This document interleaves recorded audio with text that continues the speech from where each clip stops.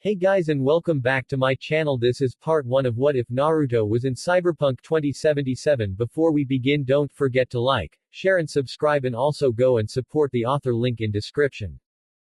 Damn, Buck A slice. Might as well be chewing on the packaging. Probably just as nutritional considering that the food's DNA shares a close resemblance to styrofoam. How people live on this kind of shit is a miracle upon itself. Then again, how people are able to exist in this hellscape of corpo oppression, human depravity, and general apathy to their fellow man continues to be a mystery. Kinda like back home. Hey Rudo, you gonna eat that or you gonna make it your output? The blonde was shaken from his thoughts at the sudden call over his comms, blue eyes narrowing as he stared at the synthetic anchovy topping of what people considered to be food. Along with the cup of synth cough, he got along with it. Bite me Kirk, you big ear to hole. And F you too Joe, I can hear you snickering back there. Where's this van you're so sure about, huh? I've been keeping an eye on this warehouse for the past 2 hours and still no sign of your sure thing. The bucket slice was barely enough to be considered a building, just a small metal shoebox in the middle of this concrete hellscape named Night City. Actually, this was probably one of the better ones considering it had outdoor seating. Uncomfortable, graffiti-covered, and partially sticky outdoor seating, but seating nonetheless. Come on now Rudo, no need to be like that. Have I ever let you down? A bite of the pizza was taken and those blue eyes narrowed. You really want me to answer that, Kirk? The slice dropped onto the open tray, several of the toppings scattering haphazardly while the man picked up his cup and took a quick gulp, grimacing as he finished off the synthcough inside. Remember that job with the joy toy on Jigjig, the one your client fell head over heels with? Wakako is still pissy about that and I still get shit about it when I'm in Westbrook. And stop calling me that, it's Naruto. Not Rudo. The cup crumpled in his grip before being tossed aside, bouncing off the edge of the trash can nearby. There was silence over the comm for a few good seconds. Ah yeah, that was then and this is now. You gotta let that shit go choom. Besides, you got your eddies didn't you? Those blue eyes shut tight for a moment while he pinched the bridge of his nose, the cool metal fingers of his right hand doing little to ease his stress. Tell that to the old bat. Glancing across the street, he absent-mindedly picked up his food, and took another bite while surveying the warehouse. From his position he could easily keep track of most of the movement going on across the street. The guards weren't trying too hard from the look of it, couldn't see any cameras, no one up high for overwatch. 2 were by the road by the main entrance, talking shit and half keeping an eye out around them. Both were armed, he couldn't see exactly what but they were small arms and he could probably take them both out with little issue before they even noticed him. One was hunched over working on a car, a Chevrolet Thrax if he wasn't mistaken, which he probably was seeing as he wasn't a car guy. He was also armed, looked like he had a shotgun leaning against the fender. He'd spotted at least 3 others go inside the warehouse itself and another standing guard outside the doors. That one was probably the biggest threat simply because he was actually keeping an eye out and had his weapon on hand, a rifle from the looks of it. And yeah, you paid up after I threatened to hang you from the Coyote Coho's sign. Naked if I remember. Yes thank you Joe. Kirk quickly snapped. Anyway, if you're not feeling up to it just say so. Plenty of other talent I can call up on short notice. Another bite disappeared. Chill, don't get all but hurt. He reached up with his free hand, running his fingers through messy blonde hair before scratching at his whiskered cheeks. I think I see the van coming down the road. Shouldn't be too hard to clep from these gonks, believe it. Good, remember. Once you have it, take the van to the drop site. Client will take it from there and we will get paid. Naruto popped the last bit of crust into his mouth and stood up, wiping his hands down the side of his burnt orange cargo pants and matching vest. Kelp the van, drop it off, get paid. Yeah I'm sure I can remember. Just don't screw it up. I'll contact the. Kirk's icon vanished from view with a chirp. Whoops, looks like I lost connection. He mused with a shit-eating grin, knowing that the other man would be annoyed. Don't screw it up. The fuck does Kirk think he's working with? I'm Uzumaki Naruto. Dash. Night City Legends. Chapter 1. Where am I? Dash. It was dark, no murky. Feels like I'm floating in a filthy cloud being held up by barely a whisper. Everything feels off, like a distant echo maybe. Blue eyes snapped open in the murky depths and like a madman the boy thrashed, throwing himself backwards and breaking the surface of the water he was in. Deep gasping breaths echoed around him along with the sloshing waters around him, and for a short panicked moment, he feared he would drown. That was, until his frantic kicking led to both knees colliding with the floor with a pair of dull thunks. He wasn't exactly sure how long he sat on his rear, both knees pulled to his chest as he switched between rubbing and patting them, but it was long enough to pull himself together. Ah, hey. Anyone here? He called out, dragging himself to his feet in what he now knew was barely knee-deep water. I need a little help. I think. He couldn't help but trail off. Where was he? Dirty off-white walls, knee-high water covering the floor, a long stretch of dark tunnel with a maze of dark pipes lining the walls and ceiling. The sight made him oddly aware of how slow and deep he was breathing, of the sinking pit that was forming in his gut, but at the same time, made him feel at home.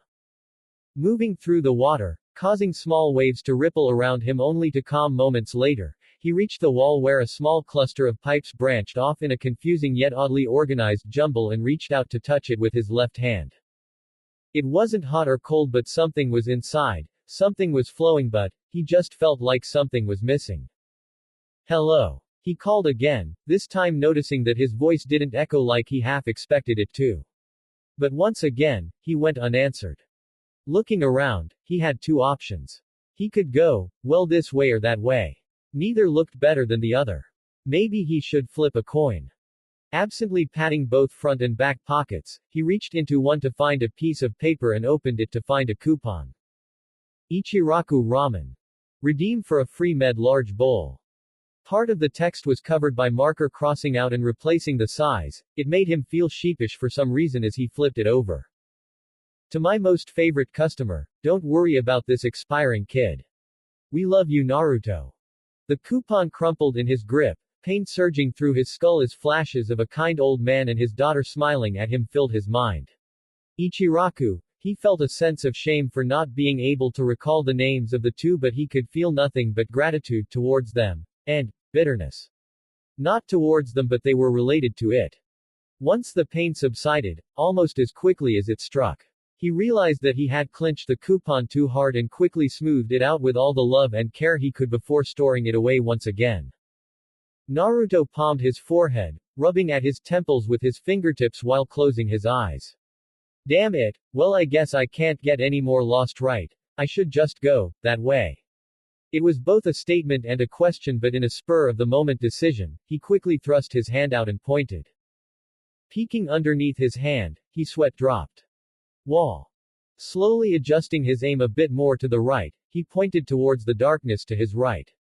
That way. With a nod, he started sloshing his way through the water, absently thinking to himself that he's heading towards where the flow of the pipes seemed to be coming from. Never once thinking how he was able to feel the flow in the pipes, much less which direction it was going. XXX. How far did this tunnel go? How long was he walking? It felt like he's been walking for a long time, yet at the same time only just started. Following the pipes as they snaked along the walls and across the ceiling, he had wondered briefly if he should worry about tripping on one hidden underneath the murky waters, but it seemed that the pipes never dipped below the water's edge. But he was getting closer. The pipes were starting to converge into larger, thicker sections. The jumbled mess of crooked bends straightening out and widening. Before he knew it, he stepped out into an open chamber ending in what looked to be like bars, a cage. But the bars were mangled and twisted, unnaturally so.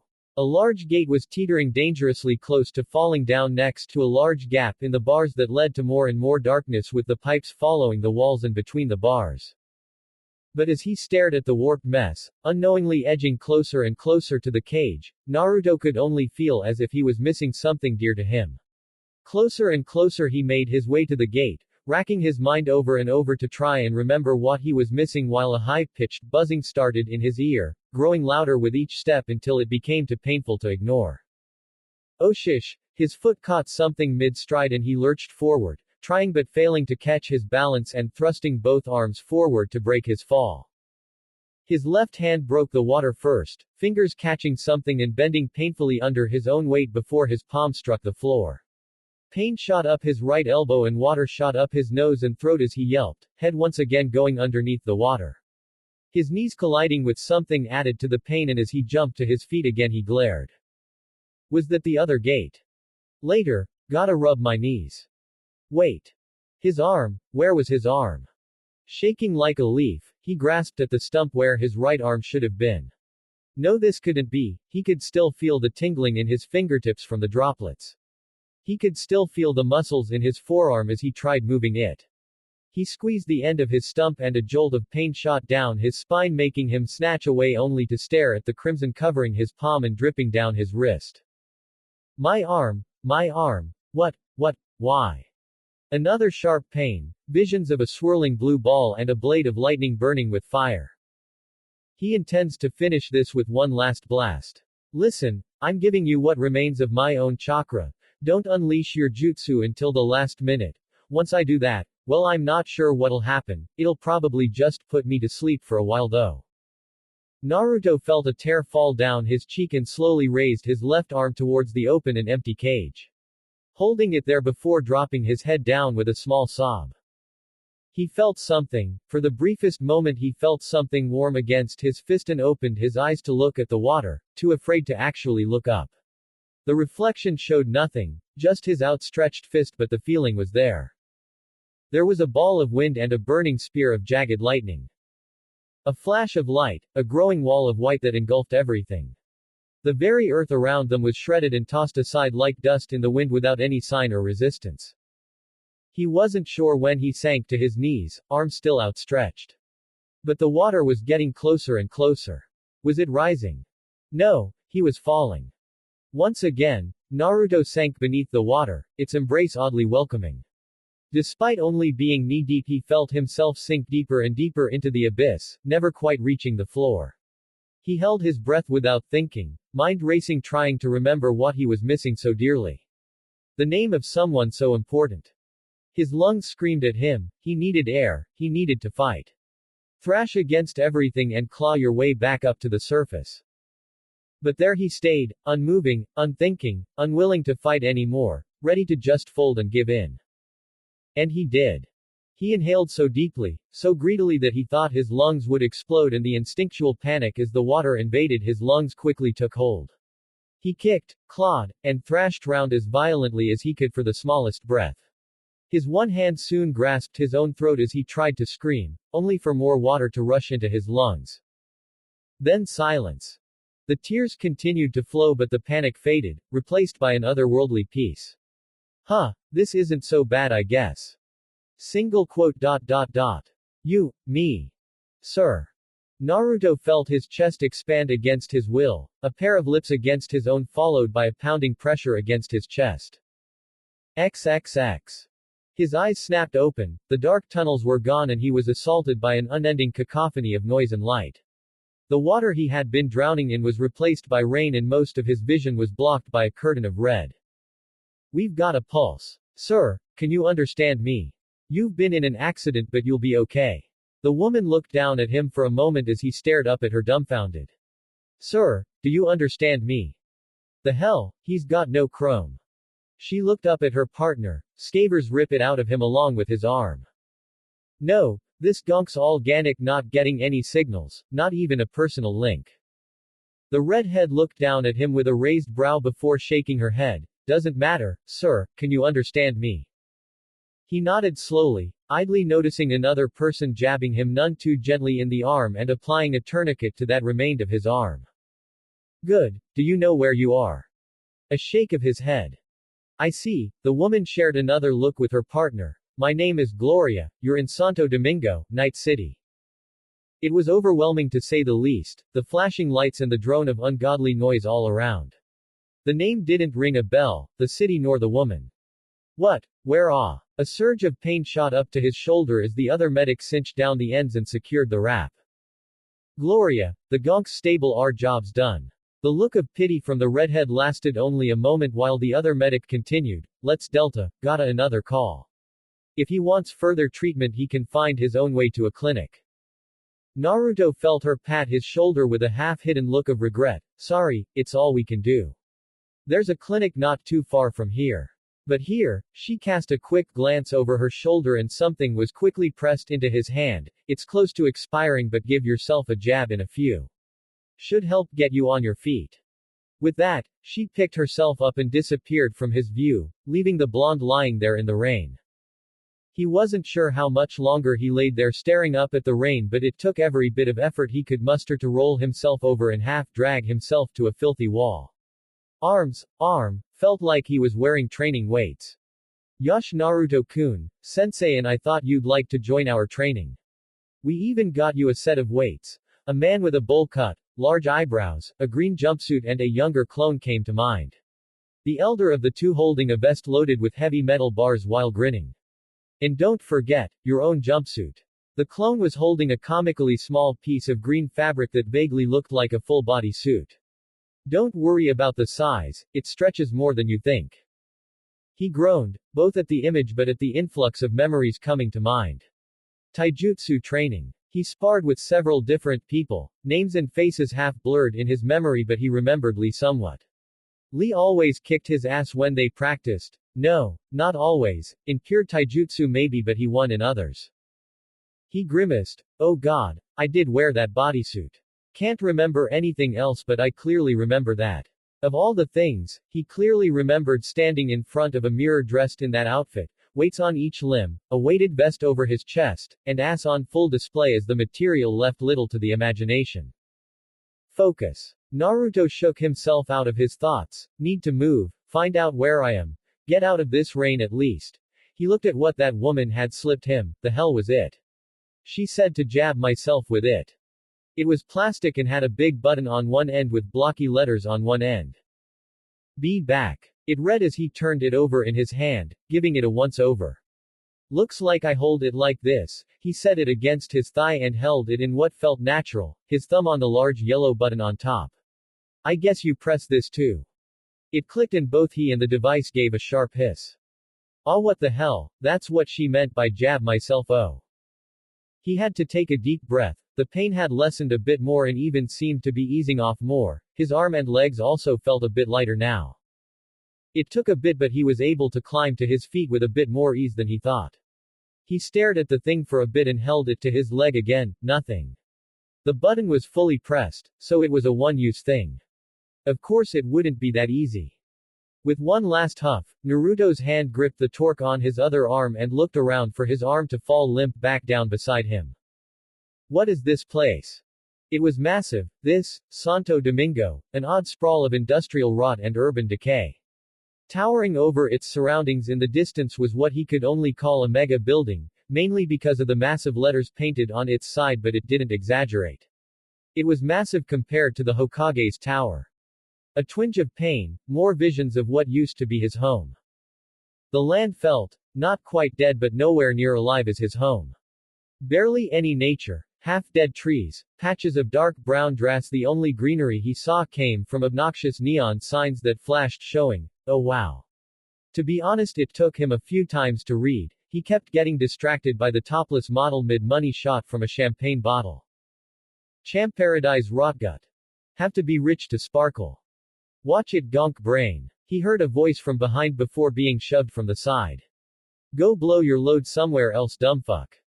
He whirled around, face burning but ready to deny the accusation before once again being shocked. It was a woman, he was certain, but she was barely dressed and both arms were covered in armor. No, they were too small to be armor. Her arms were mechanical and holding a glowing neon purple umbrella. Covered in tattoos and piercing, the woman gave him a disgusted look before passing him by, calling him a loser as she did, but all he could think of was how her eyes also seemed to be metal. He wasn't sure how long he stood there. The girl had long since disappeared from view and anyone else that came near ignored him and passed on by. At some point he must have subconsciously knew he needed to sit because he found himself on the edge of a concrete barrier just trying to process it. Hundreds of questions came to mind but not a single answer came to mind. All he could know for certain though, was that this wasn't his home and he definitely didn't belong here. XXX. Rico had always considered himself to be one lucky sumbitch, not quite as lucky as that bastard Flavio but lucky enough. Managed to get out of the military in relatively one piece without getting fucked too badly in the process, unlike some of his unit.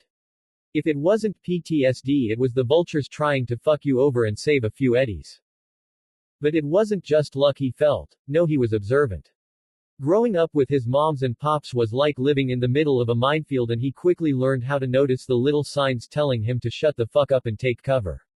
Daddy had a hell of a temper, and his approach to fixing anything was to beat on it till it worked. Appliances, children, wife, everything worked better once he smacked them around enough.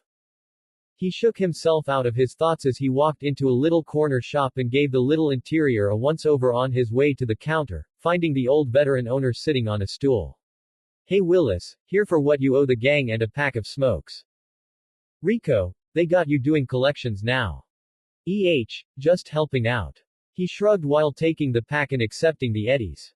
"How's shit going around here? Anything we should know about? Anyone giving you trouble?"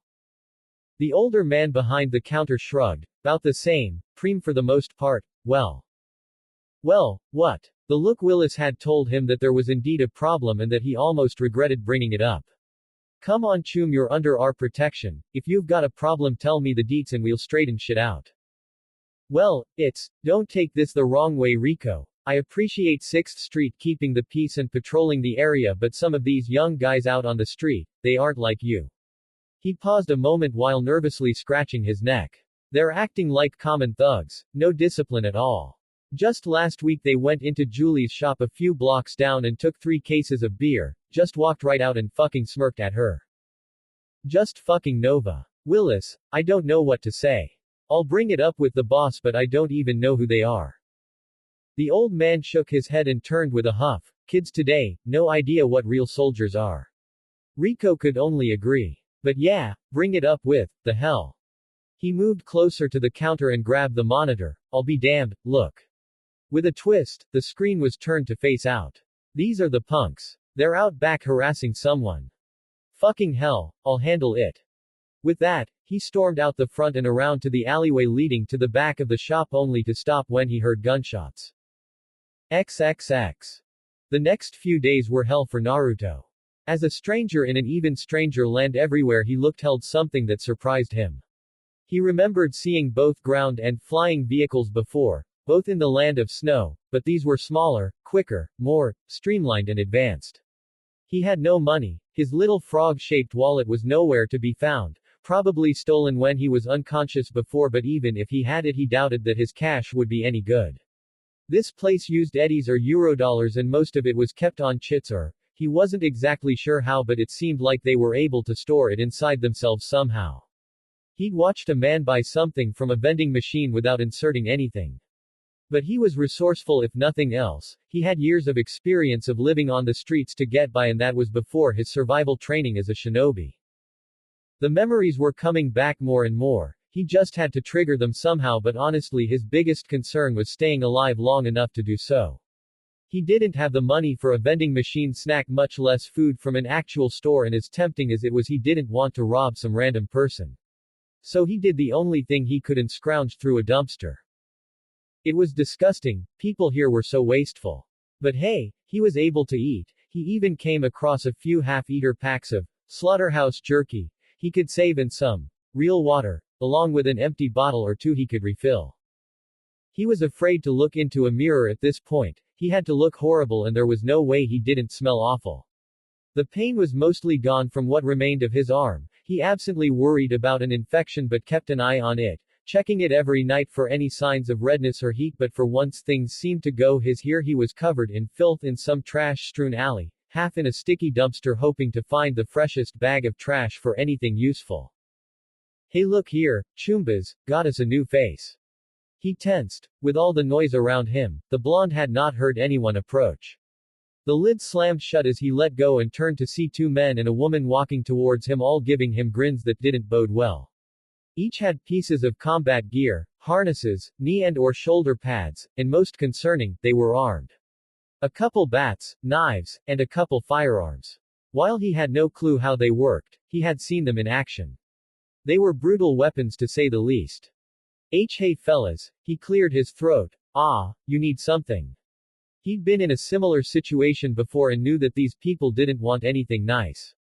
Needed to weigh his options. Should he run? Could probably jump the fence behind him without much trouble. Could they follow, or what if they used one of those weapons and shot him out of the air? The woman grinned at him and swaggered over, a metal bat slung over her shoulder as she purred, I need lots of things, but from the look of you, I doubt you could give it to me.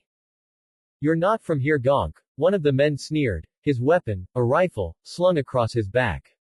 Got enough folks around here, don't need more trash piling up around our neighborhood. The other man just shook his head and stepped over to a closed dumpster, pulling himself up to sit on the lid with a sigh. Come on, just dust 'em already so we can scroll this shit for a Preem XBD. Got the output on hold too. Then fuck off and handle your mainline, Vinny. The girl snarled, turning halfway to look at him and flipping him off. 'Cause I'm gonna enjoy this. While he had the chance, Naruto glanced to his side where he had seen a brown glass bottle earlier. Brosif ale, it would have to do. He pressed himself against the dumpster and palmed the bottle as quickly and quietly as he could while the four were distracted. Now Blondie, I'd say it'll be quick but you're shit out of luck. Her swing was wild and clumsy but deadly nonetheless as she put her whole body into the attack. Neither of his attackers expected him to duck and she threw herself off balance, stumbling a few steps while Naruto threw himself towards the man, the bottle already in motion for what he hoped would be a finishing blow to the man so he couldn't take out his weapon. The bottle shattered across the bridge of his target's nose, glass shards going in every direction accompanied by a red spatter. Naruto stumbled, underestimating his own momentum as he collided with the man and both fell to the ground in a pile of limbs, blood, and broken glass. His landing was far from smooth but it gave him an opportunity and a sudden idea. Attached to his chest harness was a knife. Jackson. You motherfucker. It was a scramble, but Naruto managed to snatch the knife from its sheath and roll off the man. But the girl was already charging at him swinging like a mad woman. He could feel his heart pounding, the whoosh of air as the bat barely missed him while he stumbled back to his feet, knife at the ready. There was a crack from behind him, something zipped past him and a small chunk of concrete exploded off the wall ahead of him. He'd forgotten the other guy. Weaving under another swing, all he could do was get around the woman and try to keep her between him and the shooter. As he did, Naruto saw that the man had stood up on the dumpster and was aiming a smaller gun at him. Couldn't take his eyes off the woman, she'd knock his head off with those wild swings but he couldn't take her down or else he'd be an easy target. The shooter didn't seem willing to fire again with the girl between them. Jackson. Jackson. You good choom. Wake up man. Naruto could hear the shooter calling out to his buddy and grimaced, hopefully he didn't get back up just yet. Oh shit, that's a lot of blood. I think he fucking killed him. His eyes widened, oh fuck, this wasn't good. I'll fucking kill you. The bat came in faster and faster, his knife in hand definitely couldn't take trying to block anything, he just dodged back each time but he was quickly running out of room. He needed a plan. Damn it, this'll hurt. As she went for another wild swing, Naruto didn't dodge but rushed forward and let the middle of the bat slamming into the right side of his ribs, nowhere near as devastating as it could have been but painful nonetheless. He pressed the bat against him with the remaining part of his arm, adrenaline keeping him going as his ribs steamed at him not to do that. The other hand brought the knife up and into her stomach just above the hip. The blonde wasn't sure who screamed first, but using the knife he went low and slammed into her, pushing both of them towards the shooter while the bat clattered to the ground. Another gunshot, then another, and another. The last one was so close his ears rang and he could feel the blast of heat but he slammed into the dumpster with the girl between them. Something heavy hit him, two hands clawing at his shirt and dragging him to the ground and making him lose the knife. The man on the dumpster was knocked off balance and fell towards him, trying to fall on him and continue the fight. Both landed with a grunt, Naruto gasping for air as the man landed squarely on his torso and rolled off him. Both were momentarily stunned, gasping and groaning before looking around and catching sight of each other. The world stood still. Both men stared at the other, waiting to see who moved first. Vinny's eyes darted to the ground next to him and Naruto quickly followed his gaze, the gun. The man must have dropped it in the fall. A moment passed, neither were sure who acted first. The man whirled around to get back on his feet and dive for his gun. Naruto did the same, twisting to launch himself towards his enemy, hand outstretched like a claw. Vinny grabbed his pistol, a Malorian overture, but once again found himself on the ground as Naruto's hand wrapped around his own in a surprisingly strong grip. They struggled, glaring at each other while the gun shook between them. The gun fired again. Both were deafened, ears ringing, but they couldn't let up. Slowly the gun started to angle towards its owner as the blonde began to overpower his cyber arms, and in a fit of panic, Vin lashed out, punching him in the face. Once, twice, 3 times with as much force as he could muster, but the blonde didn't let up. Naruto could see his mouth move as he slowly forced the gun towards the man's face, but his ringing ears made it impossible to hear. Each punch was nothing compared to the old woman either, if anything it made him even angrier. The man gave up on punching him and grabbed his arm, trying to force it back or just angle the weapon away from him, but it inched closer and closer no matter how he struggled before. Another shot. Naruto felt the blood spatter his face and watched the body jerk before it went limp. The weapon was just as terrifying to see used up close as it was from a distance, and the aftermath left him feeling numb. The top of his head, it was gone, blood and brains sprayed out above him like a party popper full of red mist. He wrenched the gun from his attacker's limp hand and held it by the barrel for a moment, looking it over before moving to grip it like the man did. It took a bit to figure out what felt right. He didn't exactly get a chance to clearly see how it was used, but he knew that squeezing the trigger made it work, kind of like a crossbow. Ah! The weapon was aimed towards the sound, and Naruto was surprised to see the woman slumped against a dented dumpster, knife stuck even deeper and a steady stream of blood dripping from her mouth and nose. Goddamn boy! Once again he whirled around, pistol aimed and a snarl on his face. It was an older man, dressed a bit similar to these 3 but more clean-cut maybe. Camo and gear, he had to be with them. Hold on now boy, take it easy. I don't wanna scrap. Saw M messing with you and came to stop M. You with them? Not exactly. Look, I'm Rico, 6th Street Lieutenant. These 3 were a part of the gang, but honestly they deserved what they got. We protect the people here, not hurt M. Gonks like this give us a bad rap, and as far as I'm concerned, you did us a favor killin' M. The man told him with his hands raised in a calming motion, taking a step forward only to stop when the barrel straightened to aim at his head. Look man, I get it, you've been through a lot. You were a soldier too, right? Bunch of my buddies, they all had the same look as you. Seen some shit that won't ever go away. He took a slow step forward. Look, soldier to soldier, you're not alone. 6th Street was founded by veterans, and many of us still hold true to that brotherhood. If you want, I can help you out. I know some good folks. Or hell, join up with us, with your skills you'd be a hell of a recruit. Naruto listened to the stranger for a moment before slowly lowering the gun. It was a tempting offer to be sure, but, well, he did just kill 3 other members. I don't know, I don't think. It's okay, think it over. With the gun lowered, Rico took a few cautious steps over. Take as much time as you need, no rush. In fact, here. He stepped over to the man he'd hit with the bottle and searched through his clothes for a moment and returned holding a small device. Jackson won't be needing this anymore. It ain't a lot, but it's more than enough to get a place to rest and some food. Naruto looked at the small device. It was a credit kit like he'd seen a few people use. If you go down the street from here and take a left, the No-Tell Motel is about the cheapest place you can find. With what's on there you'll be able to stay for a while and get cleaned up. Ah, thank you. Naruto wasn't sure what else to say. It felt like forever since someone actually tried to help him out, not since the woman that first night. Don't mention it, brother. Soldiers need to look out for one another in this city. Now go on and go, I'll handle things here, don't worry. With that, Naruto went back and left the ally, following the directions towards the No-Tell Motel where he could actually rest in peace for a while and hopefully eat a warm meal. As he did, the 6th Street ganger frowned and looked at the carnage left behind with a whistle. Fucking kid was a goddamn savage, must've been a corpo shock trooper with this kind of brutality, or hell with how he moved maybe a Sokka ninja.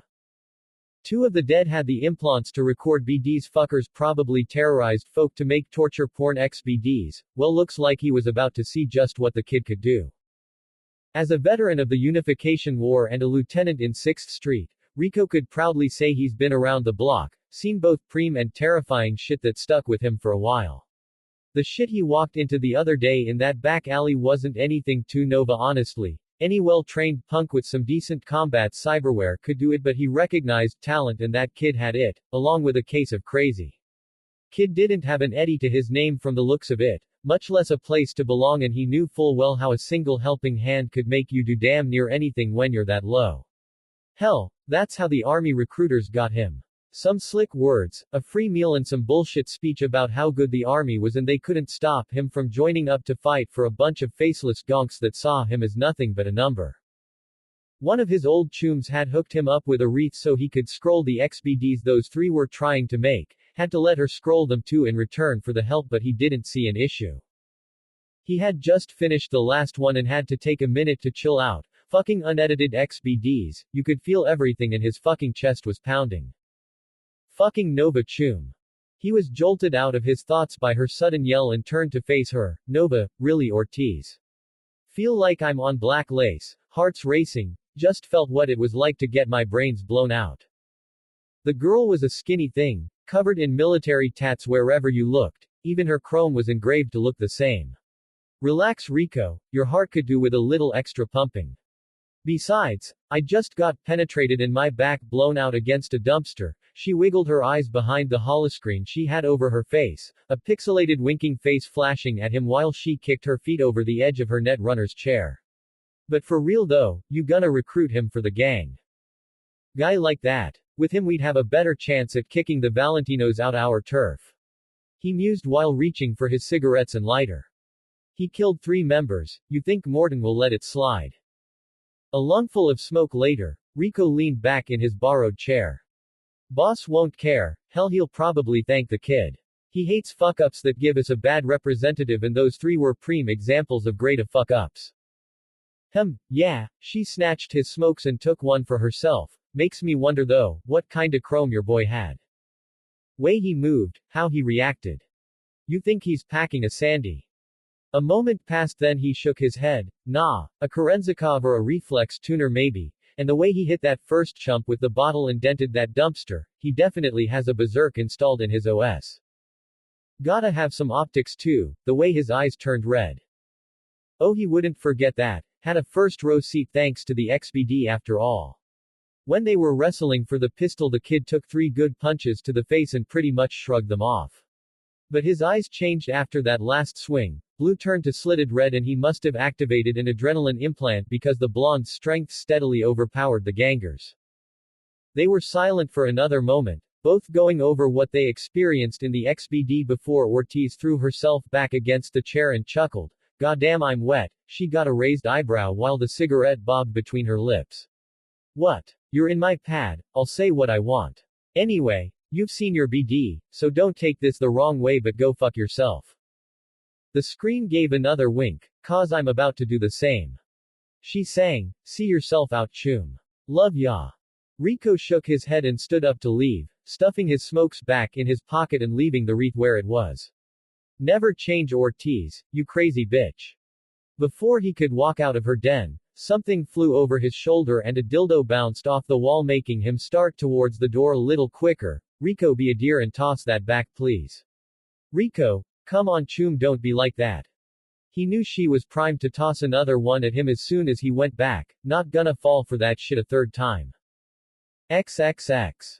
Naruto found the no-tell motel to be rundown, dirty, and covered in graffiti both inside and out. Bags of trash were everywhere, working girls showing off their bodies and trying to attract business their way. The place was 5 stories tall and the lobby had a large atrium with a skylight looking up into the clouds above, with most of the place lit with red neon signs. Apparently there were a couple of these places all around the city. Getting a room was easy once he figured out that there wasn't an actual person he had to talk to but a computer at the desk. Just 100 eddies from the Chitin, he was given access to room 205 on the 2nd floor. The walk up to his room caused another flash of memories, an old man with a kind smile and sad eyes leading him to a small apartment. Here you go, Naruto-kun, your very own apartment. I've arranged for your rent to be taken out of your monthly allowance and I've spoken to the manager. If there's any problems, feel free to talk to him, okay? A bittersweet set of memories. Of course, when he did bring something up to the man in charge of the building, he was threatened with being kicked out and his hot water got shut off for days. Then people started spray painting things on the walls every now and then. But it was his home. Inside was amazing: a bed, a big wrap-around couch with TVs hanging on the wall, a computer, and the shower. The shower he took nearly brought him to tears. After days of living on these streets, and even after he washed every inch of his body, he sat down and just soaked in the tub until he wrinkled like a prune. That was a couple days ago. Now, with a place to rest, he fiddled with the weapon he took from that thug, almost shit himself when he was trying to figure it out and ended up pulling the trigger, but it seemed to be empty. Messing with it some more, he quickly figured it out for the most part and needed to reload it. Once he got bored with it, he turned his attention to the computer and spent much of his time on the net searching for any and all information he could to help him. Research was an essential when in a new area, and despite the massive amount of porn, the net had plenty of good information. The thought had brought a new flash of memories and a bitter smile. Jiraiya, the old perv, if he could see some of what he did on this terminal, he'd die 1,000 times with a smile on his face. But this place, this world was a mess. Human life meant nothing, valued at 200 eddies give or take according to some site. Corporations ruled and only those at the top lived easy while the rest suffered in poverty worse than what he did back home. NC policing was massively corrupt. According to a news program he watched, it took them nearly an hour to get to a call. The caller had long since been killed by a stray bullet they'd happened to get caught in. And the gangs, they ruled the city and regularly got away with whatever they wanted. In many places they didn't even hide their crimes. Even that guy from earlier hadn't told him the whole truth. 6th Street had indeed started out the way he said. A group of vets ready to defend their homes and neighborhoods after leaving service, but they extorted, smuggled, and even hurt regular civilians to make money. Ew. He was snapped out of his thoughts and turned to see an identical clone of himself shaking his hand and holding a trash can. Ew, ew, ew, whoever cleaned this place before needs a kick in the ass. Why am I the one stuck cleaning, picking up used rubbers? Gross. He sweat dropped and dispelled the clone, grimacing at the memory he got of cleaning up. Oh god, it was still sticky. Speaking of which, his memories were coming back sporadically. He could remember most of the basics and some of what his first sensei taught him in the earlier years after leaving the academy. Channeling his chakra, using it to walk on walls or water, and best of all, his signature shadow clones. Naruto leaned back on the rickety old chair and rubbed his eyes with a groan. He'd been on the net for too long and his stomach quickly agreed with a rumble. There were a couple of different vending machines he could get something cheap from. He still had some funds on the chit, but until he found a way to make more he needed to be frugal. His back was tense when he stood up and with a few light stretches he grabbed his shirt and frowned. It had seen better days. It was a pretty standard shirt if he remembered correctly, dark gray with some sort of mesh over the top, supposed to help with blending into the shadows or something. A morbid thought crossed his mind, it was also missing the right arm. Need to replace you soon too, ah man. Another thing to add to the to-do list, but from how people here dress it shouldn't stick out too much. Slipping into and tightening up his sandals, he slipped out into the hallway and made his way downstairs. Passing one vending machine with a massive hole in the front, he turned the corner to see a woman pounding on another door yelling in a language he couldn't understand and gave her a wide berth before hopping down the stairs.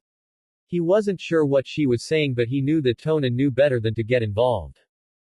On the last step to the ground floor, he heard another woman cursing, "Stupid fucking, goddamn thieving machine."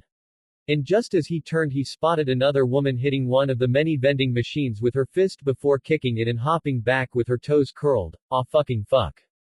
She was a decent looking girl, light brown skin and long dark blue hair that curled over her shoulders and caught his attention. From what he could see, her outfit was a pair of simple flip-flops, some very short shorts and a hoodie with a logo he didn't recognize. The blonde got himself something from another machine with the chit, a burrito XXL risotto and a Nicola from another while she continued muttering in another language. He looked at the food, then to her and back to the machine before sighing and getting another set and walking over to the woman. Ah hey, she whirled around mid-curse and saw him holding out the burrito and canned drink while holding his food against his side with the remaining arm. Saw the machine ate your money, you can have this if you. What, if I suck you off? She snaps, making him blink at her sudden accusation. Just because I'm here don't mean I'm some cheap-ass joy toy, cabron. Whoa, hold on. I'm just trying to be nice. Naruto stuttered out once he realized what she said. You don't have to do anything, it's yours if you want it, if not I'll just eat it later. The suspicious look she gave him was almost painful, but it gave him the chance to get a good look at her.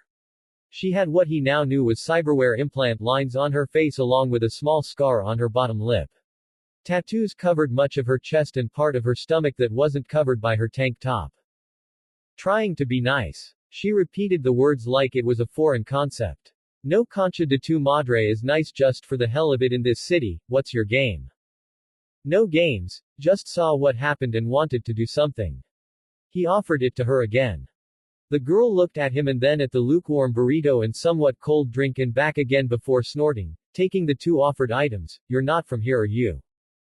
Naruto made a face. Yeah, something like that. Definitely not from here, this city or this world.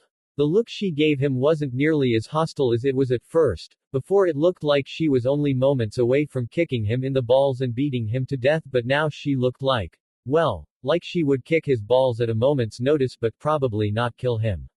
Kinda weird, how she could give that kinda vibe while biting into a burrito. You a nomad?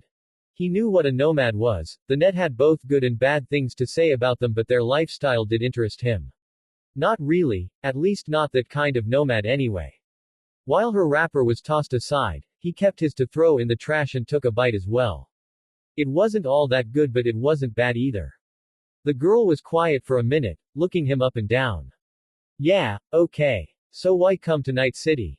He really didn't have an answer for that and it must have shown.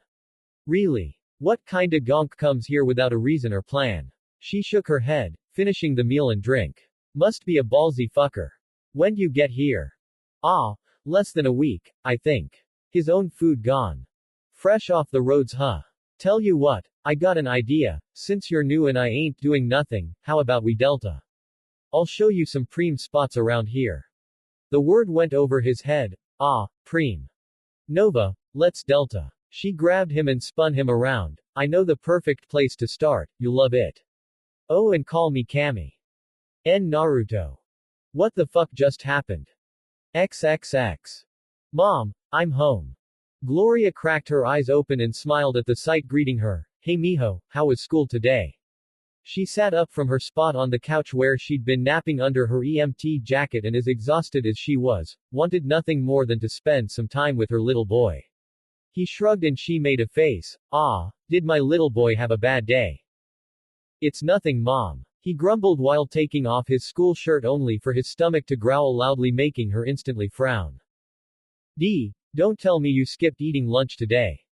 But Mom, it costs too much. We already can't afford things as it is. It broke her heart no matter how many times they've had that little talk before, but she wouldn't change her stance on this. Let me worry about that. She got up and made her way to him. You just turned 14, you're growing and I don't want you sitting through class hungry. I'm your mother and if I have to pick up an extra shift or two then that's what I'll do. He bit his lip and started to look away but she pulled him to her. Mijo, promise me. He nodded after a moment only to be squeezed tighter as he tried to pull away. I want to hear it. I promise, Mom. It was muffled into her shirt as she was holding him tight. She was still a good foot or so taller than him thanks to the poor diet they both were stuck with. They broke the hug and he finished changing out of his uniform while she sat at her terminal and checked some messages. He looked around for his old worn-out street shoes but couldn't find them. He usually left them right by the door. Did someone break in again? He checked around a few more places before giving up. Mom, where are my shoes at? She looked up for a second and quickly turned toward him with a big smile. Oh, that reminds me, wait right here. David couldn't help but stare as she stood and went over to the small wardrobe they shared. She was more excited than he's ever seen her before. She almost skipped across the room. He continued to stare until she returned with a bag and handed it to him. A moment passed before she made a small wave. Well, go on, mijo, open it up. She was so excited that he couldn't help but open it only to be shocked to find a much newer BD wreath compared to the out-of-date set he had now and below it a new pair of shoes, like actually new. Mom, how did? Well, I've been saving up and finally managed to get enough. She told him with a pleased grin before scratching her cheek. Actually, I wanted to get this for your birthday but well, I'm sorry for being late. It's preem, Mom. That's not all. Let's go get something for dinner, your choice no matter what. The look he gave her made it all worth it. Let me throw on something else right quick. Go on and put your shoes on, okay? She left him on the couch getting his shoes on and went into the laundry room, stopping to grab her EMT jacket to hang up. Chink. Looking down, a small green cloth bag in the shape of a frog stared up at her with large eyes, its mouth open and a couple of the dozen or so coins had fallen out. It was a cute purse with its large eyes, but those eyes stared at her accusingly. Ever since that night she couldn't help but think about that guy every now and then. Yes, she saved him, but when her partner wasn't looking she had kept the small bag in desperation, hoping it either held something valuable or was worth something in itself. She didn't get the chance to check it for a while, but it had some weight to it. That weight was a source of hope and guilt all night. Hope that it was something she could sell to at least keep them from being evicted, and guilt that she had taken what was probably the only thing the man had. When she got home that night and made sure David was fast asleep, she finally sat on the couch to see what the little frog held. There were a few crumbled pieces of paper that looked like money, but none she'd ever seen before, but below that was coins. Couldn't recognize what type or where they were from, but she could recognize what they were made of, gold and silver. There were only a couple gold ones. They looked like commemorative coins, but there were a dozen or so silver. If they were real, she had a nice sum of eddies in her lap.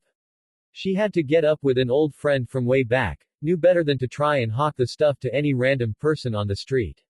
They'd definitely been surprised to hear from her, much less with a job of sorts, but they pulled through and helped her out for old time's sake, and a small fee from the proceeds. 10,000 eddies for the gold alone, minus the fee of course. She wasn't expecting that, but apparently it had to do with the coins being natural gold compared to the synthetic alloys used today. Since the crisis with many precious metals years back, their value skyrocketed. The silver was just valuable but only netted her a few hundred apiece for the few she sold, keeping the rest for a rainy day. Hey Mom, are you ready yet? Her baby's voice snapped her out of her guilt. It was for him. She'd do a lot worse to make sure her baby boy had what he needed. She quickly snatched the few coins that fell out and put them back inside the froggy purse before hiding it with her clean uniforms, and put on another shirt before heading out to find David wearing his new shoes. His grin eased her guilt. Yeah, she'd definitely do worse things to keep that smile on his face. Come on mijo, let's head out. Maybe she'll try and make things right in the future, if the guy was still alive. XXX. Is this the same girl? Naruto found himself wondering as she all but dragged him out of the hotel and led down the street. Where she seemed to want to bite his head off at first, now she was going on about some pon shit, Bandon pointing out a few places they passed here and there. The buck a slice interested him, seeing as it was cheap, but he didn't have too much time to think about it as they came to a flight of stairs. Here we need to take the NCART across the river up to Haywood, she told him while climbing up. They reached a terminal with a glowing green holographic logo above next to a gate. She smirked and gave him a wink. Watch this. He couldn't help but stare as she pulled a cord from her wrist and plugged it into a small port. Only a moment passed before the hologram flickered a couple times and the gate let them pass. She must have seen his half-confused look and explained in a low tone, just insert it a little soft so we don't have to pay for the ride. Won't they find out? Oh please, the blue-haired girl rolled her eyes. They couldn't find their Mr. Stud with both hands and directions. So many gonks pass through here, they'd take forever to sift through all the junk data and doubt anyone around cares. Naruto looked around. She wasn't exactly trying to hide what she did, but it was like she said, no one seemed to look at them twice. Come on, let's Delta before it leaves. The view from the tram was equal parts amazing and terrifying. The view from street level just didn't compare. Massive didn't begin to describe it. The buildings, the people, everywhere he looked was something that either boggled the mind or horrified him. Below he saw two groups of people shooting at each other across a parking lot. Several people laid on the ground in the crossfire while a rag-tag group shot at a smaller group of green and white uniformed people. Two were covering their partners while they helped an injured man, loading him onto a stretcher and rushing him onto one of those flying vehicles, an AV if he remembered right. Oh shit, looks like someone stepped in it big time. Cammy mused while leaning against the window and nodding towards the scene. Looks like Maelstrom shot someone with a platinum package with Trema team. Buncha chrome junkie putas, oh shit they're fucked. She chuckled and pointed to another AV swooping in low, the word Max Tack emblazoned on the side. Don't know if whoever they shot was that important or if it was piss poor luck, but Max Tack's gonna give them another hole to shit out of. He didn't get a chance to see it all before losing sight, but these Maxtac people swooped in and started tearing apart whoever these Maelstrom guys were. Even at this distance he could see sparks flying from them as the team fell on them like birds of prey. XXX. The place she took him to first wasn't exactly what he expected, a two-story industrial-looking building with chipped, fading red walls covered in mostly graffiti with a massive glowing sign outside with a bull's skull just below it above the door. El Coyote Cojo. El Coyote Cojo, the best bar in Night City in my opinion. Cammy exclaimed. A bar? He deadpanned, I thought you were showing me around the city. Relax, I will. This is just the first stop, we're only here for a pre-game drink and to pass the time, it's better to show you the city at night, that's when it really comes to life. She waved it off while stepping up to the door and swinging it open, you coming? There was a surge of familiar annoyance that welled up inside him, but he pushed it down with a sigh and followed her in. The bar had a distinct red glow to it, with the bar itself wreathed with strips of glowing green neon that drew you in. Several tables were scattered around with customers hanging around drinking, smoking, or playing pool. Cammy had already crossed the floor and was leaning against the bar talking to the bartender by the time he took it all in and started to wave him over. New Chum. His voice sounded as gruff as he looked, and he looked like he could handle anyone that had too much and started to cause trouble. Curiously though, Naruto noticed that just above the silver rope necklace he had a jagged scar that looked like someone had slit his throat in the past. Hey Naruto, meet Pepe, Cammy motioned to the man, best drink slinger in the city. Then motioned to the blonde and looked to the bartender, Pepe, this is Naruto, I am taking him around to see the city. Ah hey man, nice to meet you. Pepe looked him up and down for a moment and gave a little smile, Naruto Cammy was saying you just got to the city, so what do you think? That it was a horrible shithole was the first thing that came to mind, that it was a hellscape where you scraped and clawed for survival, where you could be killed at any second by some random thug for no other reason than being in the wrong place at the wrong time. But he couldn't outright say that. It's nice. The man gave a bark of laughter at his answer. You're a terrible liar, that or you're gonked in the head. The city's shit for the most part, you don't have to act like it isn't. Well anyway, welcome to Night City Naruto, since you two are here I assume you want a drink. Before he could answer Cammy nodded, oh yeah, 2 pre-games put it on the tab. You got it, chica. While Pepe turned and started on the orders, Naruto turned to look around the bar again only for the girl to nudge him. Hey, been wanting to ask, what's up with, she motioned to his right arm, or lack of arm. He thought about the flashes of memory he had about it, the whirling blue ball of wind, the screaming blade of lightning. Got blown off in a fight. He wasn't really sure how else to put it honestly. So you a merc or something, a solo runner? I guess. Why not get some new chrome then? Don't have the eddies for anything I've seen on the holo. He'd seen advertisements on the holo and the net, those things had a really high price tag attached. Besides he wouldn't know where to start with getting one just yet anyway. You gonk. She laughed, you don't have to get one of those, they have cheaper sets just about anyone can buy. Not the best but they work. Naruto thought about it for a second but they were interrupted as Pepe returned, setting 2 shots on the bar followed by 2 tall glasses. Here you go, 2 pre-game sets, now drink up. The shot was clear but the other glass was a strange thick-looking yellow foamy liquid on top of a clear green drink. Naruto was a bit apprehensive but without wasting a beat, Cammy took a shot in one hand and the glass in the other, downing the shot and chasing it down with the entire glass.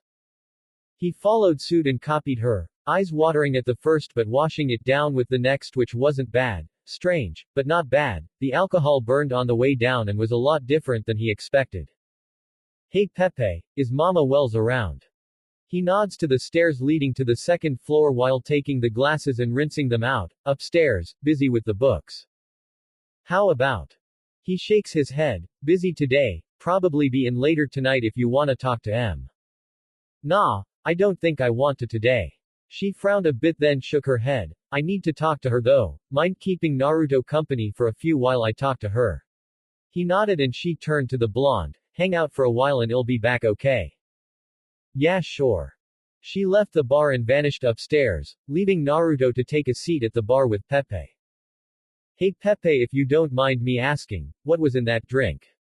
He couldn't help but wonder. It burned all the way down and he could still feel it warming his stomach. Ah, just a shot of sensen. Not the best quality but it's got a hell of a kick. The bartender chuckled, chased with a tall glass of smash topped off with spunky monkey. Want another? I wouldn't recommend it just yet to be honest. Huh, why not? You'll see. Despite looking like the meanest sob around, Pepe was a pretty chill guy the more he got to talking to him. Was deeply in love with his wife of 6 years and worked his ass off to support her and their newborn son. As a matter of fact, he was working a double today for that reason. He had jokes too, which made both Naruto and a couple others at the bar laugh. That was when he noticed that all the tension he'd been carrying around since he woke up in this city was gone. He felt at ease, happy, excited even. When Pepe offered him a brosif he took it despite not really drinking. You wanna talk shit huh? Come here brat. Let's go down the hatch. A young Naruto spit and sputtered as a bottle of sake was all but forced down his throat, a large-chested blonde holding him in an iron grip with a pulsing vein on her forehead. It looked like he had some time to kill, might as well take a look around. XXX. Returning downstairs, Cammy looked around and noticed that the blonde wasn't at the bar anymore and took a look around. He wasn't at the pool table either but there was a small group of Valentinos crowded around a small nook off to the side.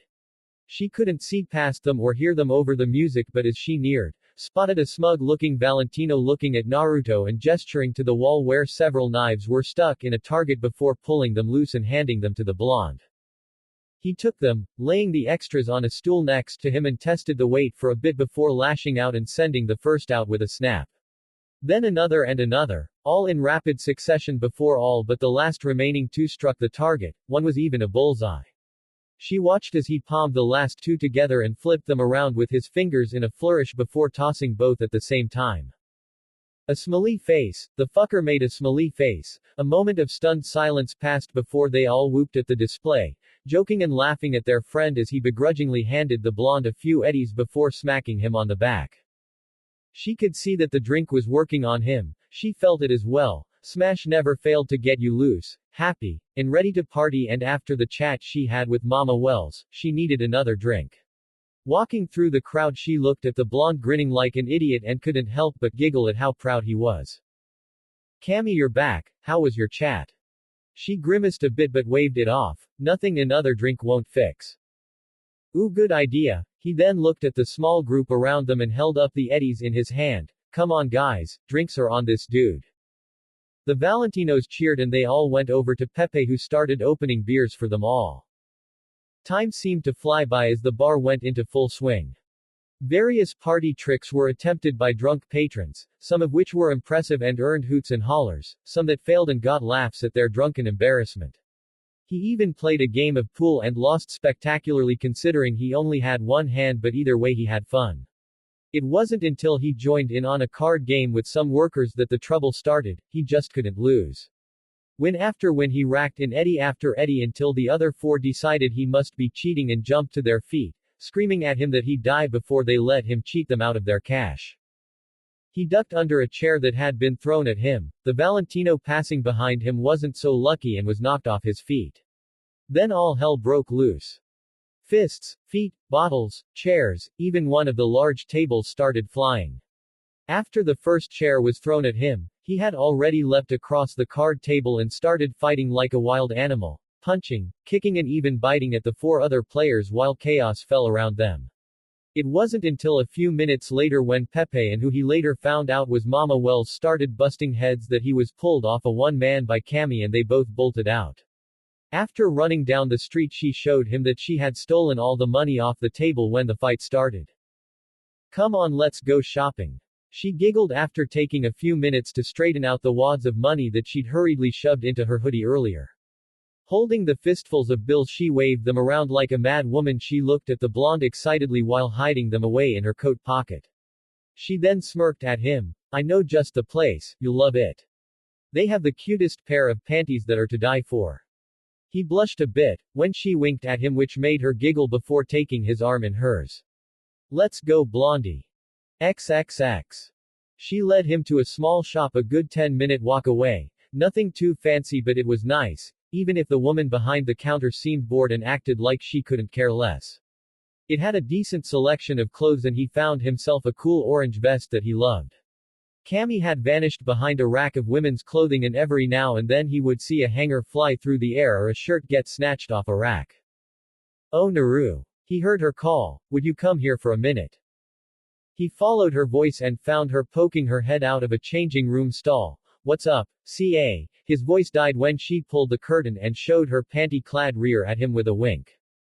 What cha think? She knew what she was doing and gave herself a smack on the ass that made his blush darken before slipping her thumbs under the lacy band around her hips. Too tight. To add insult to injury, she tugged them up a bit more, the fabric making her rear bounce hypnotically. His nose bled and when he went to turn away, slipped and fell to the floor with a clatter, almost knocking a rack of shoes down as he did. She laughed and hid herself back in the changing room as he climbed to his feet, leaving him to be glared at by the saleswoman while he rubbed his cheek in embarrassment. She even teased him by asking what all the commotion was when paying. Ah, I'm sorry, how do I make it up to you? She asked while both walked out onto the streets wearing their new clothing, him in his new vest and her wearing her new very tight pants, shoes, and a very revealing shirt underneath her hoodie. When she offered him an inhaler with a knowing look he took it with a raised eye. This shit should make you feel a lot better. She handed him an inhaler that looked like a Max Doc. He'd seen plenty of ads for them all over the place so he shrugged. The bump on his head from hitting one of the displays did hurt so why not? It hissed as he used it and he coughed while she took it back and used it herself. It took him a minute to get himself back together but by then he felt strange. Cammy, is Max Doc supposed to feel like this? Max Doc. She looked at the inhaler they just used. This is a Valentino special, aerosolized synth coke sprinkled with a little dwarf. Fuck. XXX. Now don't do anything too crazy until the implants have time to sync up with your system. Naruto half listened to the ripper that Cammy took him to, looking at his new arm and watching as each metal finger slowly flexed to his will. The arm wasn't anything special and looked pretty skeletal, probably the cheapest one on the market. As he leaned back on the chair he felt a poke at his side and turned to see the blue-haired vixen holding out her beer. When he reached for it she pulled away with a smirk and shook her head before holding it to his lips and letting him drink from it. The other implants shouldn't take long for you to adjust to. How you've gone so long without even the most basic implants is a surprise to be honest. The doc continued on and on while pouring himself a drink as well, his sixth one if he remembered correctly. And for fuck's sake don't go scratching your eye, let the optic heal on its own. You got it doc, anything else I should know? The ripper downed his drink in one go and smacked his lips. Nah, your body's taking to the chrome pretty fucking well, better than most I've seen. He stumbled a bit and burped. Just don't overdo it you get me. Don't need another chrome junkie freak going cyberpsycho around here. XXX. Fuck you bitch. Hearing the chromed-out freak curse his friend and slap her, Naruto sucker-punched the Maelstrom thug with his new cyberarm, the metal knuckles shattering the three glowing red optics he had instead of a face. He was pretty sure he killed the man but couldn't even begin to care as he turned to attack the dead man's partners while Chammy, nursing a split lip, kicked the most likely dead man and stole the key to his car. XXX. Come on Chumba, you love Lizzie's. Naruto took a good look at the place and saw the women standing outside, chromed, dressed in sexy revealing clothing and holding bats over their shoulder while standing by the door. They looked ready and more than willing to fight. Not too far away one guy was laying in a pool of vomit and blood, head split open.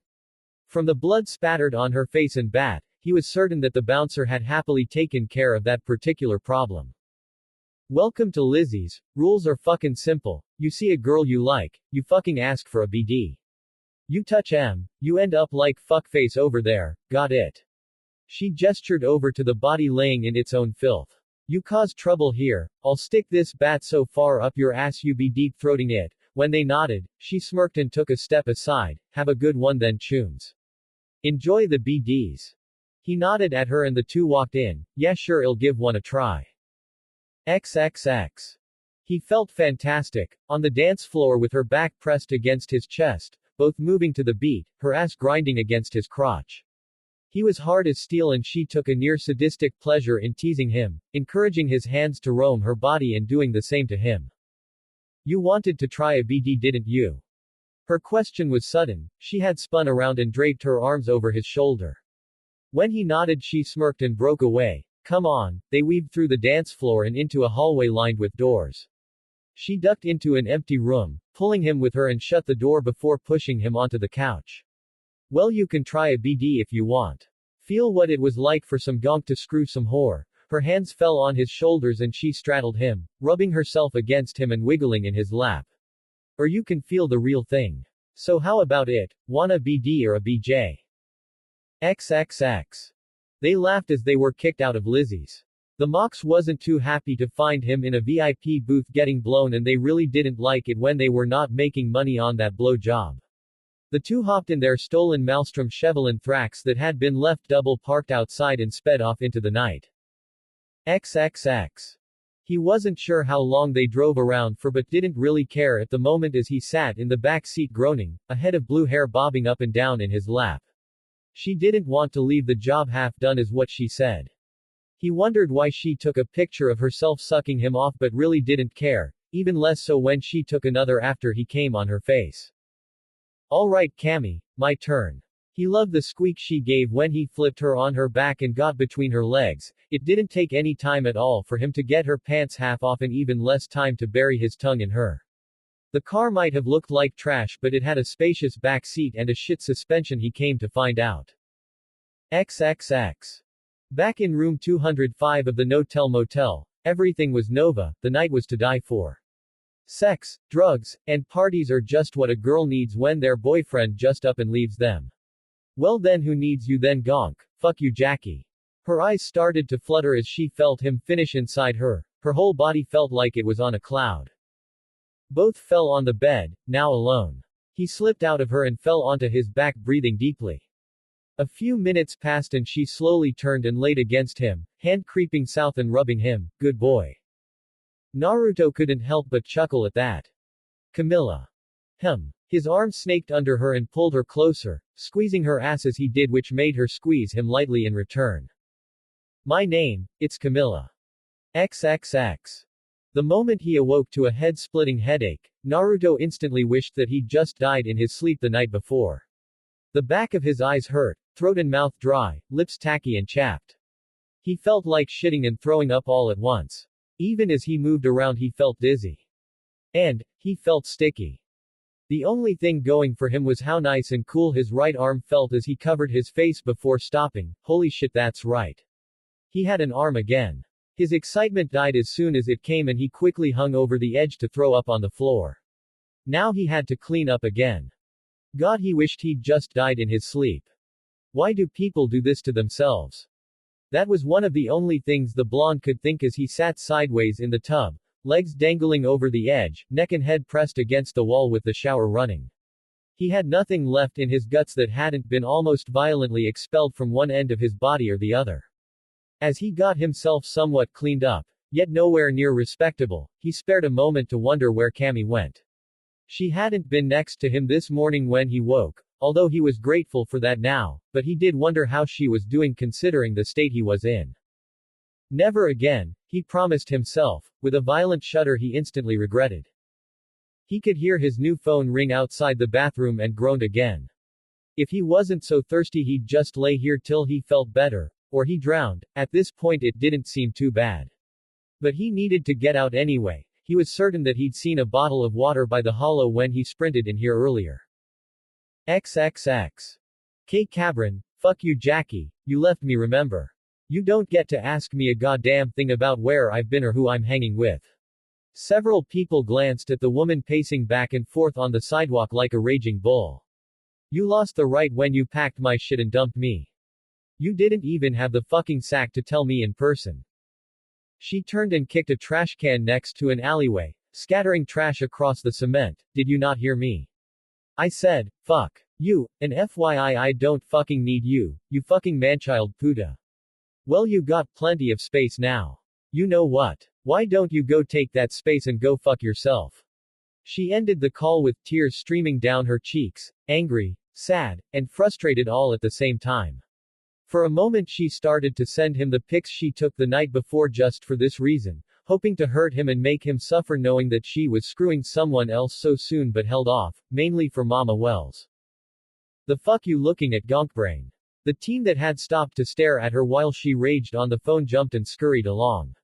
Man fuck today, fuck Jackie, fuck work just fucking fuck everything. Camilla took a deep breath and gave a shuddering sigh, forcing herself not to cry. Last night everything seemed so much better, now she was sober and had to deal with these bullshit feelings.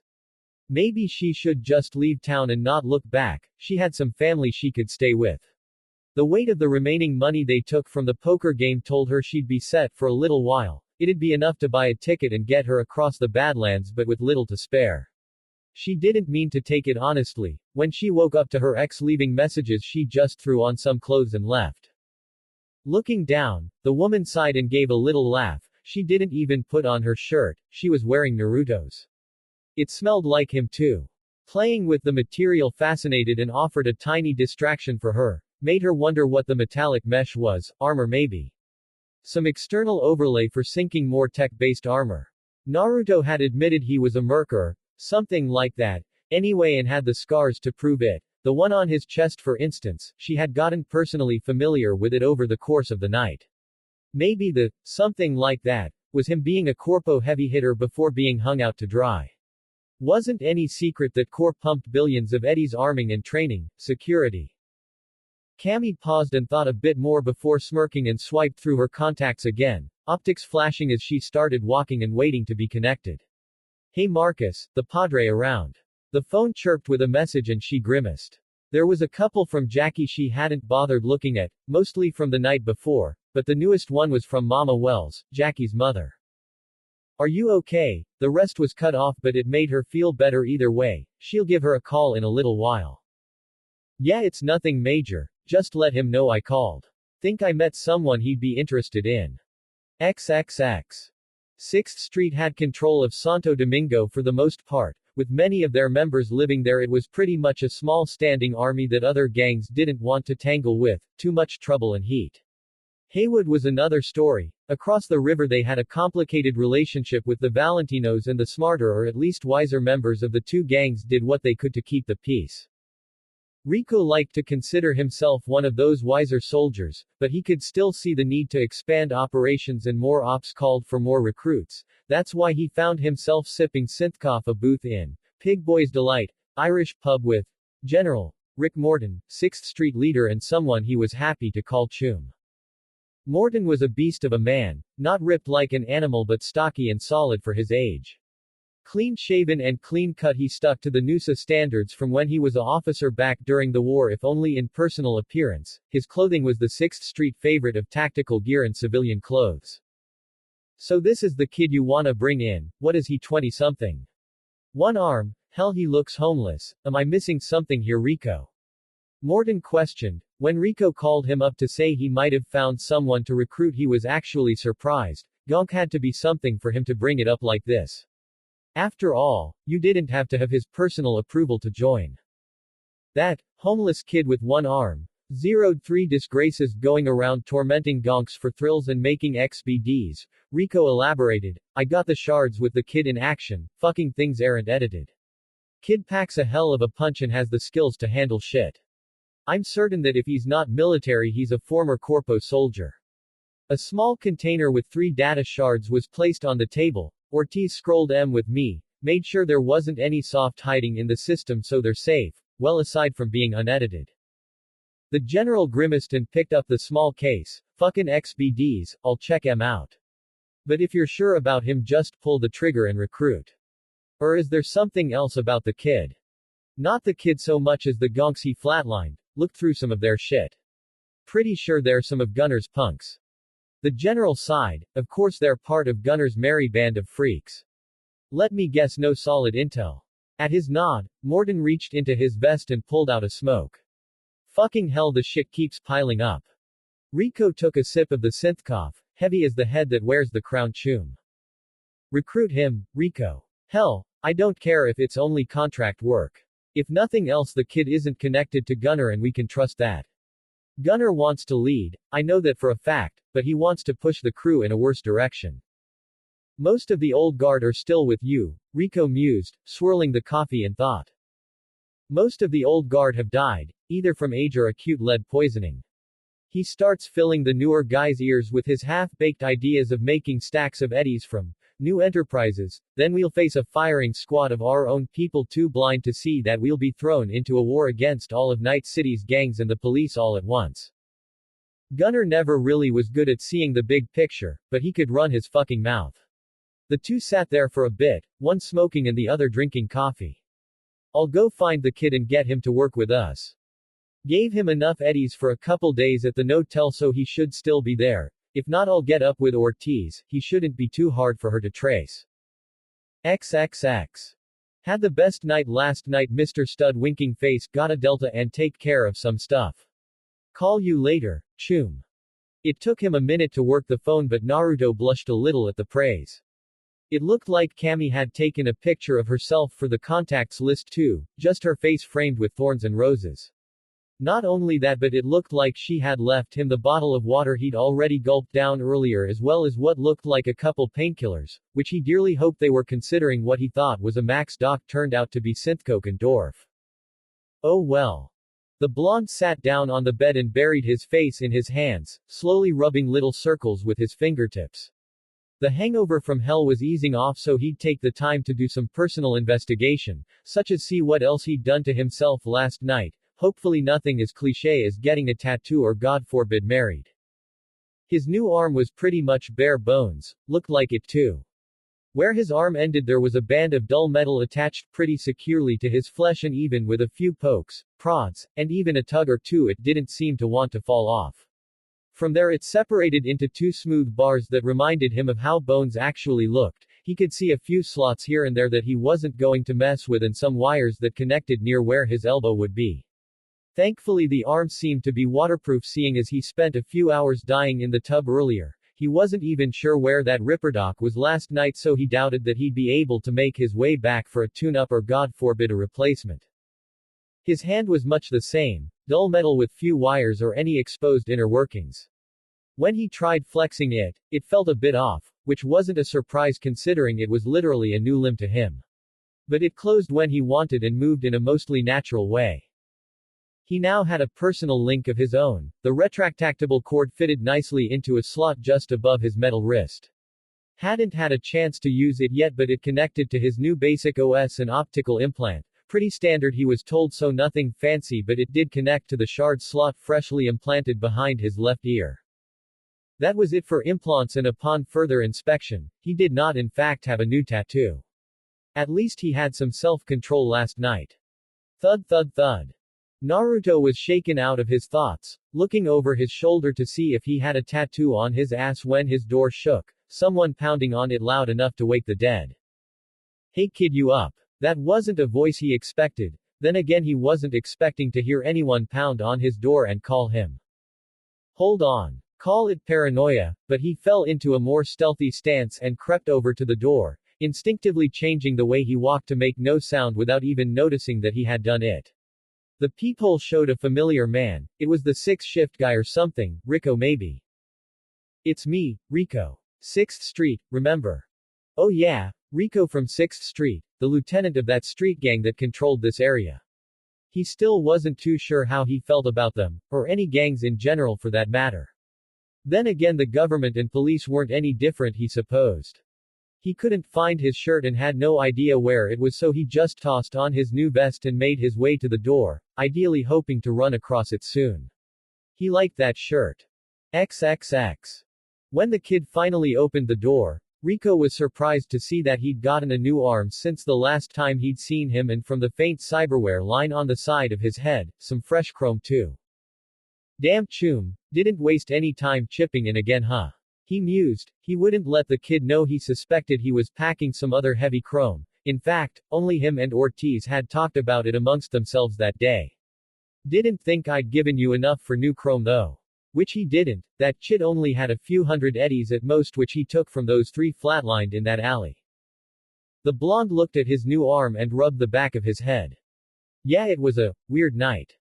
Rico studied it for a second, definitely nowhere near top shelf but hell, he had to be resourceful if anything to scrape up the cred to get it much less have it installed. Preem either way, glad to see you back on your feet and rearmed. He chuckled at the joke but it stopped short when Naruto didn't laugh, must be a sore spot. The blonde actually just didn't get the joke. But anyway, I said before that I'd drop by to see if you were interested in joining up. I meant it too. You got some moves and you'd be running your own area before you know it. Or be dead, but that went for everyone in NC no matter what they did. First impressions are hard to beat I know, but don't let the way those three gonks acted before make you think we're all like that. Naruto had to admit that the guy didn't seem like he was lying, something in him was saying that the guy was being straight with him. But still, joining a gang. His reluctance must have shown on his face because the guy laughed. Hey, like I said before, I get it. Joining up is a choice and we don't force people to join. Hell, I wouldn't stay if that's how we operated. We were founded on the principles of freedom and the good ol' red, white and blue. How about I treat you to breakfast, answer any questions you got about us. Tom's dinner is a short drive away and has the best pancakes this side of the river. When his stomach suddenly agreed, Naruto couldn't help but laugh a bit. You know what, sure. I could use something to eat. Oh, and, he turned and stepped back into his room, over to the desk and grabbed the overture pistol. I need some rounds for this too. You mind? He waved it off. Yeah, sure. I know a good gun shop we can hit up on the way. The walk downstairs didn't take long at all and he noticed that even with it being late morning, there were still a few Joy Toys hanging around the lobby, working. They gave the pair the side eye, or more so his companion or at least the gang colors he wore, but they didn't seem afraid or ready to run, so he guessed that people didn't completely fear this 6th Street gang. Rico led him to a green truck parked outside and both climbed in and headed off, first to the gun store and then to breakfast. There was a radio report going on about the body lottery being a surprisingly low 12 people killed, but he turned it off when Naruto turned to speak. I looked up some stuff about you, well 6th Street that is. Founded after the 4th Corporate War when NCPD wasn't enough to keep the streets safe. The older man nodded. Yep, NCPD at the time was a little better, some officers at least tried to help. NCPD now though, they actively ignore most places unless it has a heavy corpo presence. Shit, I think the rates actually went up not too long ago, 5 eddies a minute to call and report a crime. That made Naruto blink, he hadn't known that. Started out as veterans banding together like a neighborhood watch, Rico nodded as the blonde continued, businesses started paying for protection and the gang did a lot better than the police at the time. But now you've moved into extortion and smuggling from what some of the news say. Those 3 I killed were members, the things they did might not have been ordered by the gang but it was done under the name of the gang. Yeah kid, shit like that happens more times than I want to know about. The truck stopped at a red light and there was silence between them, the only noise between them being the rumbling of the engine. You know, I've been in this city for less than a week. Naruto continued, making Rico's eyes widen at the admission, he hadn't expected that.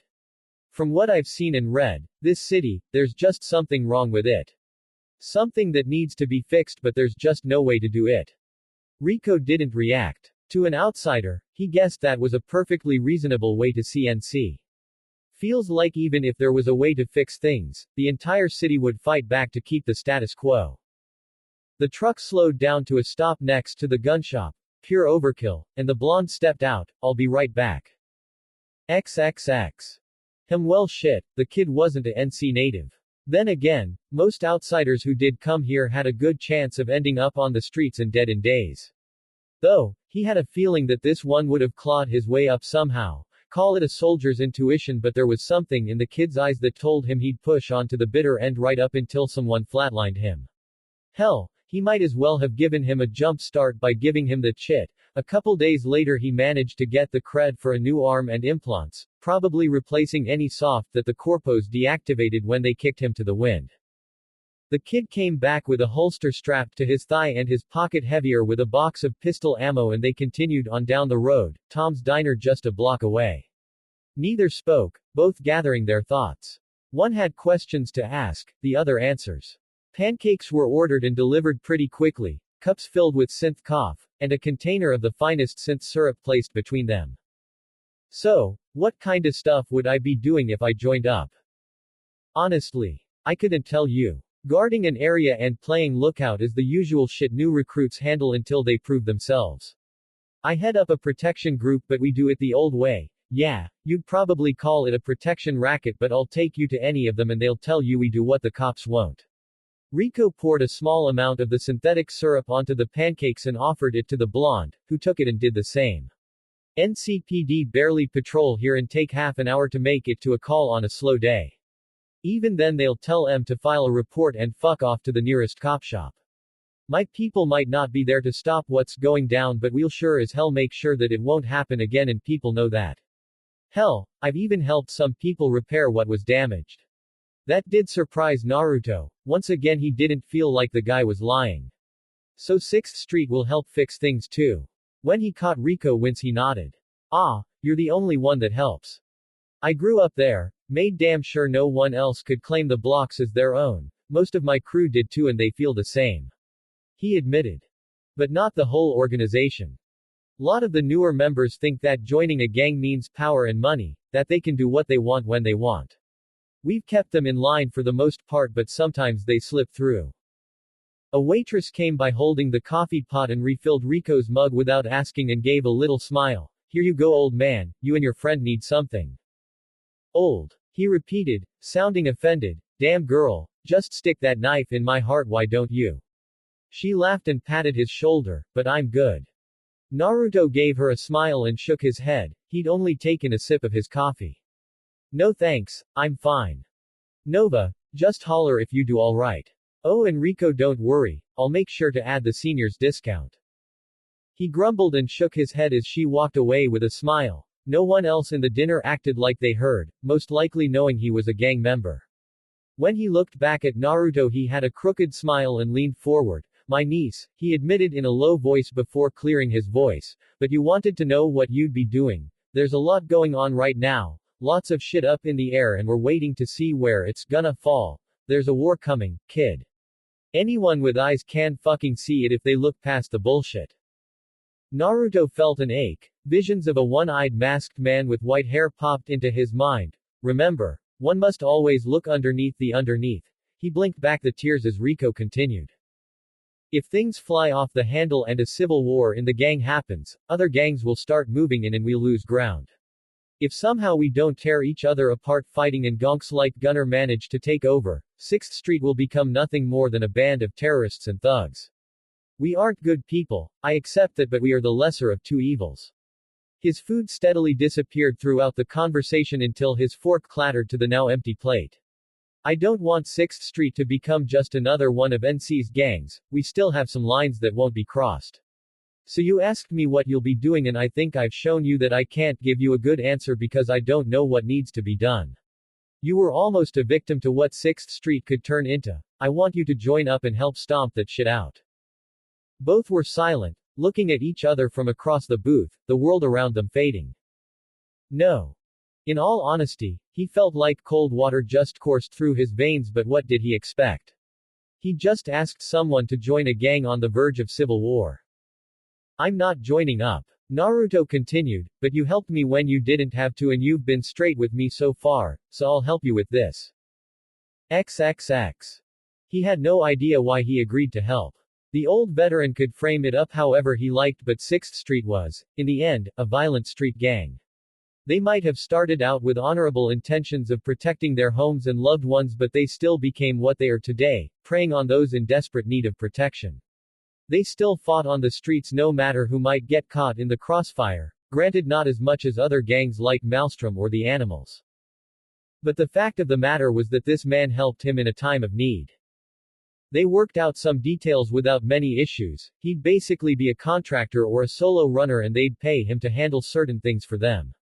Rico mentioned that it'd help him boost his representative if he planned to keep on and make a name for himself as a edge runner, something he'd need if he wanted to get noticed and offered work by any fixers around the city. The pair went their separate ways soon after. Rico saying he'd contact him soon enough and promised to at least get him some gear to start with, that he had some extra equipment laying around that he wouldn't miss. XXX. Another day, another mop-up. Gloria couldn't help but huff as she loaded her EMT gear into the truck, double-checking every piece of equipment and signing off on it with her supervisor, else she'd be charged for it. Eddie pinching puto, she knew for a fact that the only reason she got the position was cause she took it up the ass, after all the higher-ups didn't care who overheard them gossiping. She was proud of the fact that she had never stooped so low in her life, clept a few things here and there. Sure. But blow upper management or take it in the rear. Nope.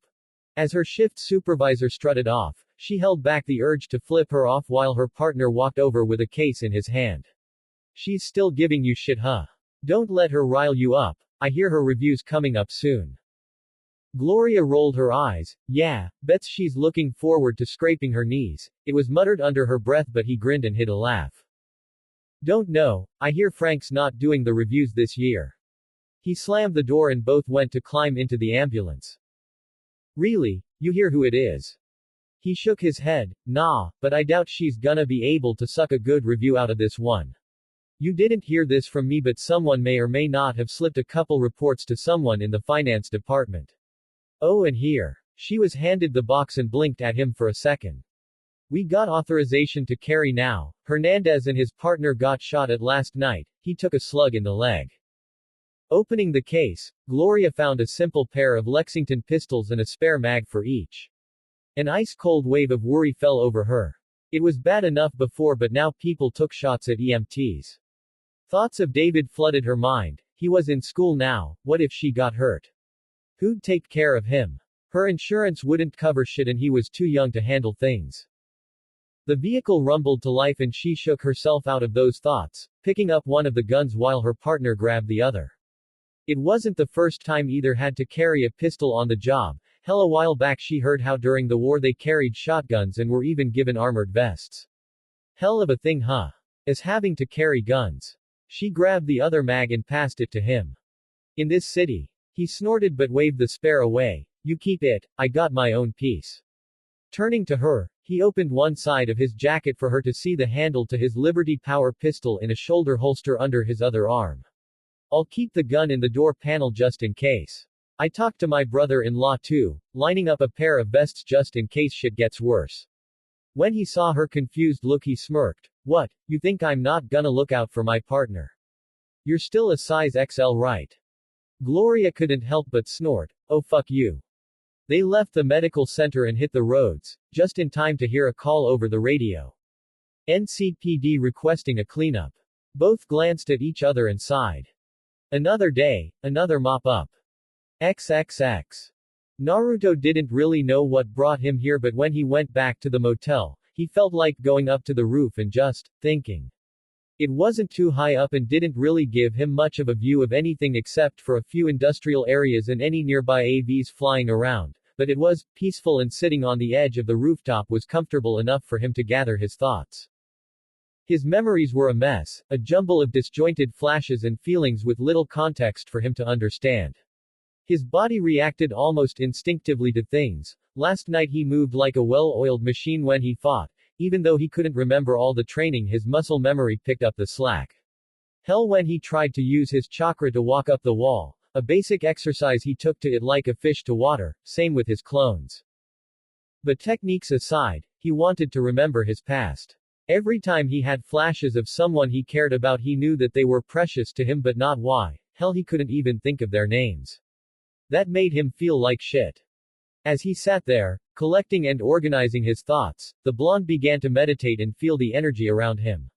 It was weak, struggling, like a person slowly being strangled but unable to fight, reaching out and begging for help. He gasped and flinched, having emulated the feeling, and stopped breathing himself. What was that? The feeling was familiar but so weak. He needed to catch his breath but couldn't ignore how it had called to him, how it embraced him. Taking a few minutes to breath, he closed his eyes and searched for that feeling again, trying to expand all his senses to feel the call it was. Towards the river, no, across the river, towards the massive buildings in the distance. He needed to go there, towards Haywood if he remembered correctly. Naruto leapt to his feet, feeling lighter than he'd felt for a long time as he looked at the rooftops and had a thought before smirking. XXX. Down below, several people went about their business when a shadow over them. Most ignored it, thinking it was a lone AV passing by, but one Joy Toy looked up to see what it was while taking a hit of her dwarf, only to gawk at the sight of an orange blur running along the rooftop of an adjacent building.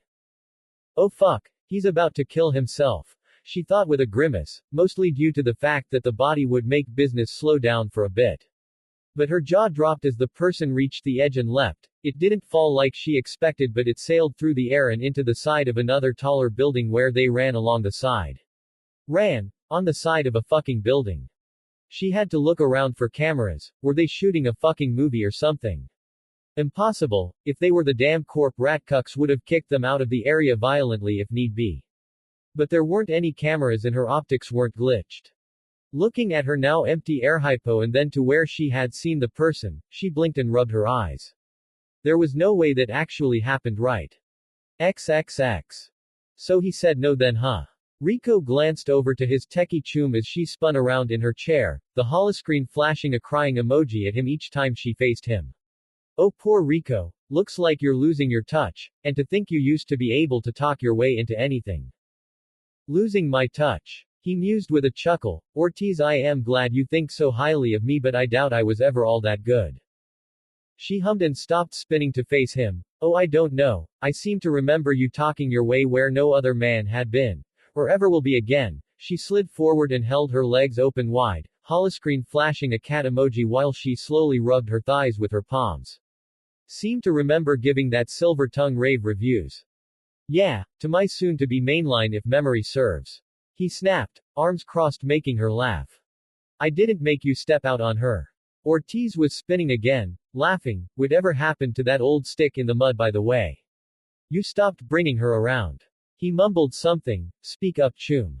Can't hear ya. I said I fucking married her. The girl snapped around so fast she fell out of the chair. What, no way. She scrambled to her feet and back in the chair before scooting towards him. How'd you manage that? She was fucking pissed. Oh wait, that just proves it. You gots the silver tongue, chum. Ortiz giggled like a schoolgirl, kicking her feet like a child. Oh wow, chum, I'm so proud of ya. Slide me her contact, I want the deets. Ortiz, you're my friend and I love ya, but you contact my mainline and I fucking promise you, I'll zero you. I'll fucking do it. Seeing the look on his face made her giggle more. Chill, you know I wouldn't mess with your fam like that, big guy. She climbed back to her feet. Although, I'm sure you could swing a three-way if you used that tongue. 12-gauge enema, Ortiz, he snapped. Ooh, kinky, fine, damn, just having some fun, she pouted, holoscreen doing the same. Though that'll probably be just as mind-blowing. Fucking hell, why do I deal with you?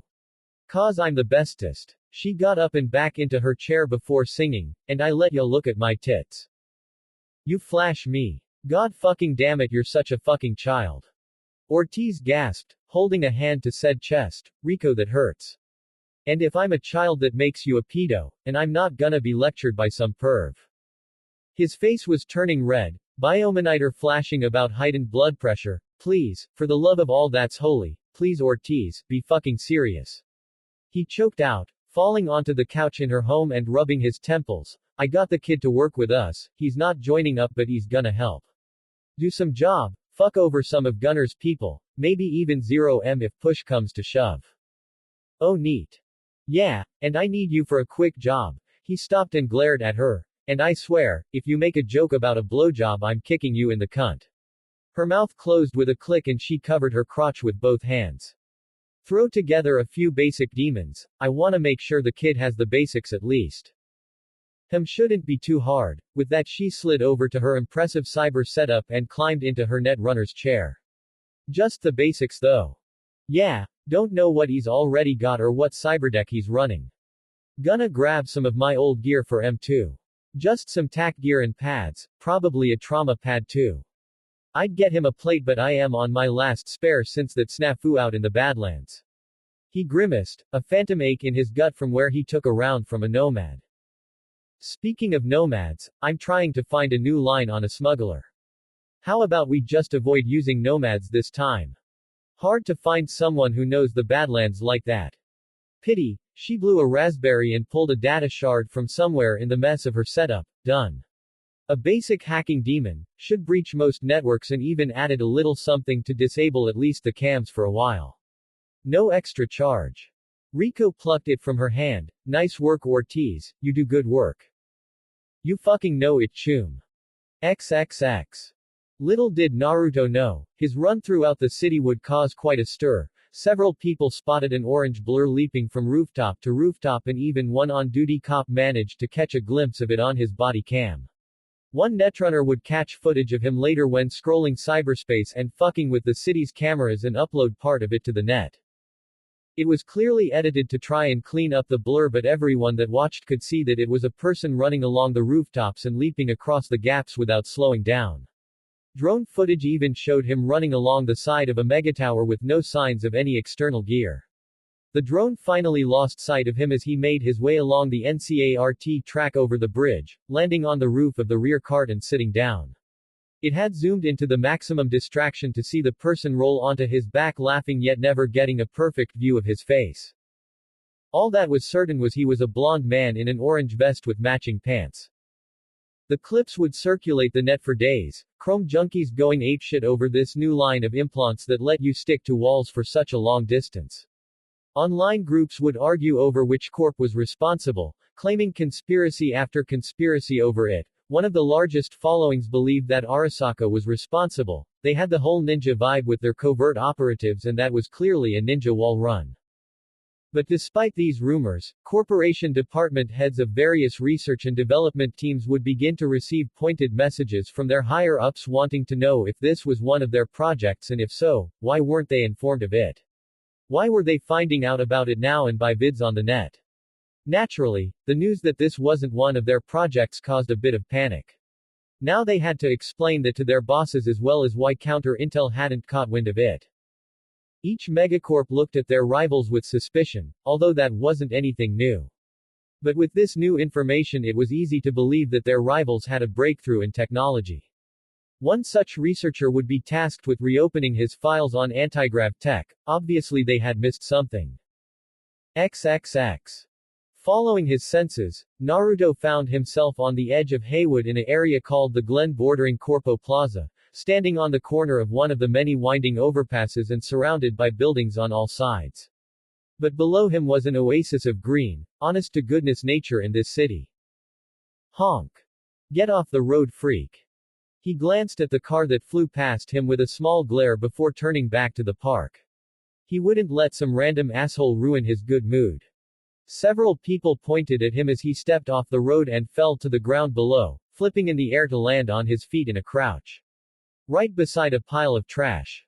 It made his heart ache. Looking around, the trees, bushes and stone decorations in this park nearly blocked out all evidence of the mega buildings around him. True, there were several overpasses but he ignored them.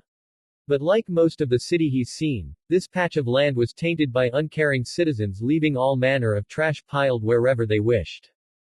Dozens of people walked around the trails, some looked homeless and seemed to live here among the trees. The blonde felt a strange sort of kinship. Had he found this place earlier, he'd have done the same. Like a curious child, Naruto roamed around the park, basking in the nature that both struggled and flourished in this horrible city. There was even a small lake, filled with green, murky water that he was certain was also half filled with trash. He sat down in the shade next to a tree, kicking a trash bag out of his way and closer to the empty dumpster nearby. Greetings, fellow traveler. He flinched at the sudden voice next to him and turned to see a bald monk staring at him with his hands together and a gentle smile on his face. You carry the look of a man lost in a sea of unknowable depths, haunted by that he does not know. When Naruto stammered, he made a calming motion with his hand. Peace, traveler. I too am on a journey of self-discovery or maybe rediscovery. I wish to aid those in need of spiritual peace, and while I have yet to achieve my own inner balance, I could not help but notice a fellow traveler possibly in need. Naruto blinked at the monk before scratching the back of his head. I guess you could say that I'm kinda lost, he gave a weak chuckle. Ah, but aren't we all lost on the road of life? Something about that made him think. He'd heard that before, but where? When I'm beginning to feel lost and weary, I find meditation helps to soothe the soul and rejuvenate the spirit. Would you care to join me? I confess, I am not yet a master in leading another in meditation, but I would be more than willing to try. You know what? I think I'd like that, he admitted. Flashes of him meditating going through his mind. The pair sat on the ground between a couple of the trees nearby the small lake, and Naruto started to copy the monk before adjusting himself to what he felt was right. This caused the monk to smile again. Ah, I see you've practiced meditation before. Seems that I may not have to lead you far, just simply join you on this journey. I shall begin. We are all connected to the universe, with our bodies, our souls, and our senses. We recognize the world as much as the world recognizes us. One can see all of the world in a single grain of sand, yet many of us have chosen to close our eyes and shut off our senses, thus severing our spiritual bond with it. Everything seemed to fall into place without thinking about it. The drone of the people around him faded into nothing. The sound of the cars overhead vanished as he turned all of his senses inward. His chakra was like a calm sea, vast and wide yet ready to become a tidal wave of destruction at any moment.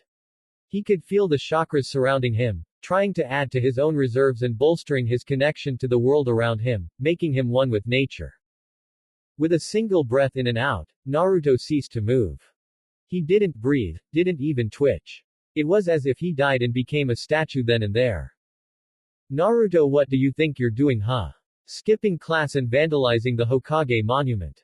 Well, guess what, young man, you're gonna clean it up and you're not going home until you clean every inch. So big deal, not like anyone's waiting for me at home.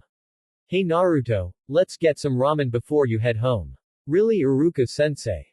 I am sorry, Naruto, you failed. Naruto, you saved me and kept Mizuki from taking the forbidden scroll. I think you earned this haitai. Sorry I'm late. I'm afraid I got lost on the road of life. How can I put this? My first impression of this group, you're a bunch of idiots. In the ninja world, those who break the rules are scum. That's true, but those who abandon their friends are worse than scum. Congratulations, you passed the test. You're all officially a part of Team 7 now. If I become stronger, does that mean I'll become as cold-hearted as you are? He threw his life away, and for what? For you and your dream. You never let him have a dream of his own, but he didn't care, and you just toss him aside like he was nothing. A broken tool. Man, that's so wrong. So wrong. Don't underestimate me. I don't quit and I don't run. You can act tough all you want. You're not gonna scare me off. No way. I don't care if I do get stuck as a genin for the rest of my life. I'll still be Hokage someday. Hinata, do you remember that lesson in class? The one where, if the world ended, who would you spend your last day with? I wrote no one's name down because I didn't know my mother, I didn't know my father, and I didn't have any friends, but now I can clearly say that from now on, I want to spend all and every single one of my days, until I die with you, and only you. Naruto. It's too late, nothing you can say will change me. I'm going to kill you and every last person in your beloved village. It's time to make your choice. Kill me and become a hero, or die at my hand and become another one of my victims. Something inside him broke and the memories hit him like a tidal wave of mixed emotion.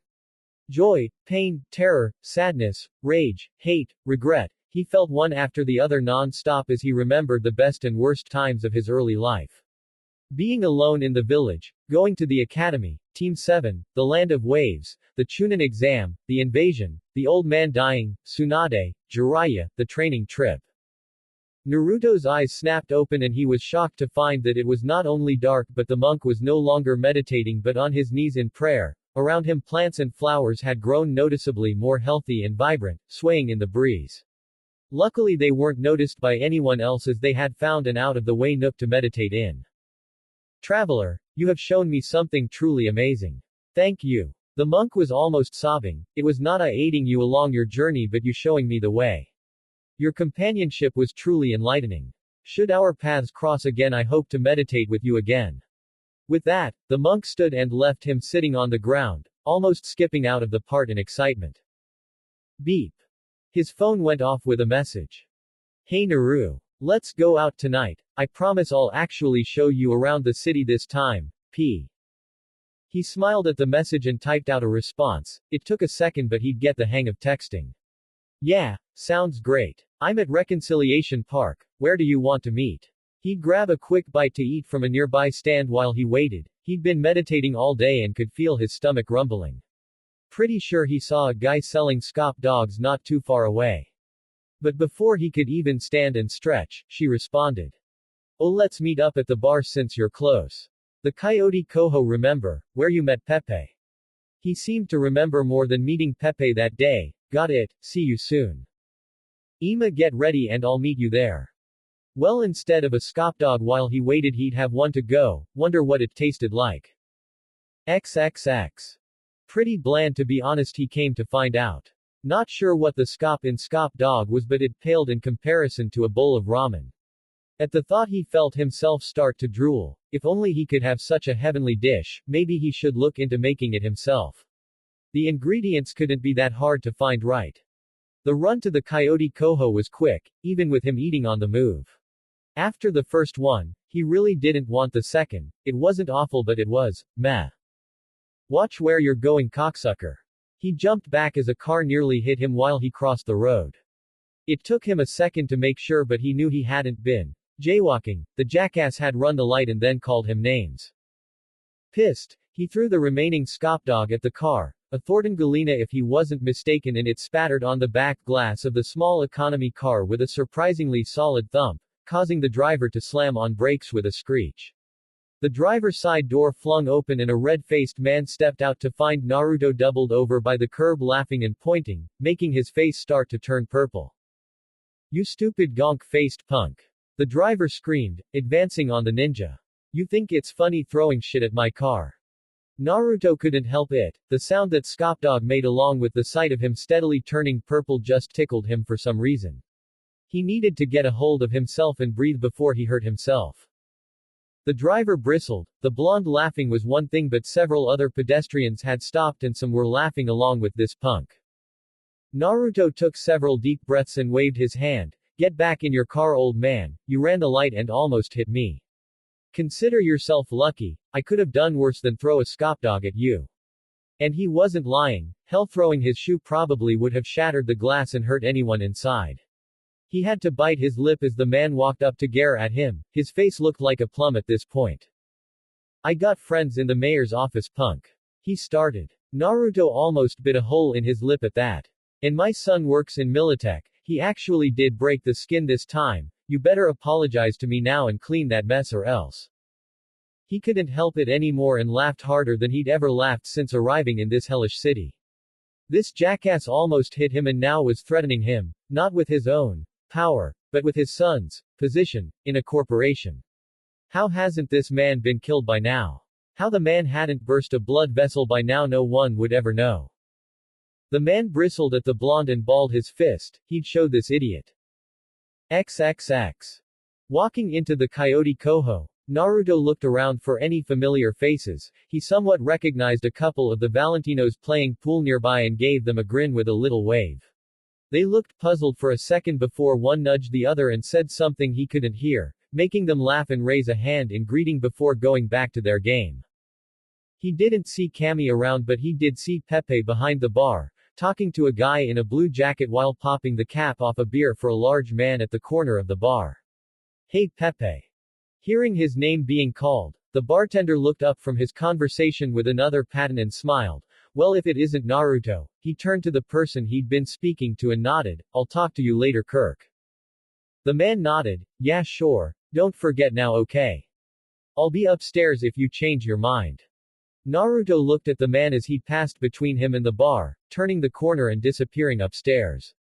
Didn't mean to interrupt or anything. He rubbed the back of his head and took a seat. The other guy at the bar was pretty big and looked solid, but he only spared the blonde a glance before going back to his beer. Nah, it's all good, just a little business getting handled. He waved the apology off. Here for a drink. He must have made a face at the thought of alcohol because Pepe chuckled, or maybe not. How about a Nicola instead? The blonde nodded. All right, I'll grab you one from the fridge, be right back. Pepe turned to glance towards the other guy at the bar. Keep an eye on the bar for me, would you? The guy looked up and nodded, taking a sip of his beer. You got it, mano. Then turned to look at Naruto with bloodshot eyes. Let me guess, got shit-faced the night before. Seen that look before? You woke up in a puddle of our own piss and blue chucks all over the floor. Didn't piss on myself thankfully. Naruto laughed. Had a hell of a mess to clean though. Took forever to get myself together in the morning though. I think I'd rather get my ass kicked than party that hard again. Gotta drink plenty of water before sleeping. Keeps you from getting hungover in the morning. He finished off his beer and set it down before turning to face Naruto completely. If you ain't here to drink then what are you here for? Looking a fixer. He shook his head. Nah, going out tonight. Meeting her here since I was close. Haven't been around Night City long and she's showing me around. Her name is Kami. Naruto saw Pepe return with the Nicola and turned to him with a grin. Hey Pepe. Guess. He stopped as Peep's eyes widened. Jackie. No. He raised his arm just in time as the other man swung his empty bottle at his face. The glass shattered against his cybernetic arm sending shards flying, several scratching his face. The other man looked like a raging bull, teeth clenched as he swung the now jagged bottle like a knife only for his target to scramble back, nearly falling off the stool as he moved out of reach. What the fuck's your problem? Naruto yelled. It took a moment but the other patrons of the bar noticed what was going on as Jackie kicked the empty stool between them away and lunged at the blonde again. But unlike before, Naruto had slid from his seat and ducked under his wild swing, pushing him as he passed and making the man stumble a few steps. Jackie, for fuck's sake stop! Pepe yelled. He was trying to get around to the other side of the bar and get between the two but Jackie had already turned to charge again but Naruto had all the time he needed to get ready and already fell into his stance. Despite him attacking first, Naruto didn't want to really hurt the drunk. When Jackie swung the broken bottle again, he caught his arm and slapped the weapon from his hand, sending it bouncing across the floor. I don't want to hurt you man. Naruto tried to reason, blocking each wild swing or slapping them aside, making his face get redder and redder the angrier he got at being unable to hit the blonde. By now everyone was watching the brawl, either shaking their heads or cheering Jackie on. Pepe managed to grab him from behind and wrapped Jackie in a bear hug, swinging him away from the blonde towards the bar, both yelling at each other in Spanish. Sometime during Pepe yelling, Jackie planted both feet into the bar and pushed. Not expecting it, Pepe stumbled back and lost his footing causing both to fall to the ground. Pepe was a big guy but even he couldn't take the weight of the slightly smaller Jackie landing on his torso. It knocked the wind out of him and there was nothing he could do as his boss lady's son scrambled to his feet and attacked the young man again. The hell another fight. Naruto. Naruto glanced over to see Kami push through the crowd of bar goers and Valentinos. She looked amazing. It was just a split second but Jackie managed to slam shoulder first into his torso, picking him up and into the pool table, its sturdy steel frame bolted to the floor so it didn't give an inch. Good for the owner, painful for Naruto. Fucking pendejo. Jackie growled out, rearing back and getting ready to start throwing punches. What the fuck are you gonks doing in my bar? Another voice called out. Jackie tensed for a moment at hearing his mother's enraged yell. The last thing he saw was a pair of red eyes then a sharp pain in his face, then nothing. XXX. NCPD officers J. Hartwell and E. Novak had seen a lot of shit during their time on the force, a combined 10 years to be exact. They'd seen the worst of the worst to the downright bizarre and what they were seeing now ranked in at least the top 10 strangest things they ever came across. Double parked next to an old hydrant, on top of a stop sign and half on the curb was a Thornton Galena hatchback with what looked like a scop dog smeared across the back window. The words, "I touch kids" was written in the greasy smear on the glass but to top it off there was a very nude man hanging upside down from the traffic light above it all. From the looks of it, the car's seat belts were being used as rope. Hartwell, please tell me you're seeing this, the cop muttered, leaning up and over the steering wheel to look at the scene before him. His partner sighed and rubbed her eyes. Yeah old man, you're definitely seeing it, any chance we can just, act like we didn't. They shared a look and nodded before grabbing his radio. Dispatch, this is car 273, we're unable to locate the subject. Calling it a night. Roger 273, report back for shift change. Let the next shift deal with this shit, was the shared thought between the two. After years on the beat together they could almost read each other's mind. XXX. Cammy was excited for this, actually going out on a trip around town. Not exactly a date but not a date you know. Earlier today she had a long talk with Jackie's mother, just clearing the air and her checking in, especially since Jackie had called and they argued earlier that morning. Turns out Mama Wells had overheard Jackie yelling in the phone and that was how she knew what happened. She had been afraid to mention the blonde to her at first, talk about fucking awkward. But ever the saint, Mama Wells knew all too well how the world worked. Jackie was the one that threw her away. She didn't blame her for finding something else although she was disappointed that things happened the way they did. Not wanting to get all cleaned up for her, not a date, in the motel, she got a friend to let her use her bathroom and mirror. Gossiping with her about the deets between how she and Naruto partied the night before. Marie was so jealous too, especially when the dirtier details surfaced. She told him let's meet at the Coyote Coho, of course this would happen. When she got there to the door she instantly knew that a fight was going on. After years and years of going there, she just knew the sounds of a barroom throwdown by heart. Somehow the thought of Naruto and Jackie bumping into each other hadn't crossed her mind. This was a safe haven to her as much as it was to Jackie. Naruto. She couldn't help it. Seeing him fighting her ex she couldn't help calling his name in shock. And of course he looked. She distracted him and it cost him. Jackie slammed him against the pool table and she knew from her own barroom brawls that it hurt like a bitch. What the fuck are you gonks doing in my bar? It was a voice she knew well and a tone she knew all too well. Mama Wells was pissed and about to start cracking skulls. Then the fight was over. Jackie crumpled to the ground like a mech after being hit with an EMP and for a split second she feared that Naruto had killed the man. Despite how pissed she was at him she didn't want him dead, for Mama Wells' sake at least. When Naruto climbed back to his feet the others in the bar went silent. She couldn't describe it but she was afraid. Several others around them took a step back as the blonde looked their way and she soon saw why. His optics were glowing red, not the usual glow like when someone used their chrome to connect to a system but red and slitted like something straight from hell. Specks of blood had spattered on his face and in his hand was a bloody quiball. One Valentino crossed himself, one even flinched as the blonde dropped the ball to the floor with a clatter. He's gonna need some help. Naruto's voice broke them from their stupor and everyone got moving again. Two Valentinos went over to Jackie and rolled him over while another went and helped Pepe up. Cammy glanced at Jackie and grimaced. Naruto knocked the hell out of him with that ball. His nose was shattered at least. He'd definitely need to see a doc. Naruto, what happened? He glanced between her and her ex as she got close, hands roaming his face where she pulled a small shard of glass from his cheek. He hadn't even noticed it there. Come on and sit at the bar. She felt a shiver at his glowing eyes and if she wasn't seeing things, wasn't his teeth a little sharper? What weird implants. She led him to the stool at the end and had him sit down. I'm fine Cammy, just wasn't expecting another fight here to be honest. She reached over and grabbed a bottle of something from the bar and a rag. Who the hell was that anyway? He winced as she cleaned the spot on his face. My ex. She winced along with him.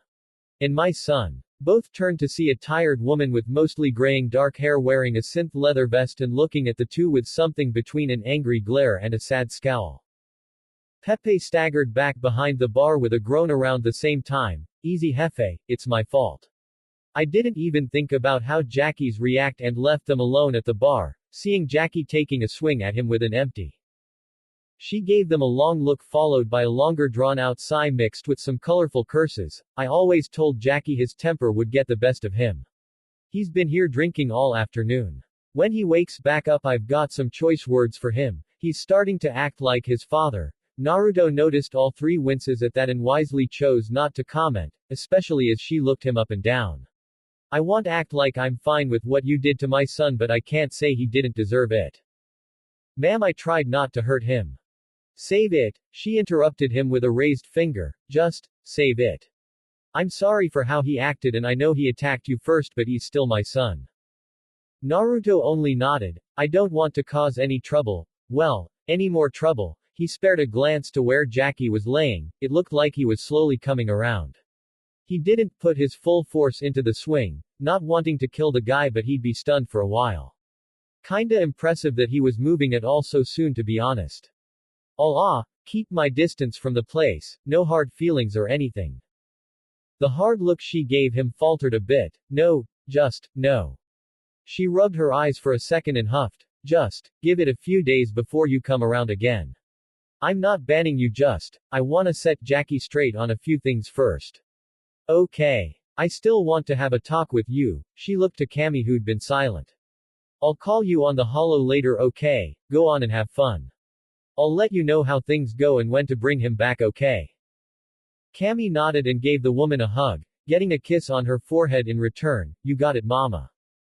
XXX. Ever since those vids of someone running along the side of a megabuilding in Haywood surfaced, Arasaka has been digging into all they could concerning their main rival Militech. Counterintel had long since known that they had been researching antigrav tech and trying to reduce the size, but so far nothing had come of it. Hell, they even stole some of the earlier research, but even their own research and development teams called it a waste. Well, it looks like R&D had really stepped in it now. This had to be some kind of Militech test run. It was so close to the offices too. If this wasn't some kind of middle finger to their rivals, then what the hell was it? You see Jenkins and Abernathy earlier. Yeah, this whole Militech situation has them both riled up. What's the old saying? Like blood in the water. Probably worse than that, Choom. With the Special Operations Director up for retirement, both are gunning for that promotion. Finding intel on that tech would give one a head start over the other. Shit, didn't think about that. Good luck getting that vacation time approved. What the fuck is this vacation thing you speak of? But don't get me started, the corporate gods must fucking hate me. Still good for drinks after work. Let them try and stop me. XXX. Naruto, I'm really sorry, I should have known better. Of course he'd be at his mom's bar, I just. The blonde in question stopped short and spun around to the blue-haired girl and wrapped his arms around her, earning him a squeak of surprise. Cammy, stop it. It's not your fault, okay? Her blue hair filled his vision for a moment before he pulled back only for her to stay latched onto his chest. Cammy, seriously, it's fine. I'm not upset or anything. It was just, unfortunate timing. She mumbled something against his chest but he couldn't hear it. Huh. She moved a little and looked at him with slightly red cheeks. I said you smell nice. After a second he snickered before yelping, I'll let go. Let go. Let go. When she pulled back with a pout, he rubbed his chest vigorously. Ow, you bit me. Serves you right for I'm sorry, please let go, She gasped in shock as his left hand shot out and pinched her nip while his right rubbed the bite mark on his chest. She squeaked and turned redder when he gave a final tug and let go. Why, Cammy, no bra, he had a shit-eating grin on his face. After rubbing her own nip, she stuck her tongue out. Don't act like you don't like it. Naruto couldn't help but just take the sight of her, dark blue hair up in a messy bun with a few strands falling down around her face, a snug white tank top underneath her usual baggy dark hoodie that he just noticed had roses printed on it. He could see some of her tattoos through the material of her shirt as well. She was suddenly right up against his chest, lips next to his ear. I'm not wearing panties either, she whispered before nipping his earlobe and backing away with a wink. His blush made her giggle as she turned. Come on Naru, let's go grab a bite to eat. He swore she swayed her hips a bit more just to mess with him, and he was right. XXX. Stop. Play it again, slower and run it through again. I want both the BC and drone footage cleaned. The techs in the room shared a glance and did as they were told. No one felt like telling her that the NCPD body cam footage was as good as it would get. They just were not optimized for long-range video. Newer models like that used by their security forces could boast higher quality visuals but not at this distance. But you didn't last long under a senior member of Arasaka Special Operations like Susan Abernathy by pointing out the obvious. This was her white whale and she'd make things difficult for anyone that got in her way. Ma'am, footage from the drone is finished, another tech spoke, regretting it quickly as the woman in question stalked over, the heels of her office shoes clicking on the floor. She had to admit, if she wasn't so terrified when Abernathy leaned over her shoulder it would have been a turn on. She actually smelled pretty nice too. The screen showed a much clearer picture of a man dressed in a sleeveless orange vest and pants, a high-vis testing suit most likely. The cybernetics needed to generate an antigrav field capable of this must produce a lot of heat. Another tech spoke as they all queued up the footage to see. Test pilot must be outfitted with multiple implants. Look at the drone's speed, it's going at the max and can't keep up. There were several agreements around the room as they each studied the video. The subject was moving at an incredible speed far outpacing any human capability. There had been theories on the use of a Sandividtan but that was scrapped shortly after. Even the latest military-grade models couldn't handle the stress of being active so long and there wasn't a being alive that could handle the strain. The pilot would have fried his own system well before now. Wait, stop. Check out his arm. One tech motioned for his friend to pause and pointed at the dark spot on the screen. So what? It's a cyber arm. He shook his head and snapped, no shit gonk fuck. Only to wince, that was much louder than he wanted and now he could hear heels coming up behind him. What did you find? Abernathy was over him like a looming shadow. The man pointed at the subject's arm. That arm, ma'am. It's old, not like last gen old but several generations old. Granddad probably had something like this in the 30s. Susan Abernathy crossed her arms and hummed. This was interesting. Now why would a man testing probably the most state-of-the-art chrome be chipped with something so obsolete? Operational security. Older tech didn't have the computing power most systems do today and some could only do a system diagnostic via hardline. Meaning it couldn't be easily hacked. Was he outfitted in such a way to prevent runners from disabling him and stealing the tech during the test? It wasn't much but it was more than what her people reported Jenkins having. Last she heard the man had sent agents out on the streets. A desperate move from a desperate man but she'll be damned before she let that psychopath be promoted to head of special operations. She already had a foot in the door now all she had to do was make sure said door slammed on Jenkins' foot. XXX. While the sun had set, the night was still young and Night City rarely, if ever slept. Camilla had taken him to Westbrook or more specifically, Kanzaki Street in Japantown to go to the Cherry Blossom Market. It was a large square almost fully covered by a glass roof that reminded him of the festivals back home, filled with vendors selling random things from stalls ranging from street food to old memorabilia. The outskirts of the square was also nothing but shops and stores that Cammy told him could be something totally different the next time he visited. I found a pair of genuine leather boots here for like 50 eddies. She told him excitedly while linking arms, but there's something a lot better that I want to show you. She didn't really give him a choice and pulled him along into the crowd. Remember what you told me the other night? He really didn't. The amount of alcohol did a number on him and the drugs didn't help either. But she didn't wait for him to try and figure out what he had said as she stopped on the other end of the square and gestured to the entryway leading down into a restaurant. It was surprisingly homey and felt oddly familiar to him. The couple behind the counter wore outfits similar to what they wore at Ichiraku. But unlike the father-daughter combo of Konoha, this couple were in the middle of a heated argument where the woman was trying not to yell at the man. He had to look at the sign to make sure only to sweat drop. Miso, hungry. He deadpanned. They got good ramen. She told him. This time he was the one to pull her along and before she knew it, they were seated at the bar. Naruto squirming like a child on a sugar rush, looking around like a lunatic. It was oddly adorable. The pair saw them sit down and the wife gave a parting snap before turning and walking to the stoves while the guy walked over with a friendly smile that faded once he saw the excited blonde. Oh please not another one. He pinched the bridge between his eyes. Let me guess another psychophant wanting to bask in the glory days where their favorite chrome band played. Hate to break it to ya but nothing is left from the original. His attitude was a bit too much honestly but Naruto quickly pushed it aside. Nope. The biggest bowl of ramen you got. No two, plus whatever the lady wants. The cook blinked for a moment then nodded dumbly. Ah yeah, sure, sorry about that. I thought you were, never mind. How about you miss? Cammy took a minute to look at the menu and ordered the same as Naruto, although only one small bowl. The pair were silent for a few minutes, just taking in the sounds around them. Somewhere behind them, back in the marketplace someone had started playing music but it only added to the noise but he could make out some of the words. Yeah, we lost everything. We had to pay the price. Hey Cammy, I wanted to tell you something. I got a job, sorta. He scratched the back of his ear near the fresh, now fully healed shard slot he'd been chipped with the night before.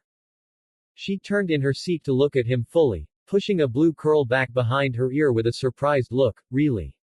That was pretty fast. Wait, like a job? She made a little air quotation with her fingers, or like a day-to-day 9 to 5. Hee, I doubt I could find a regular civilian job, he weakly chuckled. No, a guy helped me out a little while back. Guess he saw my moves and wanted me to join up with his crew. We went over some details and it's basically some contract mercenary work. Guy's name is. She put her hand on his and shook her head. Don't kiss and tell Naru. I don't need to know details or anything, alright. He gave her a slow nod. Good. Besides, you never know who's listening, and solos with a representative of talking too much don't get much work. Besides, I like a little mystery.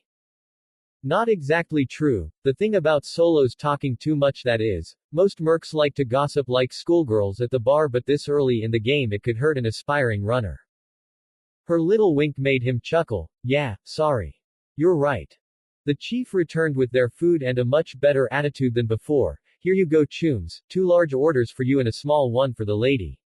He gave them a self-satisfied grin as they paid, but noticed another customer had arrived. You two enjoy. Let us know if you need anything else. Welcome, welcome, what can I get you? They dug in. It definitely wasn't Ichiraku, but it was ramen, for the most part. Hey Naru, I know you can handle yourself in a brawl. But what else can you do? It was something she'd been wondering all day. The few scraps they got in the night before along with the one earlier proved it, but she couldn't help but feel like there was more. I thought you said I shouldn't talk too much. He smirked, bowls and chopsticks now in a neat little stack. She couldn't help but stare when she noticed. It hadn't been more than a minute or two at the most. Hell, she hadn't even swallowed the first bite yet. How? She sputtered, a long strand of noodle falling back into the broth. He had even downed the broth too. He grinned and leaned towards her. It's all in the tongue, he whispered, eyebrow wiggling suggestively. I seem to remember nothing but praises for my lipwork too. She sputtered, trying not to laugh only to choke on noodles, making a mess. He pushed her bowl away as she spun around to hack and wheeze, patting her back while apologizing to the owner's wife as she came over and wiped up the spill with a dangerous look. Oh you ass, she muttered, coughing again before sitting, punching him in the knee, which only made him laugh more. Cammy grabbed at the hem of his shirt and wiped her face on it, getting an indignant squawk in return. Both laughed after a few moments, unconsciously leaning a little closer together. I was a little bit of everything, I guess. No, actually, I'm not a hacker, so I guess not everything, huh? Let's see. Escort jobs, snatch and grabs, infiltration. Hell, my team used to handle run-of-the-mill chores too when we first started out. Naruto seemed to have lost himself in memories with a sad smile while Cammy listened. We were ninja, best of the best. Well shit, that did explain a lot. He was a former Sokka ninja, the Arasaka Boogie Men. No, actually there was already one person that could be called that, Atom Smasher. The Sokka ninjas were nothing compared to the Borg in combat, but you'd more than likely never know they were after you until it was too late. Once she hears back from the Padre, she'd get them together for a meeting face to face. The fixer was always interested in talent, and a Arasaka trained ninja, former or not, ranked pretty high on the talent scale. XXX. Jackie Wells couldn't help but wince as his face was cleaned up by Doc Ryder. Not from the pain, mind you, the doc was pretty liberal with the meds. But by the dressing down he was still getting from his mother was cutting deeper than anything. Ever since he woke up on the ride over, she'd started fussing at him for acting the way he did. He hadn't seen a problem at first. Cammy, no, Camilla had already started seeing another guy. They'd split not even a month or two ago. How did she already have a new guy? They had to have been talking well before they broke up. She had to have been cheating on him.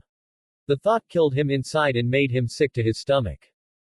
The doc was a pretty big dude himself. Looking at him you'd think he was one of those animals gangers that roamed the city. But he was a pro for certain. Even as his mama laid into him, the doctor went about his work, only cutting between them to have him move one way or another. Miho, what you did today, it wasn't just embarrassing, it was. She buried her face in her hands and gave a long drawn out huff he almost took for a sob. When you fell, you didn't move at all.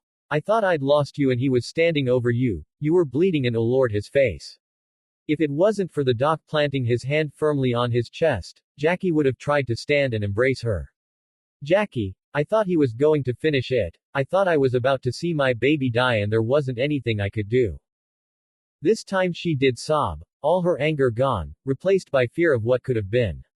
She moved to sit on the only other chair in the office, a rolling stool next to the bed he was on. Jackie, I've only been that afraid one other time in my life. Mama. She took his hand in hers. The doc had picked out some glass from the broken bottle he'd used and cleaned him up a while ago. It was years ago, mijo. Oh Lord, you must have been 2 or 3. Your father, when he tensed, she cleared her throat. Raul, he put his hands on me at the bar. It was the first time he ever did it in public. I remember falling down and just covering my head when he kicked me. Excuse me, Ryder spoke up, standing, I need to go and get some equipment. I'll give you 2 a minute to talk. It was clear that the man was uncomfortable, but he played it off coolly and left, shutting the door behind him. Mama, No, Jackie, I need to tell you this. She shushed him and squeezed his hand. He winced a little but didn't say anything. One of the bar girls helped me up and got me to the restroom, but when I came out all I could see was your father laying there, some nomad on top of him with his hands around his throat. His mother sniffed and wiped her eyes. She'd always tried to hide her crying from him. I was pregnant too, a little girl they told me. I lost her that day. He froze. It was as if his blood turned to ice.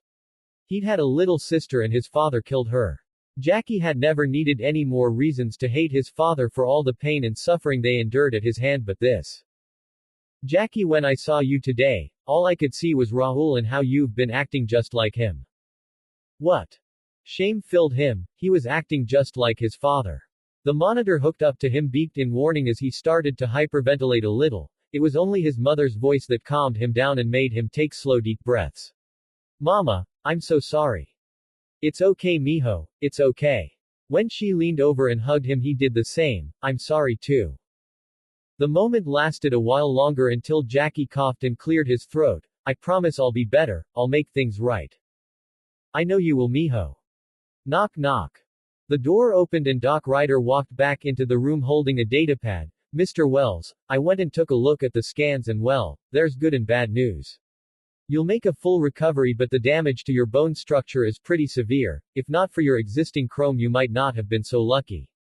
Thanks to medical advances we can repair the bone with little difficulty but we're gonna have to replace your chrome with something a little different.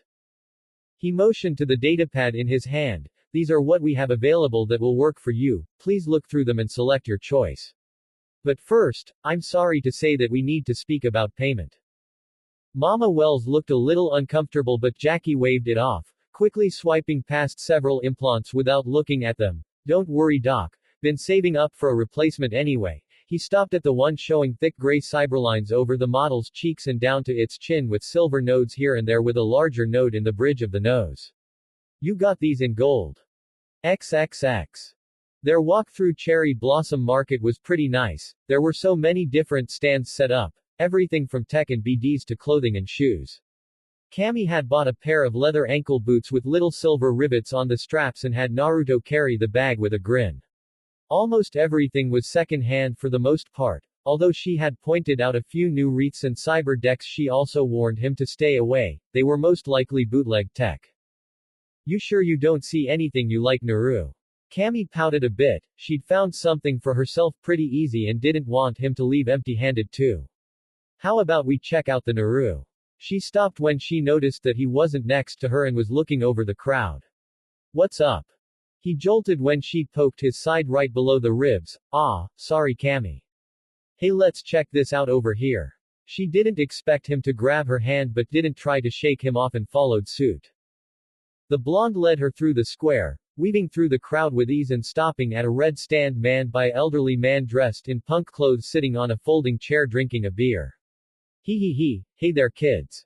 His voice was like gravel and he was obviously drunk, looking for a blade or something sharp. I got the best around.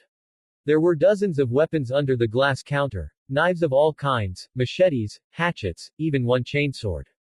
Up on a display on the back table were several katanas with Japanese masks hanging above them. Cammy had to admit, she fell in love with the fox make, it reminded her of his whiskers. Naruto on the other hand was disappointed when he got here. The swords looked familiar at first but now he could tell they were just some cheap knockoffs. The other knives around looked interesting though, but he didn't need or like the fancy fantasy blades or the folding. Wait a minute. In the corner of the display was a kunai, several of them in fact. Hey old man, do you have more of these? He asked, pointing at the knife in question. Fancy yourself a shinobi huh? He laughed, handing Cammy the white fox mask decorated with pink flowers she'd just bought.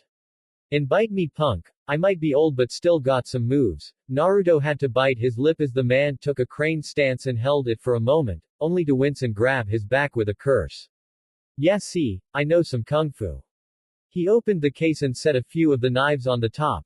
Got these a while back but no one appreciates them. They're not sharp enough or they don't feel right. He spat. Gonks wouldn't know a quality blade if it hit M in there Mr. Stud. Naruto picked each up and played with it for a moment. They weren't supposed to be high quality he couldn't help but think, these were use M and lose M after all. You didn't worry about having to go pick them back up when you threw them across the battlefield. I'll take them all, you got anything else like these? Naruto had to ask, these were like a taste of home.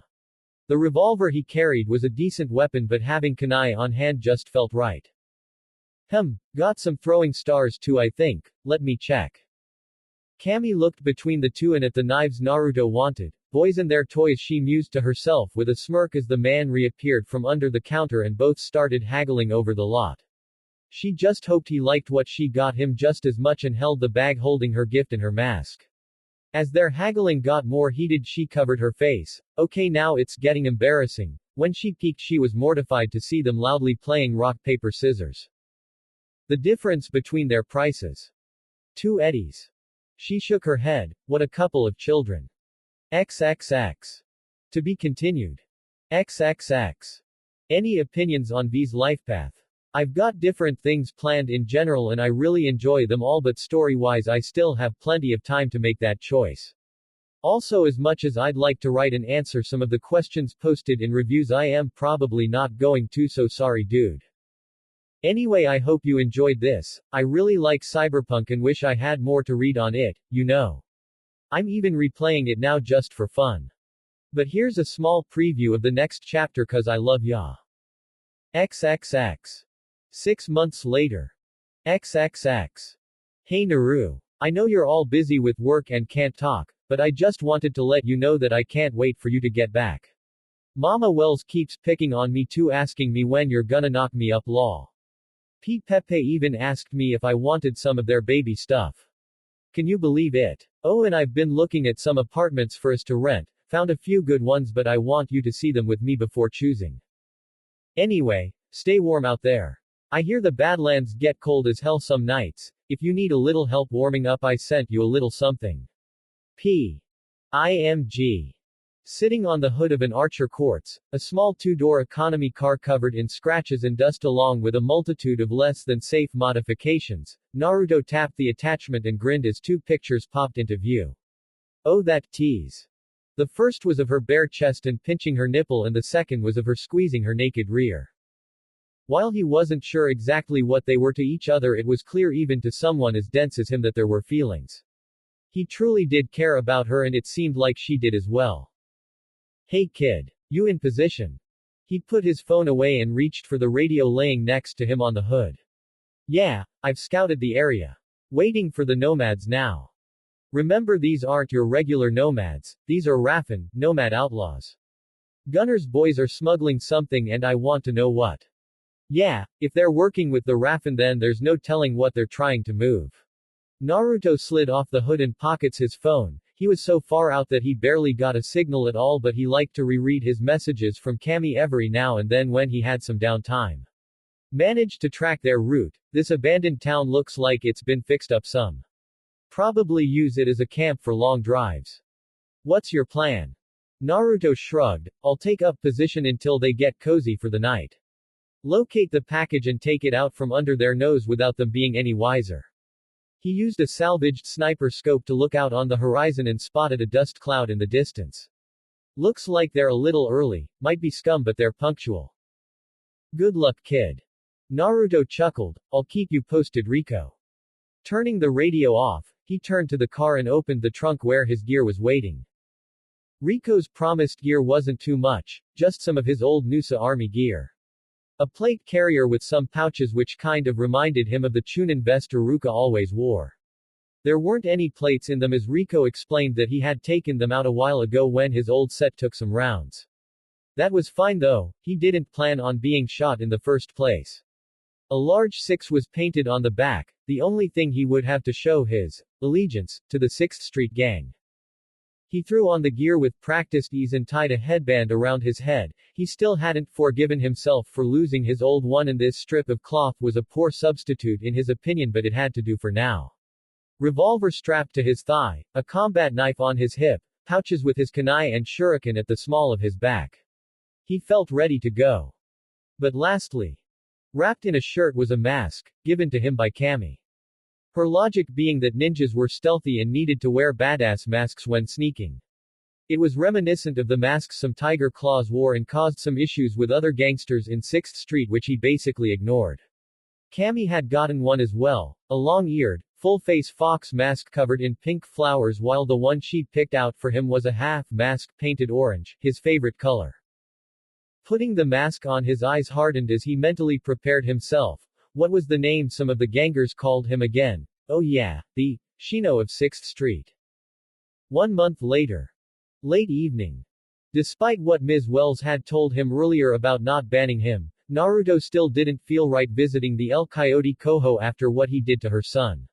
Yeah, Jackie was drunk and started the fight but he was literally a trained killer. Hell, he was trained to subdue targets if needed. He wasn't sure what came over him to be honest, he just felt this angry wave well up inside him and grabbed the first thing he felt had a good weight to it. When he asked about him, Cammy waved it off saying he was fine. But Naruto knew better, he hurt Jackie, he felt bone break or maybe it was his chrome.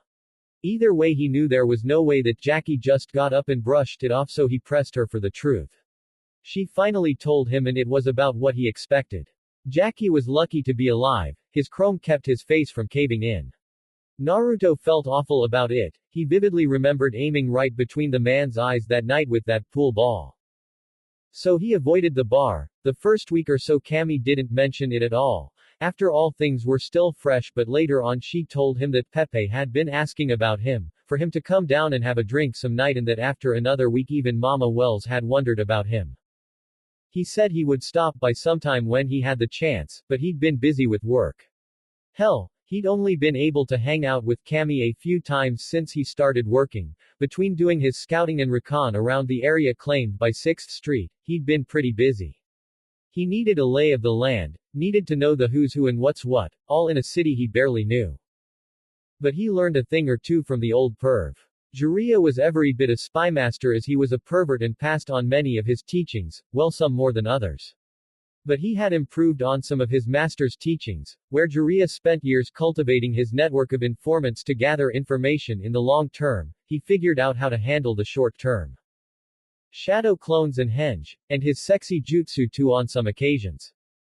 What would normally take weeks or maybe even months of prep time, getting a lay of the land, scoping out locations, blending in, cultivating relationships, mapping, compiling and comparing data, he could cut down on much of it by sending out his clones under disguise and just have them wander the area. The old man laughed and said, if you want it done right, do it yourself, that he had found a truly Uzumaki way of doing it. But he also warned him not to rely on it completely, he'd still need contacts that could access what he himself couldn't. In his room at the motel, Naruto opened his eyes and rose from his meditation position on the cleanest section of his floor with a frown. His clones were out scouting as usual and one just dispelled having found something gruesome. Some poor dude was snatched off the streets and into a van that drove off. The folks around were freaked out but generally had a, at least it wasn't me, reaction to it but his clone followed them. They didn't drive too far and disappeared into a filthy garage he had no trouble sneaking into just in time to hear a gunshot. Whoever the guy was, they didn't need him alive. It was worse actually, they just wanted his implants. The clone didn't stick around too long. Once they started ripping into the body and harvesting, he took a quick look around to find several other mutilated corpses stuffed in a dumpster like regular trash. He rang up Rico over the holo. They weren't wearing 6th Street gear, but he had to double check. "Hey kid, what's up?"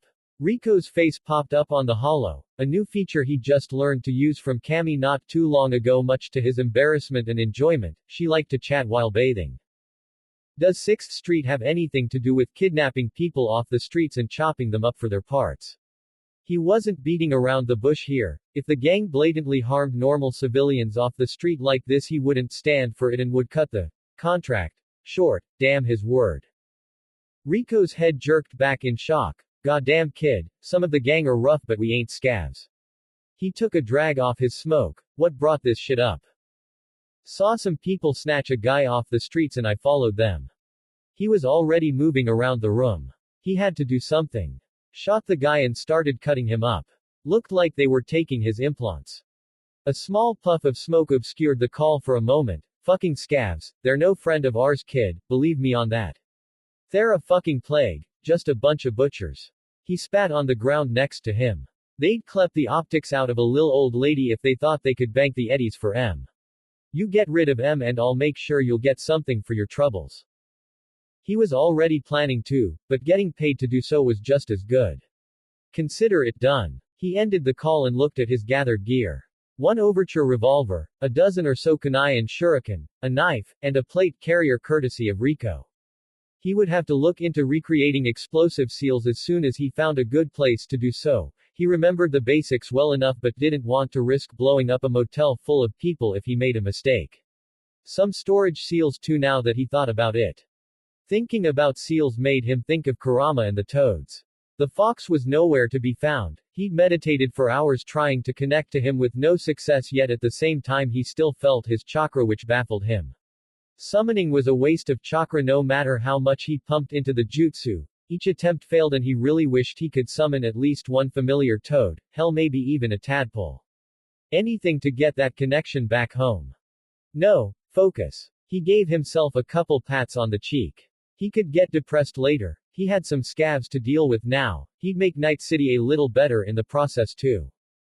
His phone buzzed. "Hey kid, scavs may look like a bunch of gonked out deadheads, but they usually have some kinda contact with other scav crews. Keep an eye out for anything that might have some deets. Maybe we can flatline their whole op in our territory. Make the whole damn area safer." "Yeah, that sounded like a decent plan." He shot back a quick reply and donned his gear.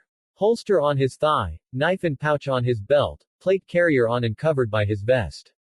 It felt different, but not in a bad way, just different. But he had one last thing to put on and he would be ready, Kami's gift. It reminded him of the older Oni masks that some samurai used from the Land of Iron, painted a dark orange with a grinning maw of teeth and black lips. She thought it looked cool and would fit his ninja style, and he thought it a perfect homage to Kurama.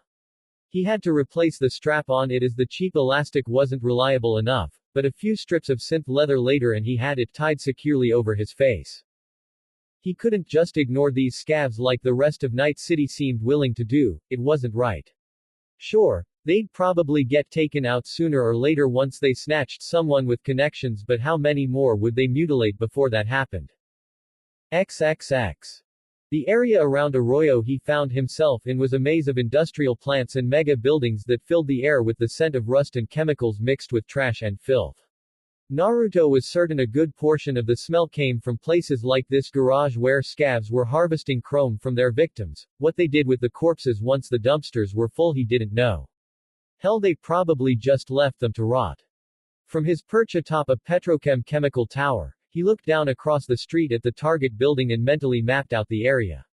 There seemed to be two guards at the front doing a poor job of hiding the fact that they were guarding something. Another two were walking around the outside perimeter talking loudly, but every now and then one would go inside for a minute before returning. Behind him there were a couple puffs of smoke as three clones popped into existence behind him. All right, let's do this quietly, he spoke to himself, the shadows nodding at his words, and remember, no scav escapes. If anyone were watching at that moment, all they would see is four blurs leap off a petrochem cooling tower and make their way down below. One clone landed on a series of connected pipes and scaffolding that crossed the street soundlessly, using it to pass the road below and leap over the barbed wire fence surrounding the garage. Another followed suit but jumped from the pipes onto a passing heavy-duty truck that followed along the road where he cleared the fence a little further from the first clone. The third clone followed the original and descended the tower back down to street level. With a small series of hand movements, the clone nodded to the original and waited while he crossed the street and took up a position next to the tall fence before signaling to the clone. With a burst of speed, the clone made his way to Naruto, who braced and caught his foot, giving the clone a large boost and tossing him up and over the fence, leaving Naruto to infiltrate his own way by walking through the front gate. XXX. A little over an hour earlier. Ray grinned as one of his chums called to tell him the van was here. Things were so fucking slow these days that they had to start snatching random gonks off the street while waiting for any hot tips from their sources. Personally, he wanted a shot at getting his hands on that preem-ass chrome from those vids that popped up a while back. Klepping that shit would earn them a hefty fucking payday. But oh well, maybe one day. He didn't have time to dwell on it now. The van was pulling in past the rolling door, and after closing it shut with a clatter of chain and metal, he and three others slung the doors open and grinned at the terrified gonk inside with his hand tied. Fucking tough luck for this chump, hey Ray. He smirked when the man visually recoiled back, realizing what they were. Oh yeah Trav, you and Gene grab M, let's jack in and find out what he's got for us. The meat struggled as the two went to grab him, only to be sucker-punched by the others in the van with him. After a short beating, he was picked up and tossed onto the ground where he coughed and whimpered. Please no, ah. He was cut off as one grabbed his hair and jerked his head to the side while Ray approached with a cyberdeck. Beg all ya want chum, he took the jack and slotted it into the man's neural port. No getting out of this. The programs started their work and an outline of his body appeared on the small data pad. Not a lot in chum. Maybe we could just cut this one loose. At the man's hopeful gasp, they laughed again, then again. It's been a slow week. Well, just have to make do with you for now. Ah, poor fucker pissed himself. Least he didn't shit, what's he chipped with? Ray handed the linked datapad over. Take a look. As he did, the driver and two snatchers got out of the car while he threw on a blood-spattered apron and his face shield with a hollow overlay. Not really practical, but he liked mocking his victims by making it make faces at them. Ooh, a Medtech Cyberheart MK.2, not the best, but with the waiting list for one we can score a decent load on the black market. His partner mused before flipping through the data. And synth-lungs too, my oh my. Their victim whimpered and cried out as the link was pulled out, his system registering painful feedback at the improper disconnect. He was forced off the ground and on his knees by multiple hands, looking at the ground whimpering and sobbing. He'd never see his family again. Would they think he abandoned them? Would they ever know what happened to him? His little girl would be devastated. Oh God, how would they pay their bills? Oh, don't worry chum, he heard one say as he stopped in front of him. He opened his eyes to see a pair of rubber boots standing in front of him and followed them up. He was wearing some kind of green rubber hazmat overalls tied at the waist and a dirty blood-stained apron over a matching tank top. But the worst was the smiling holographic emoji over his mask. You won't feel another thing, promise. The smiley face winked before being blocked by the barrel of a pistol. A flash of light, his head jerked back, and over the ringing in his ears he heard the fading laughter of the people, no monsters around him. All right boys and girls, let's get this meat opened up before it starts stinking up the joint. XXX. Naruto watched the pair guarding the front for a moment. His clones should be surrounding the garage now. He hadn't heard any cause for concern yet, no screaming or gunshots to let him know something went wrong. As a matter of fact, the only thing he really heard was the loud rumbling of the few vehicles that passed by here and there. He thought about using a henge and transforming into something that wouldn't stand out but settled to take cover beside a dumpster near the gate where he could peek around. He watched as one of the two scavs stopped talking and looked over the other's shoulder. What's up? Thought I saw something over there. Well, go check it out. Me. The pair went back and forth for a bit and Naruto used the distraction to move and slip past the half-open gate. There were several junk cars and trucks scattered around and they all made excellent cover once you got past the open area by the entrance. The two he'd been watching kept arguing, and that's when he noticed his clone over to the right of the building, peeking out where they could see each other but the scavs couldn't see them. Distract them, he signaled before making another sign, lure. The clone returned an affirmative signal and leaned back out of sight. A few moments passed and a rough-looking woman wearing dirty clothes with glowing cyber eyes sauntered around the same corner with a rifle slung over her shoulders. Hey, you two, hear something over here? Yeah, but this lil bitch is too much of a pussy to check it out. The scav in question punched the other in the arm and said, man fuck you, causing him to laugh. She huffed and put one hand on her side, cocking her hip. Well, one of you come help me check it out. Goddamn, you're bossy today, the pair muttered amongst themselves. I'll go and look since you're being a little bitch, like Terry over there. He muttered the last part, rubbing his arm where he'd been punched. He grabbed his pistol and gave it a quick check before walking around towards where the woman was waiting. Be back in a minute, pussyboy. Fuck off. Naruto used the exchange to creep around the junk vehicle and move around the yard. He hadn't seen another clone or the patrol, but he spotted evidence of a small struggle, fresh blood and drag marks leading to a half-closed car trunk that had some red leaking from the bottom. Hey fuckface. He heard the guard up front call out, making him wince. You only want to go check over there with her cause you wanna lick her shard slut. He took a breath. For a minute he thought he'd been spotted. XXX. Hey fuckface. You only want to go check over there with her cause you wanna lick her shard slut. Terry looked at the scab in question as he sputtered, face turning bright red to the point one would think he'd short-circuited. He muttered a few curses promising payback and started clamoring denials only to stop when she smirked and raised a finger to her lip. You wanna huh? She grinned at him. Well, come with me, I'll show you something to die for. Terry winked and turned around, walking around to the side of one of the crew's vans and stopping at the side door. Go on, open it up and hop in.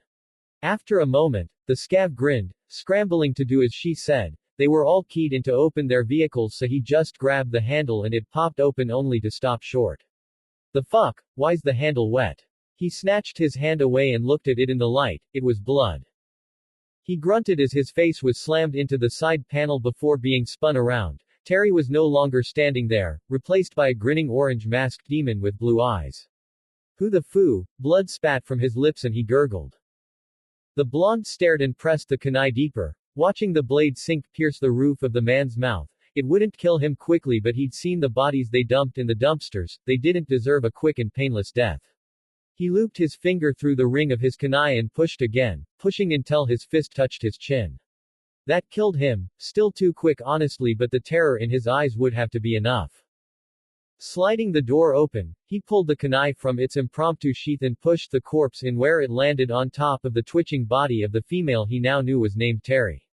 She was pale and desperately holding her throat with slick red hands. He'd slit her throat a couple of minutes earlier and was genuinely surprised she was still clinging on to life.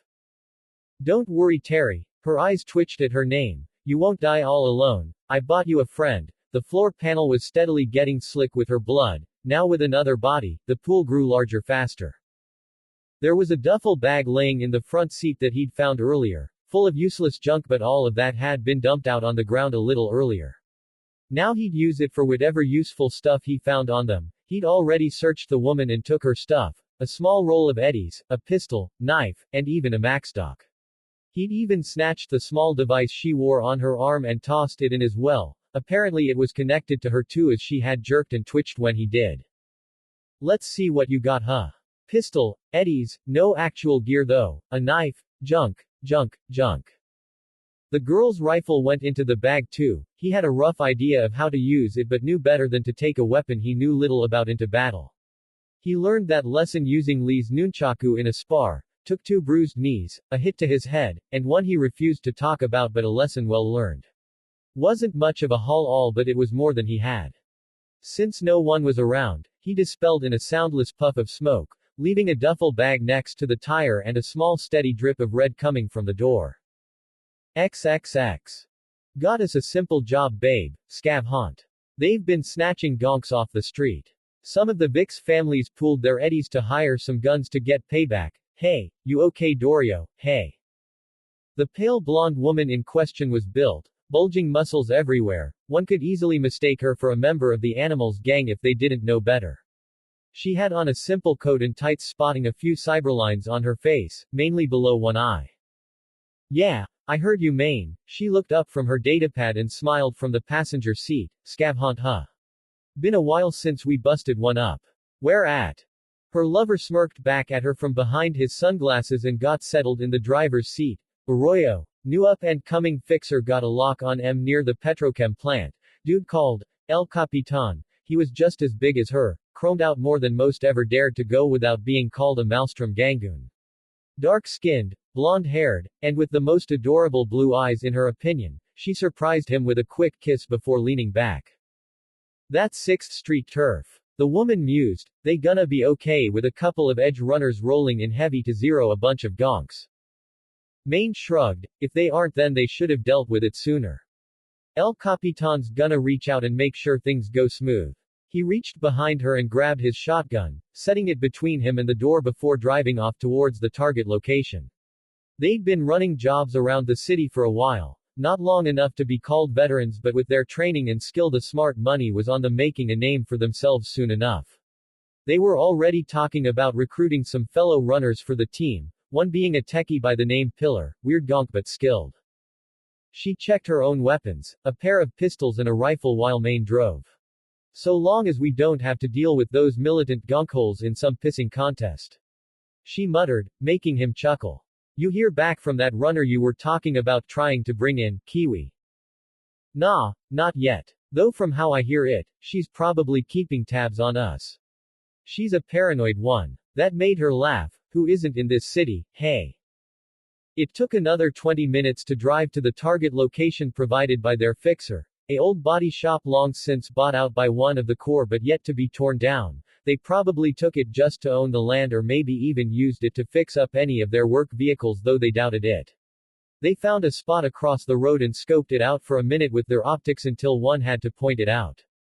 Maine, I'm not seeing any movement. He nodded, yeah, scavs usually have at least one lookout, I'm not picking up anything. They looked at each other for a moment before nodding, Maine checking his sidearm before doing the same with his Lexington while she did the same with her pulsar submachine gun and pocketed the extra mags. They started towards the front prepared to go in, guns blazing.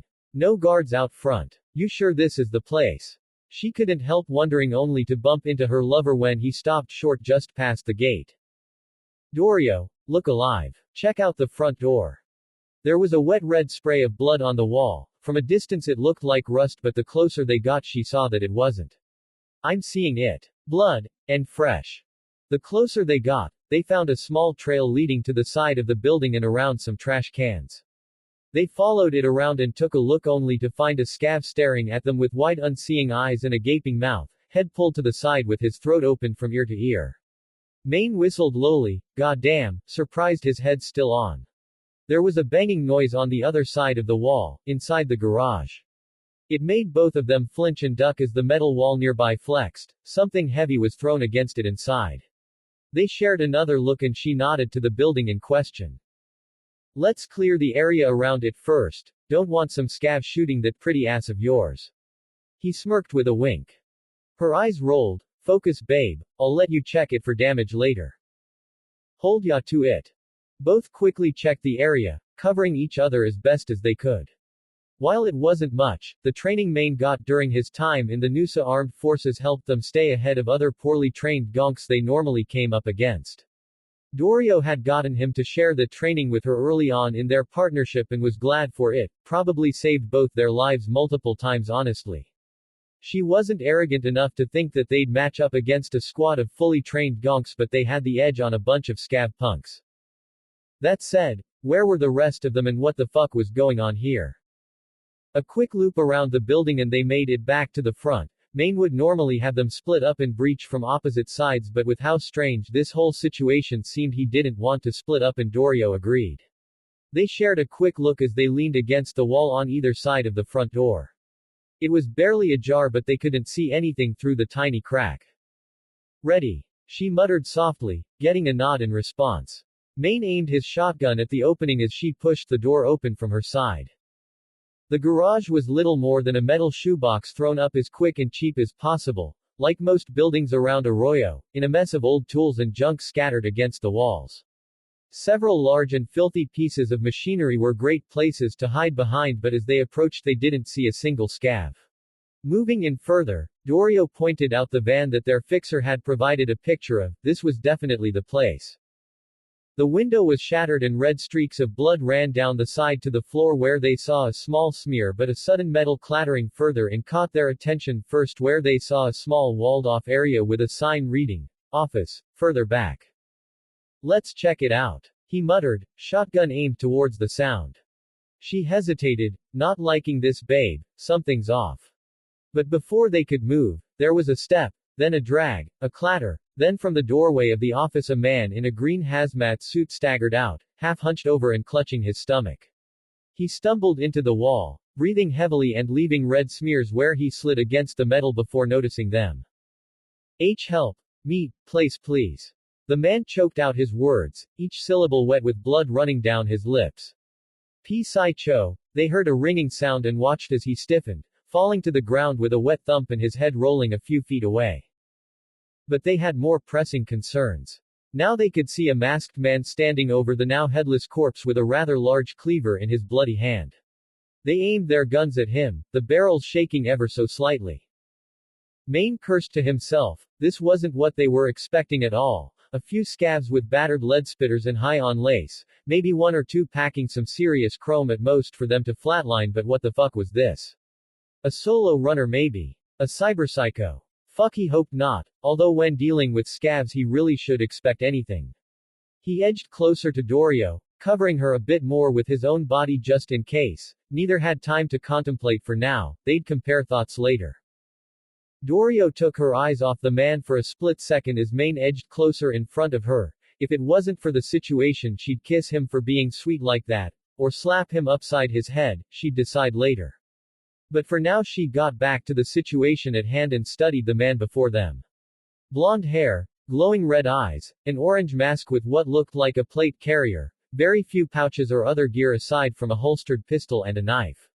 While they weren't plugged into all the gossip in runners' circles, she hadn't heard of a merc that looked like this. "You don't look like scavs," the masked man muttered, the blade clattering to the floor. He stepped around the corpse and they could see glowing red eyes staring them down. "Friends of yours." It was subtle, but Dorio swore she heard his knuckles crack when he clenched his fist. No friends of ours," Maine quickly snapped out, taking his hand on the pump. He raised it in a peaceful motion, aiming the gun slightly below the masked man's feet just in case, but showing that he didn't want to fight. Dorio did the same, lowering the barrel but ready to raise it and open fire just in case. "Got a job to clear out a scav den, but looks like you beat us to it." Dorio was starting to worry and tightened her grip. "Wish I'd found them sooner," the guy muttered, but in the silence both heard it clearly. "You're not with them, so I don't have any problem with you." He rubbed his head and both shared a quick glance. "Sorry to steal your job, I guess." Maine cleared his throat. "No problem, saved us the hassle." "This something you do often?" Depends really. If a fixer lines it up then sure." "I see." There was something about how he was speaking that set them on edge. Too cold, too dead. Was he close to going cyberpsycho? If so, they needed to delta the fuck out. "I'm sorry, it's just, I knew these scavs were monsters, but one of their victims. Fuck, it was just a kid." He lashed out and punched the wall next to him, denting it with a screech of metal that shook the rest of the walls around them. She was a fucking child. What's wrong with this city? Their guns were raised again. There was something guttural, so vicious that struck at a primal fear deep inside that made them feel like they were about to die yet afraid to fight for their lives. He looked at them for a long moment, red eyes shining only to dim and turn blue as he let out a short huff and laughed. "You know, I don't know why I am bothering talking to you, you probably don't give two shits. This is just a job to you, isn't it?" He didn't give them the chance to respond. "Well, don't let me stop you. I'm leaving, but the kid, her family should know what happened." "Yeah, we'll handle it." Maine shot Dorio a look as she answered him and the masked man stared for a moment then nodded. "Thanks." Out of nowhere the masked man was engulfed in a plume of smoke and Maine fired a round followed by Dorio, thinking it was an attack. Several boxes on the far wall were shredded by the buckshot along with a burst of lead from her SMG, but when the smoke cleared both were shocked to find nothing there. No masked man, only the headless corpse of a scav. They looked at each other for a long moment. Did that just happen? XXX. Making it back to his motel unseen was child's play. He quickly stepped into the bathroom and took a deep breath while leaning on the sink. This city. It made his heart ache. The things he's seen in his time here would never be allowed to stand back home. Yeah, there are some monsters that hurt others, a lot actually, but they were never just blatantly ignored. Anbu or even regular ninja would hunt down animals like this as soon as they got a whiff of it. He'd found a datapad detailing their harvests, and this particular crew had been operating for months, even hinting at some corporate backing, but there just wasn't any hard proof. He didn't know what pushed him to want to know. Damn this city, it pushed and he even crossed a line he never thought he would. He tortured that man. A cold and hateful part of him said he'd been sloppy, caused too much damage versus the amount of pain he dealt. This butcher needed to suffer even more for each and every person he tore apart. The parts of that little girl in the cooler demanded it from him, screamed at him to do the same in return, rip out any and all cyberware the man had. And he did. He had some metal plates around his stomach, hiding what looked like synthetic or cybernetic kidneys. The man screamed as he cut it out, begging, pleading, trying to struggle as he carved away with a clone holding him down so he couldn't move. It wasn't until he was holding the organ in his hand and sensed new arrivals that he snapped back to his senses. He wanted to be horrified at himself, to hate himself. When he saw the look his clone had, he couldn't help but slug it with all he had, sending it crashing into the wall and dispelling. That flow of memories made it worse. The scav was a lot tougher than he had thought. He'd stayed awake through his surgery, and once free managed to roll off the table and tried to stagger away. He didn't get far obviously, he'd lost too much blood and was trying to hold his guts in. Naruto couldn't let him go on, he had to die, a mercy kill, though it somehow didn't feel that way. The man's own cleaver seemed like a fitting tool.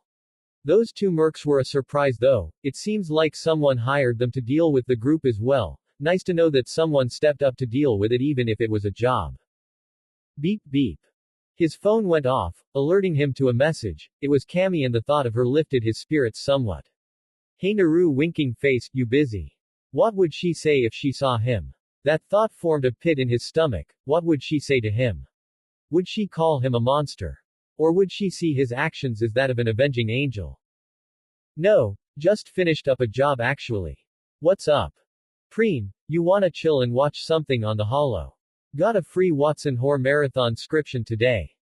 He looked at his reflection in the mirror, the blood-spattered mask grinning back at him, flecks of blood on his face shining in the light above him. He almost didn't recognize himself as he took off Cammy's gift and set it on the edge of the sink to wash his face. While doing so, his phone rang with a notification that she was calling. No, he couldn't let her know about this. This part of him, hell, he didn't even know it. For now, at least until he figured things out, he'd grin and bear it, act like nothing was wrong. With a quick once-over, he picked it up and grinned. Hey Cammy, yeah, I'd love to hang out. XXX. Jackie knew that he was dwelling, hell, he was moping and feeling sorry for himself. Ever since that damn fight, he's felt like a massive pendejo.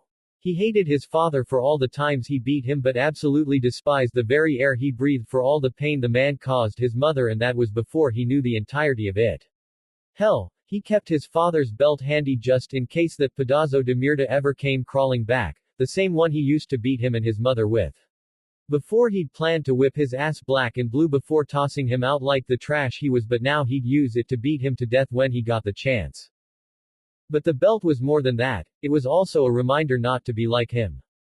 For his mama to look at him and even get a hint of that bastardo made him feel no small amount of shame. He'd rather her hit him with her shoe like when she caught him sneaking shots of her tequila a million times than ever have a reason for her to say that again. He promised to change, and he meant it. He would cut down on his drinking and was determined to apologize to everyone. His mama, Pepe, his friends, Camilla. Oh, he owed her a hell of an apology. That guy too, what was his name, Naruto. He really needed to talk to him too. Shit, even if that dude whooped his ass again, he couldn't really blame the guy. Jackie really didn't feel like wasting away at the bar, especially under the disapproving yet understanding gaze of Pepe, or his mama for that matter. So he went to the next best place to think and waste away his sorrows, chubby buffaloes. The place was pretty dead at this time of day and he sat at the bar by the kitchen windows, the only other person there being a redhead chica sitting a stool away looking just as miserable. Long day EHV? He asked, looking pointedly at the 3 cups of what seemed to be synth cough.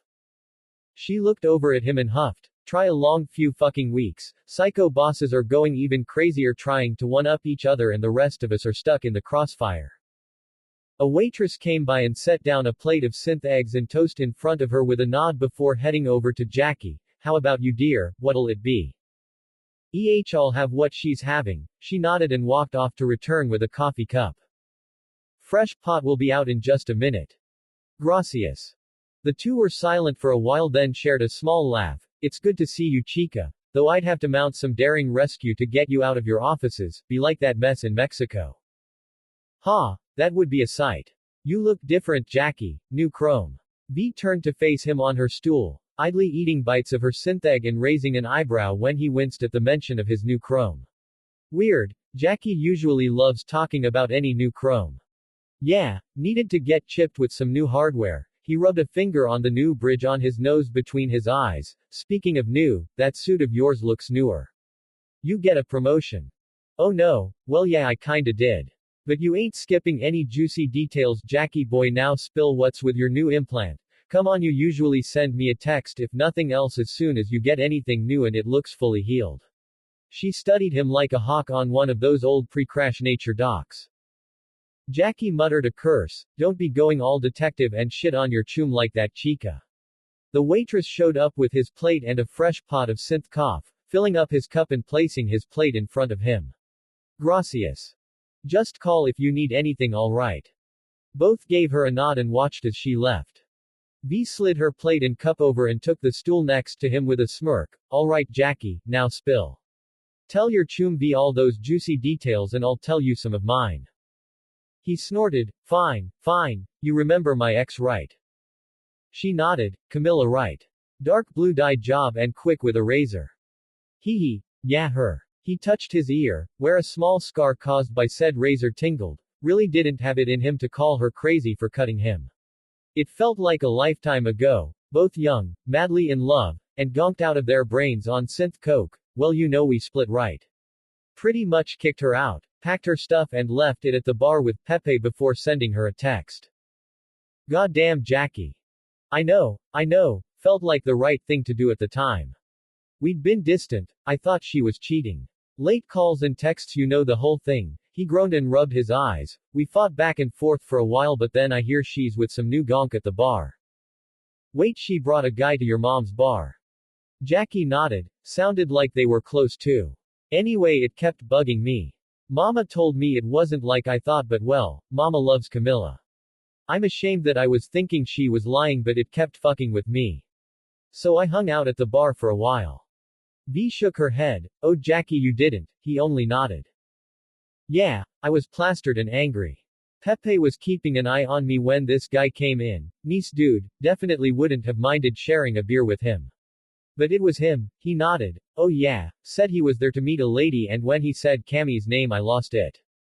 She patted her friend on the shoulder, damn Jackie, sorry to hear you had to deal with that shit chum, guess your chrome got damaged in the fight.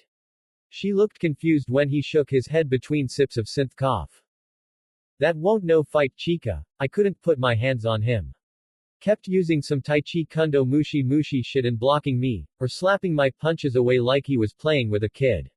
Shit, I only hit him once and that was because Camilla showed up and called his name. So he beat your ass in front of your ex.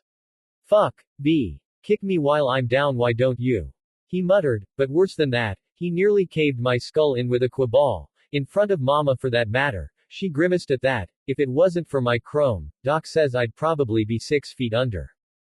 Shit Jackie, and I thought I had a rough few weeks, well at least you proved that you're not as hard-headed as people say. You ass, he chuckled back, flicking a tiny piece of egg at her, which she slapped away. Well how about you, what did you get into in your glass tower o corpo queen? That sucked all the fun from her and V's shoulders sank. I don't even want to think about it. You remember the whole mess between Jenkins and Abernathy I was telling you about? Not really. Corp rat and a corpo cunt each with a harden to fuck the other over, right? She nodded. Shit, really? I was just guessing. Well, I've been assigned under Jenkins as a junior member of Arasaka Counter Intel and, she leaned closer and muttered as not to be overheard, he's been pushing us to find information on some new chrome that lets the user run up a vertical wall, some anti-grav shit. I saw that vid, that's some preem shit, he whistled. Any luck? If I found anything I'd probably be either dead or promoted up to fucking executive level, V huffed, finishing her food. Higher ups are in a frenzy, trying to cover their asses and push the blame on others about missing such a development. Everyone's trying to use this mess to profit somehow and it's tiring. Such is the way of the corpo. What's your plan to deal with it? Oh, bite me. She laid her head on the counter for a minute. I'll do my job and keep my head down. If that mess is another core project, I ain't getting my ass shot off for it. How about you? What are you doing about the whole Cammy situation? Well, you'll be happy to know that Yuchum put a lot of thought into it. He started, ignoring her. This should be good. Jab. I'm gonna apologize. She blinked. Oh yeah, I'm gonna man up and talk to both of them and make things right. Well damn Jackie, I'm actually impressed. He smirked. Oh yeah, I'm all about growing as a man. That said, any ideas on what I could do to make things right? Wonder if I'll ever really get used to this. Naruto found himself deep in thought about, well, everything. Night City was so different from Konoha in nearly every conceivable way. The people, the tech, hell the values especially. Fish out of water didn't even begin to describe how he felt sometimes, but he was adaptable if nothing else. After all, he was already getting used to this cybernetic arm. Laying on his back, he raised said arm and flexed it a few times, each finger moving exactly like his original. It was nice to have a functioning hand again, yet not feeling what he was touching was just something he'd have to get used to. The blonde rested the cool metal against his head for a moment, then ran his fingers through his hair a bit. Might be time to get a haircut, maybe cut it shorter than usual. His thoughts were interrupted by the woman at his side nuzzling closer and rubbing her hand across his chest while entangling her legs around his. Morning, she yawned, looking up at him through a veil of blue hair with half-lidded eyes. Look like you got something on your mind, what's up? I did something I thought I'd never do. He gave her a little smile. Just some little things, and thinking about cutting my hair short. I tortured a man before I killed him, listened to him scream while ripping his implants out. She clambered up and laid on top of him and planted her chin on his chest, a bit uncomfortable but not outright painful as she hummed, trying to picture it. I think it'll work on you. Her hand slid up his body and through his hair while his wrapped around her back, though I'll miss running my fingers through it. She moved around a bit then looked down with a grin. Oh hello there, feeling a lil stiff or we? She squeaked when he pinched her rear and sat up, revealing her nude, tattooed body to him with several small cyberware lines on her side. Naruto grabbed her hips and grunted when she raised up and firmly planted her rear on his lower stomach. Keep it up and we won't be getting out of this bed anytime soon, he chuckled, only for her to rock her hips back and forth. Maybe that's what I'm aiming for. XXX. I remember this place. Rico ashed his smoke to the side and gazed at the front of the old garage the kid pointed him to the night before. Used to be a half-decent place to get the old wheels looked at. The guy next to him snorted. What, back in 2030? Place is a fucking rust bucket, how's it not falling in? He was a younger man, much younger, wearing baggy combat pants and a tank top with 6th Street tattooed on one arm and a passing resemblance to Rico. Beats me neff. Owner always talked about fixing this or that, patching a hole here or replacing a wall but never fucking did it. The 6th Street Army lieutenant thumped his smoke towards the road and turned towards his truck. Ortiz, get a fucking move on. Wanna get out of this place before any vulture or meatwagon shows up. I'm coming. His techie chum yelled, followed by a giggle. Bet that's the first time you heard a girl scream that Diego. That earned a small curse from the younger man and a grumble from the older.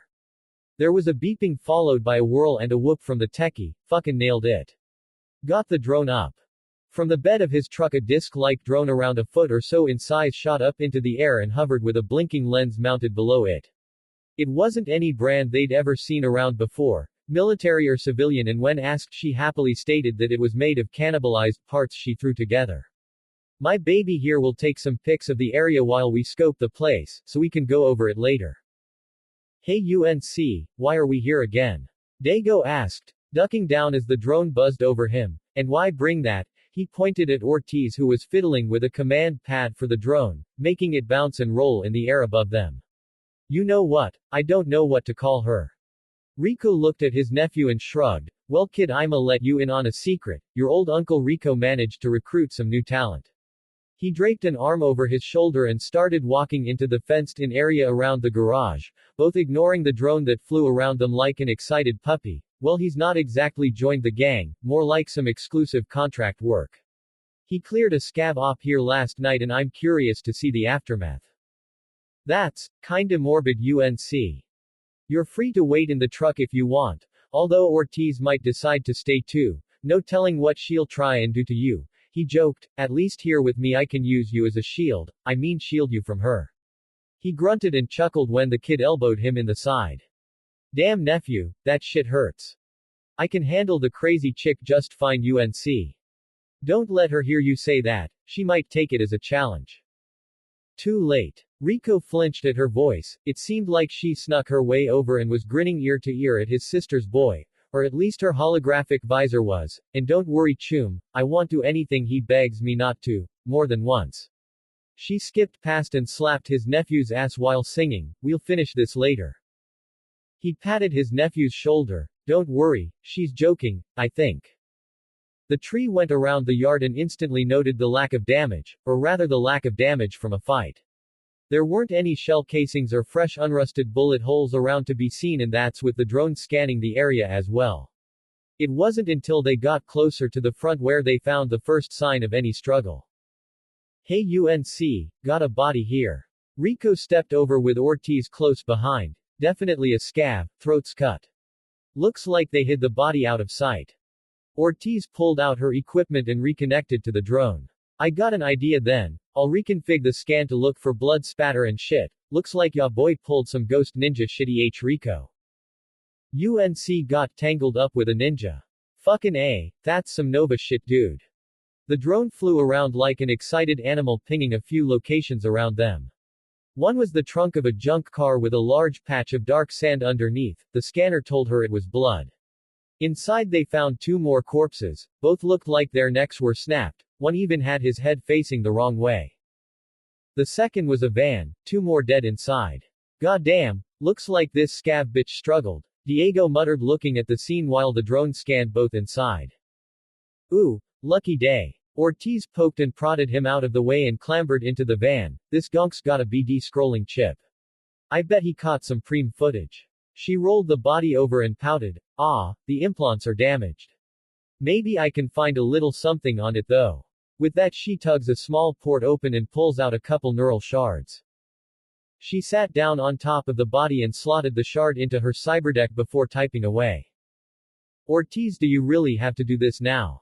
The older of the three grumbled, reaching for his smokes once again. I'll only take a sec. Damage to the chip corrupted a lot of the shard, but I can still see. Whoa. She stared at the screen for a minute and grinned. Check it out. It's the last thing this gonk saw. Ortiz slapped the dead body below her and spun her screen around for them to see. It was a first-person POV. The guy reached out and grabbed the handle of the door only to stop and look at his hand to see it covered in blood. The screen blurred as he was slammed forward and spun around. From there the screen glitched and jerked, probably from the killing blow and the damage to the implant itself, but it paused to see the masked blonde staring at them through the screen with cold blue eyes. Holy fuck, that was some horror movie scene shit. That's who you got working with us. Fucking hell UNC. He wasn't sure if he was excited or scared, honestly, probably both.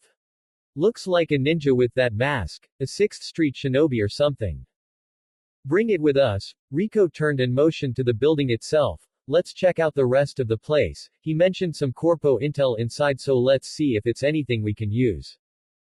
XXX. Hey Cammy. Hearing the blonde call her, she pulled on her panties and turned to see the blonde shamelessly watching her get dressed and winked while bending over to grab her bra and purring, yes Naru. He sat up from the bed, tossing the sheet aside and sitting on the edge of the bed. What are we? He reached down and pulled on his own frog-covered boxers, which she loved by the way. Aside from getting dressed, she giggled at the look he shot her. That's actually a good question.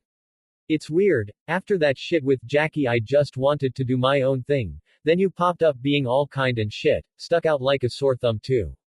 Cammy slid on her tank top and sat on the bed next to him, poking him in the side.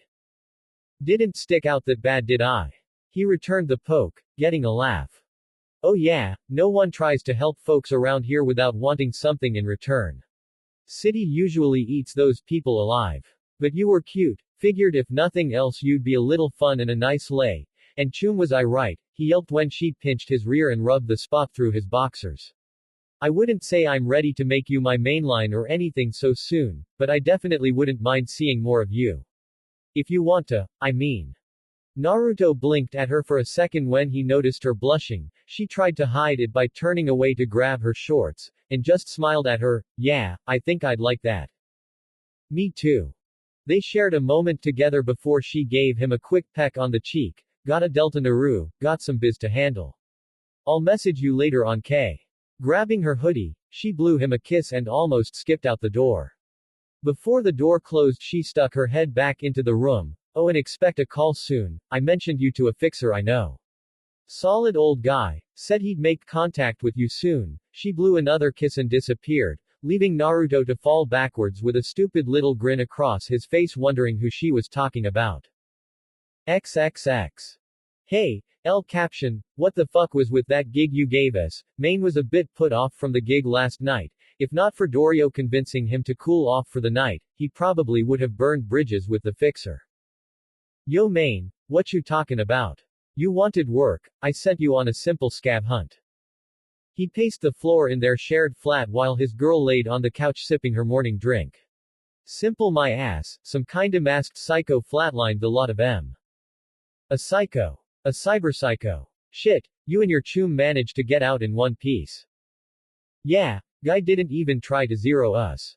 He was only after the scabs but almost mistook us for one of M. Fuckers packing some hardware too, dented a metal support like it wants shit and get this, disappeared in a cloud of smoke. There was silence for a moment. Yeah, sounds crazy I know. But it happened. The fixer looked both skeptical and pensive at the story, mainly the disappearing act. After all, with a good set of chrome or a decent enough pair of gorilla arms, one could dent metal or even rip a gonk in half. Well, either way you're alive, forwarding your payment now and don't look so surprised, even though someone else zeroed M. I still hired you for the job and let no one say that Muammar Reyes fucks over his people. He declared over the holo with a smirk, I'm gonna look into this, I don't like not knowing about new solos operating in my district. And with that he nodded and cut the call. Main idly noticed the notification informing him the funds had been added to his accounts. That's why he took work from El Capitan. They both operated on the same principle of not fucking over the other. You always got a fair shake, and as far as he was concerned it was the only way to operate. Hey babe. He looked over to Dorio who waved him over. Heard back from Kiwi, no luck. She's running with another crew for now, thinks she's mentoring a newbie. He chuckled and sat down next to her. Kiwi's mentoring someone, shit whoever it is must have some skill. She laid her head on his shoulder and he wrapped his arm around her. Well, we still have Sasha, the kid's good. Her own holo pinged with a notification of funds being transferred. Wonder what I'll get. Been thinking about saving up for a new pair of legs. She mused looking at the amount, making him lean over and rub her leg. Or maybe something else. I know you like these, she smirked, trailing a finger down his arm before grabbing his hand and twisting, getting a wince. But we can play later. You and me got an appointment with a ripper. Main groaned, still say I don't need a ripper checking my chrome, nothing I can't handle. Well, do it for me babe. She gave a quick kiss that ended his grumbling. XXX. Rico wasn't too sure what to think. After dropping off Ortiz back at her lair, and his nephew at one of his hangouts, he had plenty of time to process the shit he saw today. The scene around the garage was the work of a smooth cold-blooded operator. No shots fired, no one had any idea what was going on until they died. Inside, however, that was the work of a psychopath. Ortiz was a freak. She got off on it. Preem, shit she said. Diego was his sister's boy and he loved him but the boy was too young and stupid. What they saw inside brought back memories of the war and not the good ones. Most of the scavs were killed in similar ways to those outside but the last one, he knew torture when he saw it and this was not the kind for gathering intel. This was just pain for the sake of pain. Although, there was still that little voice in the back of his head telling him it was fine, Naruto told him what else he'd found in that building. Fucking kid killing scav. He grabbed his phone and dialed a number. He couldn't just ignore the place and hope someone stumbled across it later. A child didn't deserve to just rot like that. This is Officer Ward. Wanna start off by telling me how you got this number? Not important, but word on the street is that you're not like the usual pigs, an actual honest cop. Rico told him. Scav crew got flatlined last night, all zeroed. Sending you the deets on the location. Hold on, why are you contacting me with this? How are you connected to? One of their victims was a kid, a little girl. Her family should know. The officer was silent on the other line for a moment. Yeah, I'll pass it along to the right people. Now tell me who. Rico ended the call. He wasn't too worried about the man tracing the call to him. NCPD didn't waste the time or eddies with shit like that unless they got something out of it. Besides he had other shit to think about and more pressing issues to handle. XXX. After Cammy left, Naruto spent some time laying in bed, processing what happened. Were they dating? He guessed so. She said she wasn't ready for him to be her mainline, whatever that was. He'd heard the term several times and it seemed to be something like a boyfriend or girlfriend so. He rolled over and grabbed one of the new pillows that Cammy made him buy to replace the original Motel 1, clutching it and giggling like a familiar sage. He just couldn't help but feel excited. He was dating, well they'd already done much more than date but who cared. He kicked his feet a bit before relaxing with a deep sigh.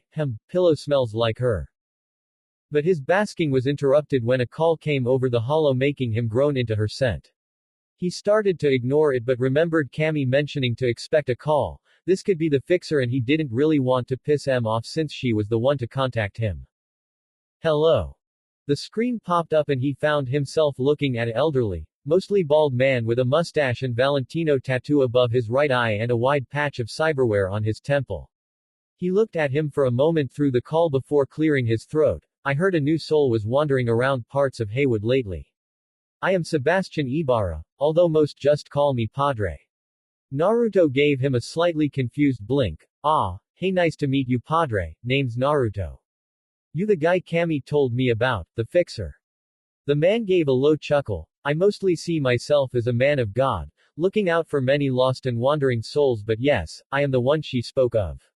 He reminded him a bit of the third Hokage. On the outside he seemed like a harmless and mostly kind old man but Naruto got the feeling that anyone who pissed him off would see anything but that.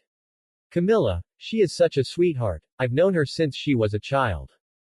Bet she was a handful. Oh yes, a hellraiser that won.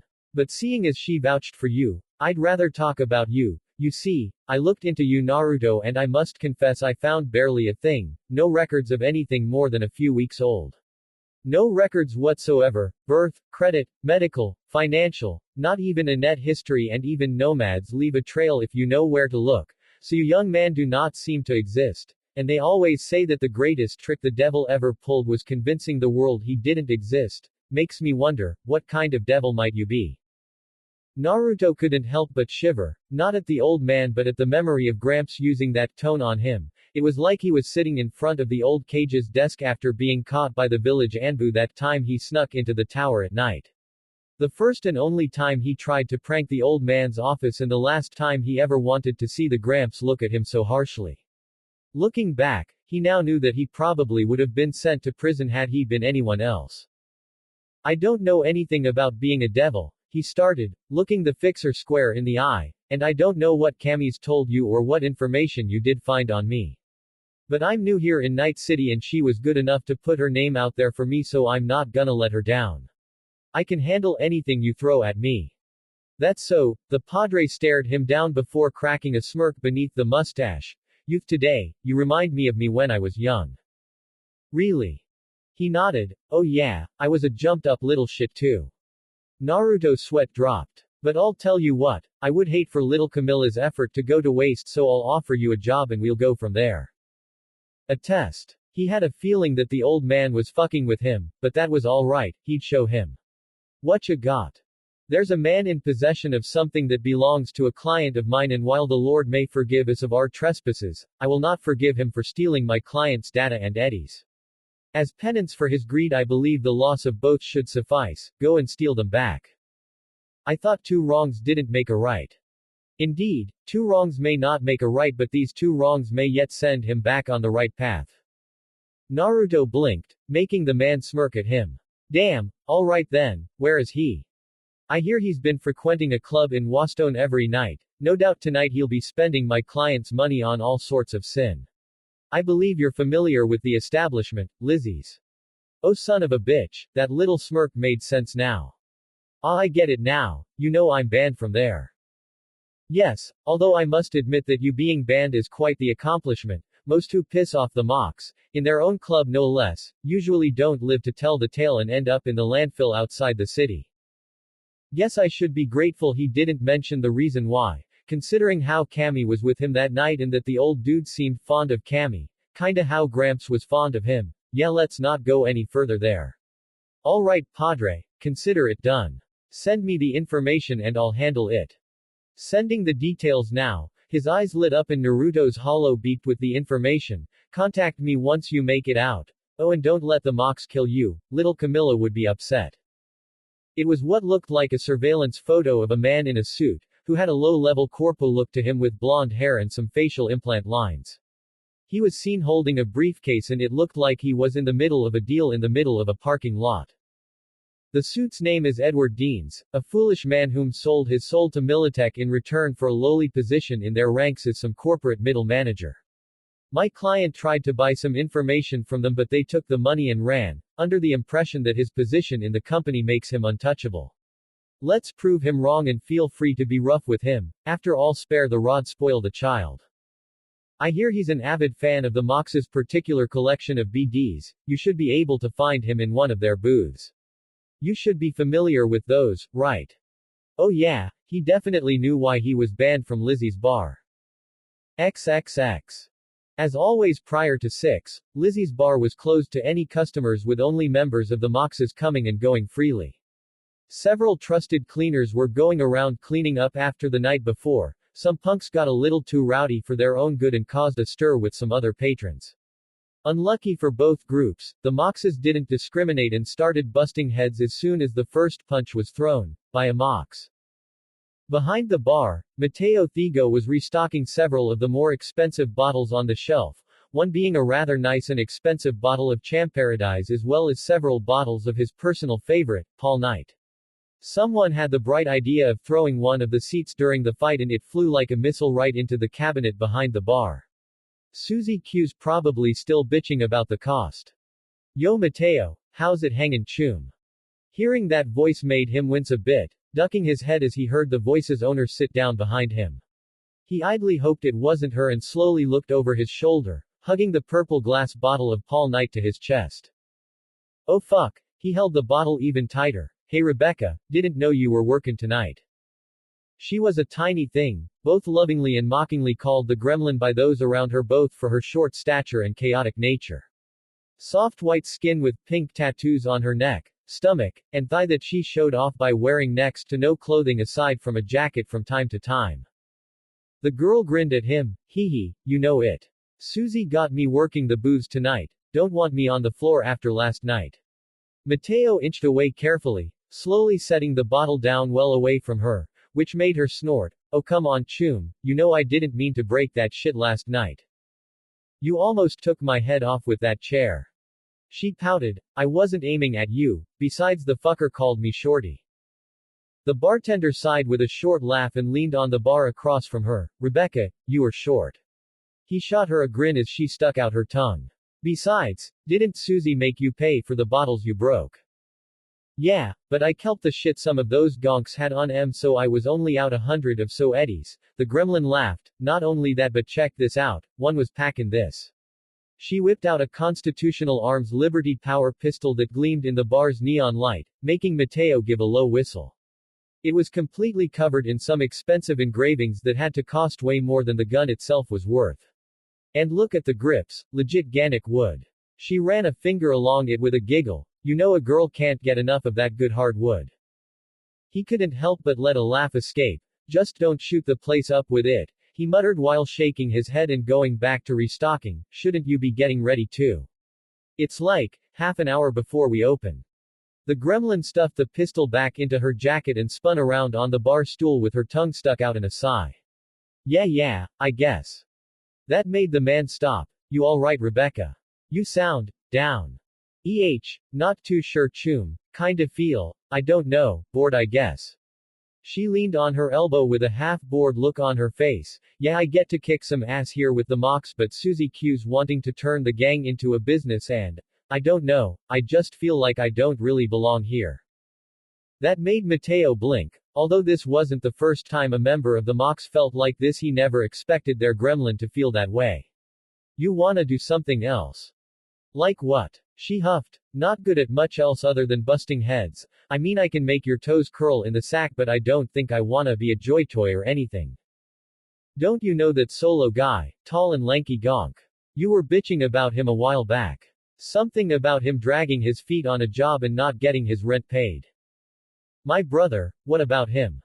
He's your brother. The look of shock on Mateo's face made her snort before he coughed. I mean, if he's a solo, why not team up with him and be a runner? You're a good shot, there's always work for people that can handle their shit. The look of revulsion made him slow to a stop and raise his hands in defeat. Or not, never mind. Just throwing it out there. She was disgusted with the idea of teaming up with Pillar. It was bad enough that they shared an apartment and he dragged his feet on the rent, not to mention his tendencies. Between the weird porn and his habit of going on a bender for days on end, she was pretty sure that if she had to work with him, she just might actually go ahead and kill him like she always promised. I'll think about it later. She slipped down off the stool and stepped away from the bar. Gonna go check in right quick. I'll probably stop by later, Chum. Watching over a bunch of gonks jacking it to BDs is a fucking snore. Then again, that's probably why Susie Q made her do it. She hated being bored and couldn't fuck with customers that didn't break the rules. Just don't slack off like Rita did. She grinned and returned to the bar, her head barely over the edge as she smirked at him. I heard she got on Susie Q's shit list a while back, but no one's told me how. Come on, Chum, spill those juicy deets. He looked around with a little grin of his own and leaned forward. You didn't hear it from me, alright. She nodded and winked. Couple gonks snuck into the VIP booth while she was fucking around on the clock. Some Valentino chica and blonde boy toy from the looks of him. He waggled his optics at her with a grin. Cutie too, blue eyes and whiskers on his cheeks. Anyway, Susie and a couple other mocks bust in to tune him up and find the chica Thoden, the guy in the booth. No fucking way, they kill M. I think Rita tried, probably to try and save her skin. Tried to crush his head with her bat when he was putting his dick away, but get this, the boy toy broke it. Like 1 second his dick was in his hand, the next he crushed Rita's bat in his hand. Mateo told her lowly, fucking Nova right. She couldn't help but nod while the guy muttered under his breath, that lucky cunt, she had a nice piece of ass like him and he's chromed out too. Rebecca snickered, just your type. He winked. You know it, if he'd give me a chance I'd show him just why I got these high-cap cyber lungs. And laughed at the look she gave him before she did the same. Fucking love ya, Mateo. She wiped a tear from her eye and gave him a wave. I'll catch up with ya again later on, alright Chum. The bartender nodded and returned the wave. Got it, Rebecca, I'll mix you up a drink later on tonight, K. With a nod, Rebecca strutted off deeper into the bar as the cleaning crew packed up and left. They did good work and the place was ready for another night of drinks, dancing, flirting, and rampant BD use. XXX. The outside of the bar was pretty much the same as the last time he was here as far as he could remember, although, last time he was high on synth coke laced with Dorf and drunk on Smash, which he thought was a weird energy drink at the time but turns out is a stupidly strong alcohol. But he was certain nothing had really changed. 2 Mox bouncers guarded the door, dressed in very little clothing and carrying various weapons. One he even recognized from before. She tried to hit him with a bat. That made him wince, Part of the reason why he was banned was from how he handled that situation. They were under the impression that he was some chrome junkie chipped with enough shit that he would make too much of a mess if they tried to handle him like they normally would. Heard one whisper something about Sandy, whatever that was. He couldn't just walk in, well he probably could. But he didn't want to cause that kind of chaos to be honest, so he smirked and found himself a little out of the way nook to step into and out of sight. In walked a blonde man a little less than 6 feet tall, and moments later, a young blonde woman with long pigtails sauntered out wearing short orange shorts that hugged her thighs and left little to the imagination, a tight tank top that showed off her figure, and a short orange vest over top. He looked down at himself and grabbed her own tits and squeezed. It had been a long time since he'd transformed into his Naruto form, and if he was honest, the time spent with Cammy seems to have influenced her shape, definitely how perky and bouncy his breasts were. Little did he know, a young man saw this blonde bombshell playing with her own chest, making them bounce absent-mindedly. He couldn't help but stare and nearly walked into traffic. If not for the driver slamming on brakes, he would have ended up a horny red smear on the pavement. Naruto, or now Naruko, walked over towards the entrance of the club and put on her best ditzy party girl face with a little smile, passing several cars and people in the parking lot. "Choom, you got to get your hands on the new BD they just released," one guy was telling his friend before his eyes widened. He started slapping his Choom's arm and nodding towards the passing blonde. Hey, check it. God damn, new Mox. Fuck if I know, damn what I wouldn't do to interface with her. Think she's got a BD. Naruko rolled her eyes. If she wasn't already in the middle of something, she had half a mind to change the henge and whip out a bigger dick than those monster dong dildos you see on Jig Jig Street. Really terrified those idiots. Well, hello there, fresh meat. One of the Mox hummed, seeing Naruko stop at the doorway, looking her up and down blatantly. Haven't seen you around here. Cool your jets, doll. The other Mox grinned, cocking her hips and holding the bat behind her head. You can try and get in her panties later. She grinned when the other punched her in the arm. Yo, not cool, Rita. She turned back to the blonde. Stick around though, cutie, I'll find you on my break. Go on in and have yourself a good time. Naruko almost blushed at the look she was giving her. The Mox girl was laying it on thick, making AV with her fingers and slowly licking between them, making sure that she knew exactly what she wanted to do to the blonde. I just might do that. There was something about her voice that set the Mox on edge, made her grin and take a deep breath while making little movements side to side. Maybe come and find me later on. They let her pass and she narrowly dodged Doll's wandering hand that tried to swat at her rear. Don't look at me like that, Rita. Naruko could hear her hiss through the door. You want to wrap those thighs around your head too? I saw you staring at that tight little ass. Lizzie's was going strong just like any other day. People dancing, drinks being poured, BDs being slung by the girls. One already very drunk couple were in the process of getting dragged out. Whether or not they'll get the shit beat out of them he didn't know, but he needed to find his way back to the VIP area. Several people stared at her as she walked past the front desk, nodding and bouncing a little to the beat and deeper into the club. But before she could even get close to the VIP area, she'd already been hit on by a couple different chumps. Hey, can I buy you a drink? I like the way you move, girl. Wanna see my new Mr. Stud? What can that mouth do? Her responses steadily got colder. Naruko didn't know if they were too drunk or too dense to get the hint and wondered why, for a second at least. Looking down, she sweat dropped. Oh right, her tits. Smack. She flinched and spun around to see a man at least a foot taller than her and 2 times her size grinning down at her with a pair of round lens for eyes. He was shaking his hand and went to touch her again only for his wrist to be caught. Did you just? She growled lowly, eyes narrowing. Oh yeah, got a nice feel of that sexy little awe. He sank to his knees, clutching at his arm as she snapped his wrist like a twig. The synth flesh around her hand ripped and sparks shot from his implants as they were crushed inside. If they hadn't already caught the attention of folks around, his screaming definitely did, and from the corner of her eye she could see a couple Mox staring towards them both. If she got kicked out, she could always just henge into another person and come right back, so fuck it, fucker wanted to get a feel, she'll let him feel something. She twisted again, pulling the screaming man towards her and kneeing him in the chin. He fell back onto the floor with blood on his lips, only to be kicked viciously in the chest and side. I'll teach you not to slap my ass, bitch. Naruto hissed between each kick, and for some reason she wasn't pulled away from the guy like she was expecting to be. It wasn't until she took a step back to get one last kick that the mox stepped in and pulled her away. Fucking hell, bitch, that's enough. The woman snapped, snatching her back by her vest. Hit the gonk one more time and I'll bounce your little ass out with him. The woman then snapped at two other moxes. And you two, you just gonna stand there and watch this little twat kill em. Toss that motherfucker out and do your fucking jobs. Sorry Susie, gotcha Suze. The pair snatched the gasping man up off the floor and took him to the back, probably to beat his ass some more before dumping him outside. She looked tough as nails, and chipped with a good amount of chrome. Half of her face was replaced with a faceplate slightly lighter than her own dark skin. The most striking thing she saw at the moment though, was the pink spikes jutting from both arms like a mace. What are the rest of you looking at, huh?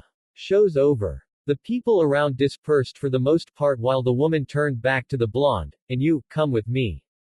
Naruto blinked as she was dragged away like a petulant child by the woman. For a second she thought about breaking free but fought down the impulse. The woman, Susie, pushed past a couple of people blocking her way, passing the doorway leading to the VIP area as she led her into a rather plain office with a few shelves and a long bench on one wall and a L-shaped desk in the corner holding her impressive set of monitors. Sorry about that shit, she started, falling back onto the chair at the desk, leaving Naruto standing there awkwardly. Should never have let that gonk in honestly, he looked like trouble. I'm Susie Q by the way. Naruto. Well Naruto, you got some fucking style, I'll give you that. Susie turned to the computer and taped a few keys, searching through a few screens before bringing up a recording of the blonde snapping the guy's arm. Couldn't have handled the gonk better myself, she laughed, crossing her arms and watching the beating. Thanks. Am I in trouble? She shook her head, waving off the question. Nah, we got a policy about customers fighting. Normally we'd tune both your asses up and toss you out, but shit, we all saw what happened. Far as our regulars are concerned, you're getting threatened or shaken down for fighting. Give it a few minutes and you're free to get back to partying. You're not like I thought you'd be. Naruto looked around the room and moved to sit on the couch. Thought you'd be more of a hardass. That made the woman snort. I have to be with these cunts. If I let em run wild they'd burn the place down by the end of week. Hell, every day I wake up I wonder how this place is still standing. Seems like every time I turn around there's another fire to put out. XXX. Yo doll, you fucking missed it Chum. The mox in question turned along with Rita as the doors opened up and their friend Nox walked out, adjusting her chrome wraparound shades and spiked choker after sliding on her blue synth leather jacket over her leopard print top. You know that blonde whose pic you posted in our chat? Oh yeah, can't wait to chat that up. She grinned watching her friend take a hit from an inhaler. What about her? Behind her shades, her eyes lit up. Might wanna be careful, bitch has some claws. Check the pic I snapped. Doll's eyes lit up upon receiving the message, making her whistle. Hot damn, it was the blonde girl kicking the shit out of another man. Shit, Gonk's arm is fucked. Wait, where is she now? Susie Q snatched her up. Probably ripping her a new one and not in the fun way. Nox mused, making the woman kick a stray rock and curse. Fuck. She groaned out. Fucking Susie, she's gonna scare that cutie away.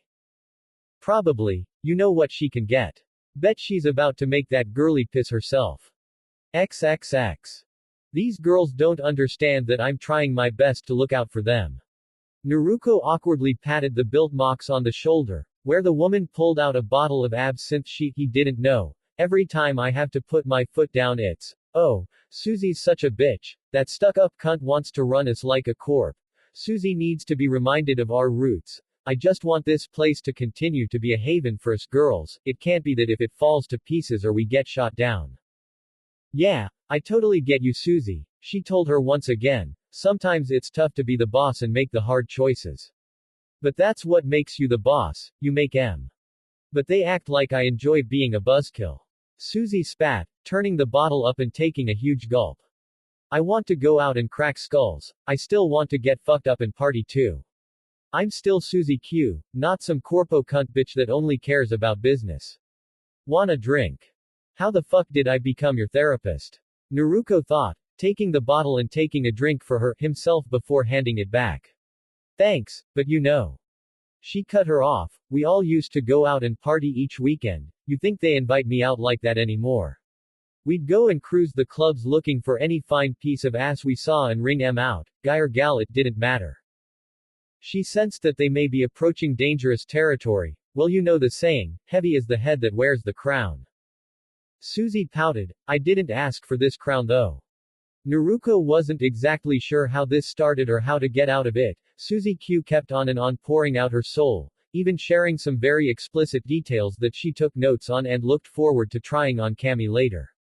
The more the woman talked, the more she drank until she finished the bottle and swayed in place next to her. You sure you don't want to try? Suzy slurred with a grin and a playful tone, leaning heavily on the blonde who slowly slid away, laying her down on the couch. I'm pretty good. How about next time, huh? Naruto took the women's coat from her desk and laid it over her body. It wasn't nearly big enough to cover her torso, but she didn't complain. When you're not so smashed. He, something will get smashed, she groaned, stretching out and touching the blonde's thigh drunkenly, making Naruto grimace. Finally. Now she could get back to the job at hand. Sneaking out of the office, Naruto stuck to the shadows as best she could, which proved to be a challenge with the pulsing neon lights of the club plus the sheer amount of people, but the ninja made it past the doorway with little to no hiccups along the way, well for the most part.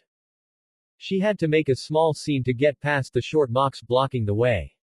But it was taken care of by making a passing Patton spill his drink on the girl, who turned into a raging gremlin and chased the guy away at gunpoint, giving her the chance to slip past while another Mox calmed the short, pale-skinned girl down.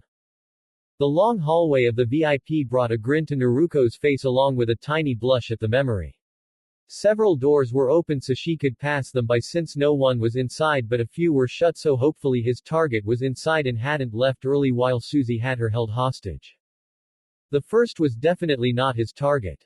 Upon opening the door, she had been treated to a small group of men lounged back on the chairs in the middle of their erotic braindances, as evidenced by their tented pants.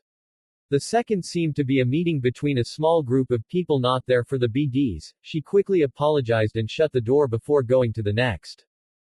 Bingo. There was her target, oblivious to the world around him. A glowing BD headset over his face and his briefcase on the couch next to him under his hand. The round hollow table in the middle of the room pulsed with a holographic woman dancing to the music around them while he stealthy creeped over and grabbed the handle. The job was to get the case not hurt him so she wouldn't disable him or anything, let him enjoy the literal mindfuck he was in the middle of experiencing. The door slid open suddenly. Hey Gonkbrain.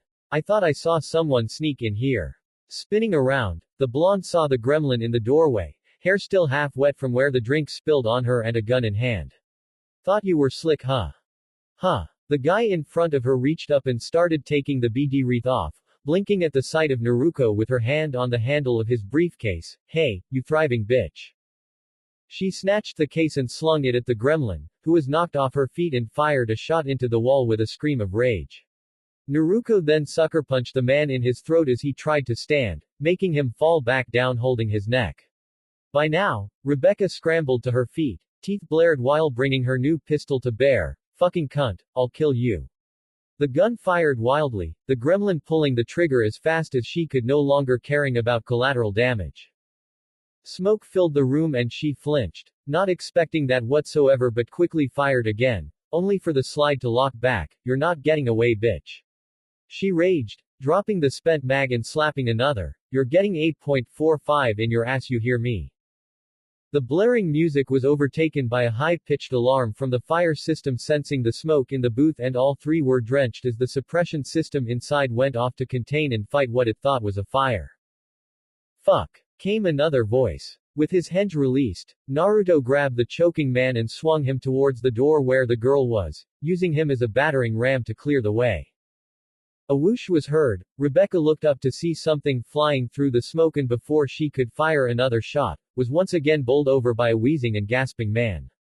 She kicked and screamed under him, beating him with the grip of her pistol. Get your fat ass of me, you gonk fuck. The pistol was kicked from her hand by a blonde, but not the one she was expecting. It was a guy. That shocked her, she knew there was a girl in there. Where the fuck did he come from? Naruto snatched the briefcase up off the floor and smirked at her, better luck next time short stuff. I'll kill you. He stepped on the guy pinning her, making both wheeze before sprinting down the hallway, following the exit signs and away from the screaming behind him. Several turns, one man trampled, and two mocks knocked down later. He burst through a fire exit door and slammed it shut behind him as bullets slammed into the metal behind him. From there it was a simple case of running like hell away from Lizzie's bar, quickly leaving the mocks behind with a pale-skinned gun-wielding gremlin leading the chase as he made his way to a rooftop and made tracks. He stopped after a bit and held his side, she got him good. Naruto looked at his hand and grimaced at the blood, it was healing but fuck did it hurt. Dialing the Padre's number, Naruto sat down on an air conditioning unit and winced as the bullet was pushed out slowly. Hey Padre, I got the briefcase, where do you want me to drop it off at? XXX. Unbeknownst to Naruto, his actions garnered a bit more attention than he was aware. News of the killings was glossed over by the media, but those that stayed plugged into the scene knew that there was a new runner along the edge and that this solo had some skill. Killing a scav crew wasn't anything to brag about, solo or not, ghosting the gonks without anyone being none the wiser. That was some next level shit, and to top it off, this solo was connected to the 6th Street gangers. Took a while to get around. Apparently some banger was bragging to another about overhearing some hush-hush biz about the one responsible for the job, that the operator was a ninja, not like those Arasaka ninja but a shinobi. Jokes were made at the person's expense, yeah right, like that was true. But the name stuck and some joked around to, watch your six around Arroyo, or the 6th Street Shino will flatline your ass. But while rumors and gossip flew, Naruto continued gathering what information he could around Night City and played around with some of his new weapons to figure out how they worked. Fun fact, taking the magazine out of the gun doesn't unchamber it, he came to find out, it'll still fire. The hole in the wall could attest to that along with his nearly ruined underwear. But strangely enough, no one complained about the gunshot. XXX. 5 months later. XXX. Those that mocked and joked about the existence of the 6th Street Shino quickly changed their tune when more and more scav haunts around the Santo Domingo area and parts of Haywood started being ghosted in the night. Sometimes other members of the crew managed to survive only due to the fact that they happened to be gone at the time, returning only to find their friends assassinated. Some groups were only found by curious people wondering what the god-awful smell coming from an abandoned building was. Numbers of scav infestations dwindled and people breathed a sigh of relief at not having to worry about being snatched off the streets by a bunch of chrome-thieving butchers. Aside from his one-man crusade against the scav population, Naruto kept himself busy with helping Rico as well. Undermining the rival faction within the 6th Street gang by sabotaging them covertly and making the rival leader look like a gonk. Apparently, outright killing the man wasn't the best move according to the leader of the gang, Rick Morton, whom Naruto hadn't met yet, not that he really wanted to. But with all his sabotage and stealing their supplies, Naruto now had a nice little cache of weapons and gear locked away in a storage unit for whenever he needed, not including what he had sealed away on his person. But cleaning the streets and dealing with gang issues wasn't all he did, his relationship with Cammy was progressing nicely. They were seeing each other regularly now, and while they weren't what she called each other's mainline, more like that she was his exclusive input, whatever that meant. They'd both moved out of the no-tell motel and found places of their own a while back. Well, she found a small apartment that he crashed in more often than not. He had trouble finding a place of his own and stayed in his storage unit when they didn't stay together. It was cramped and didn't have any windows, but so was his storage unit, and he slept with her, so he didn't have any reason to complain. Cammy recently hinted at them finding a place together and he wasn't opposed to the idea. Night City was still a horrible place of corruption, greed, and inhumanity, no doubt about it, but it was growing on him. He saw more of it working some side jobs with the Padre every now and then when he needed a few extra eddies. XXX. Ah, the Badlands. Cammy pouted, her lip poking out with a fake whine, but that's so far and you'll be gone so long. She was sitting on her knees on their admittedly too small bed in her apartment, hair in a messy bun while he set his 2 duffel bags on the floor. One made a heavy thump when he did, loaded with his gear and weapons. She fell back on the bed dramatically with her wrist to her forehead. I'll be so lonely, whatever shall I do while you're gone? The blonde chuckled as he sat down and untied his shoes, not exactly the same sandals he used to have, but the old pair were worn and had to be repaired or replaced. It's only for a couple weeks, a month tops. It won't be that bad. He could feel her roll around on the bed before her arms snaked around his body. You're heading out tomorrow for a whole month. Her breath against the back of his neck caused goosebumps and she knew it. He felt her body press against his back and her arms slip under his shirt. You'll be out in the dust and dirt all month playing nomad and you'll leave your sexy, horny, input all alone here in the city. He smirked, knowing this game she was playing. Don't be out there fucking some dusty little nomad puta you find out there. She pinched him warningly and kissed his ear. Cause I'll know.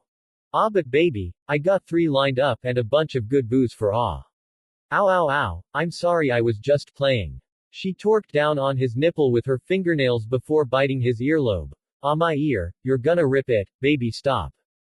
She released his nip and kissed his ear. I know you wouldn't fuck around on me. She gave it another kiss with a grin. I also know you like when I bite.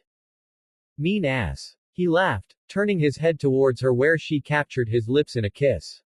They stayed like that for a bit, locked in a heated kiss before breaking apart for breath where she leaned her cheek on his shoulder while he finished taking off his shoes.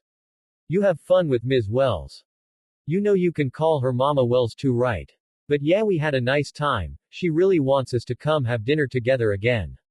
He nodded slowly. He didn't know how she did it, but that woman was a goddess in the kitchen. He wasn't exactly sure what it was and couldn't pronounce it to save his life, but he'd place it proudly at the number 2 spot of the best foods ever made, right behind Ichiraku ramen of course. Oh, and I talked to Jackie today. He really wants to talk to you. Really? I doubt he wants to pick a fight. Mama Wells and Pepe said he's really changed. He wants to make up for the way he acted and apologize to you.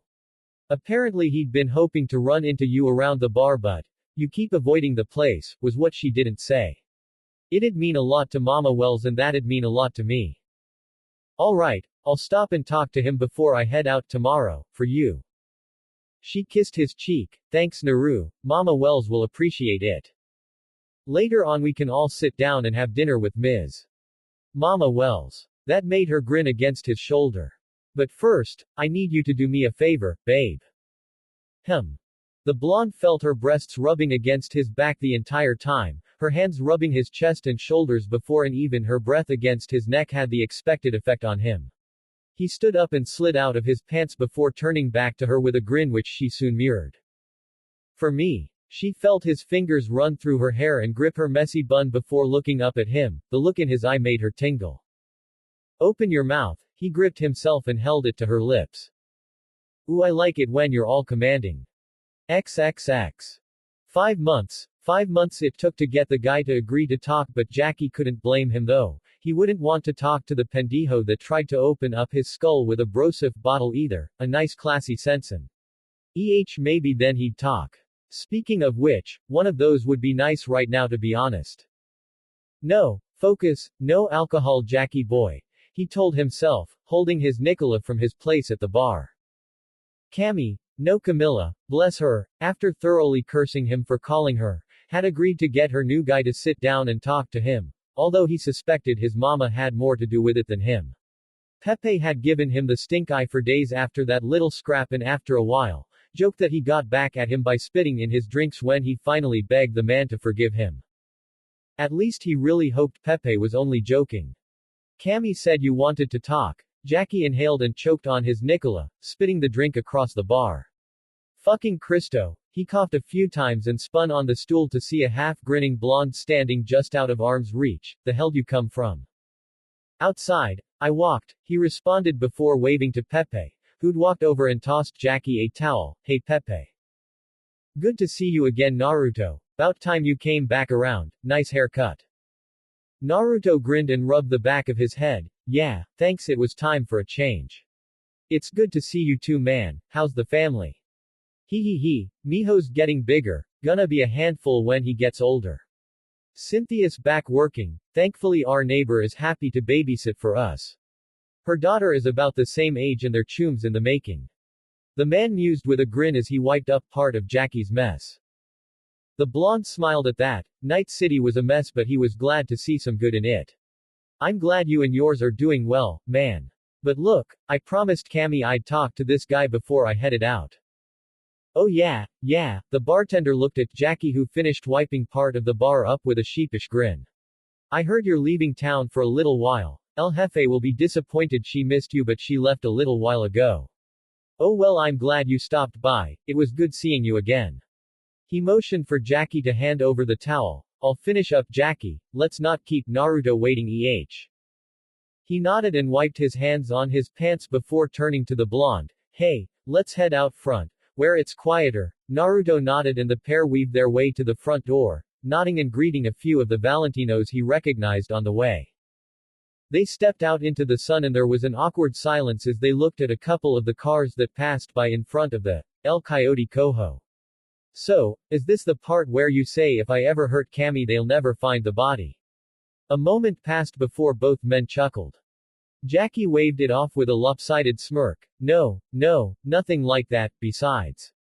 Between Camilla and Mama, I doubt I'd have to do anything. He smirked before clearing his throat. No, I really just wanted to say I'm sorry.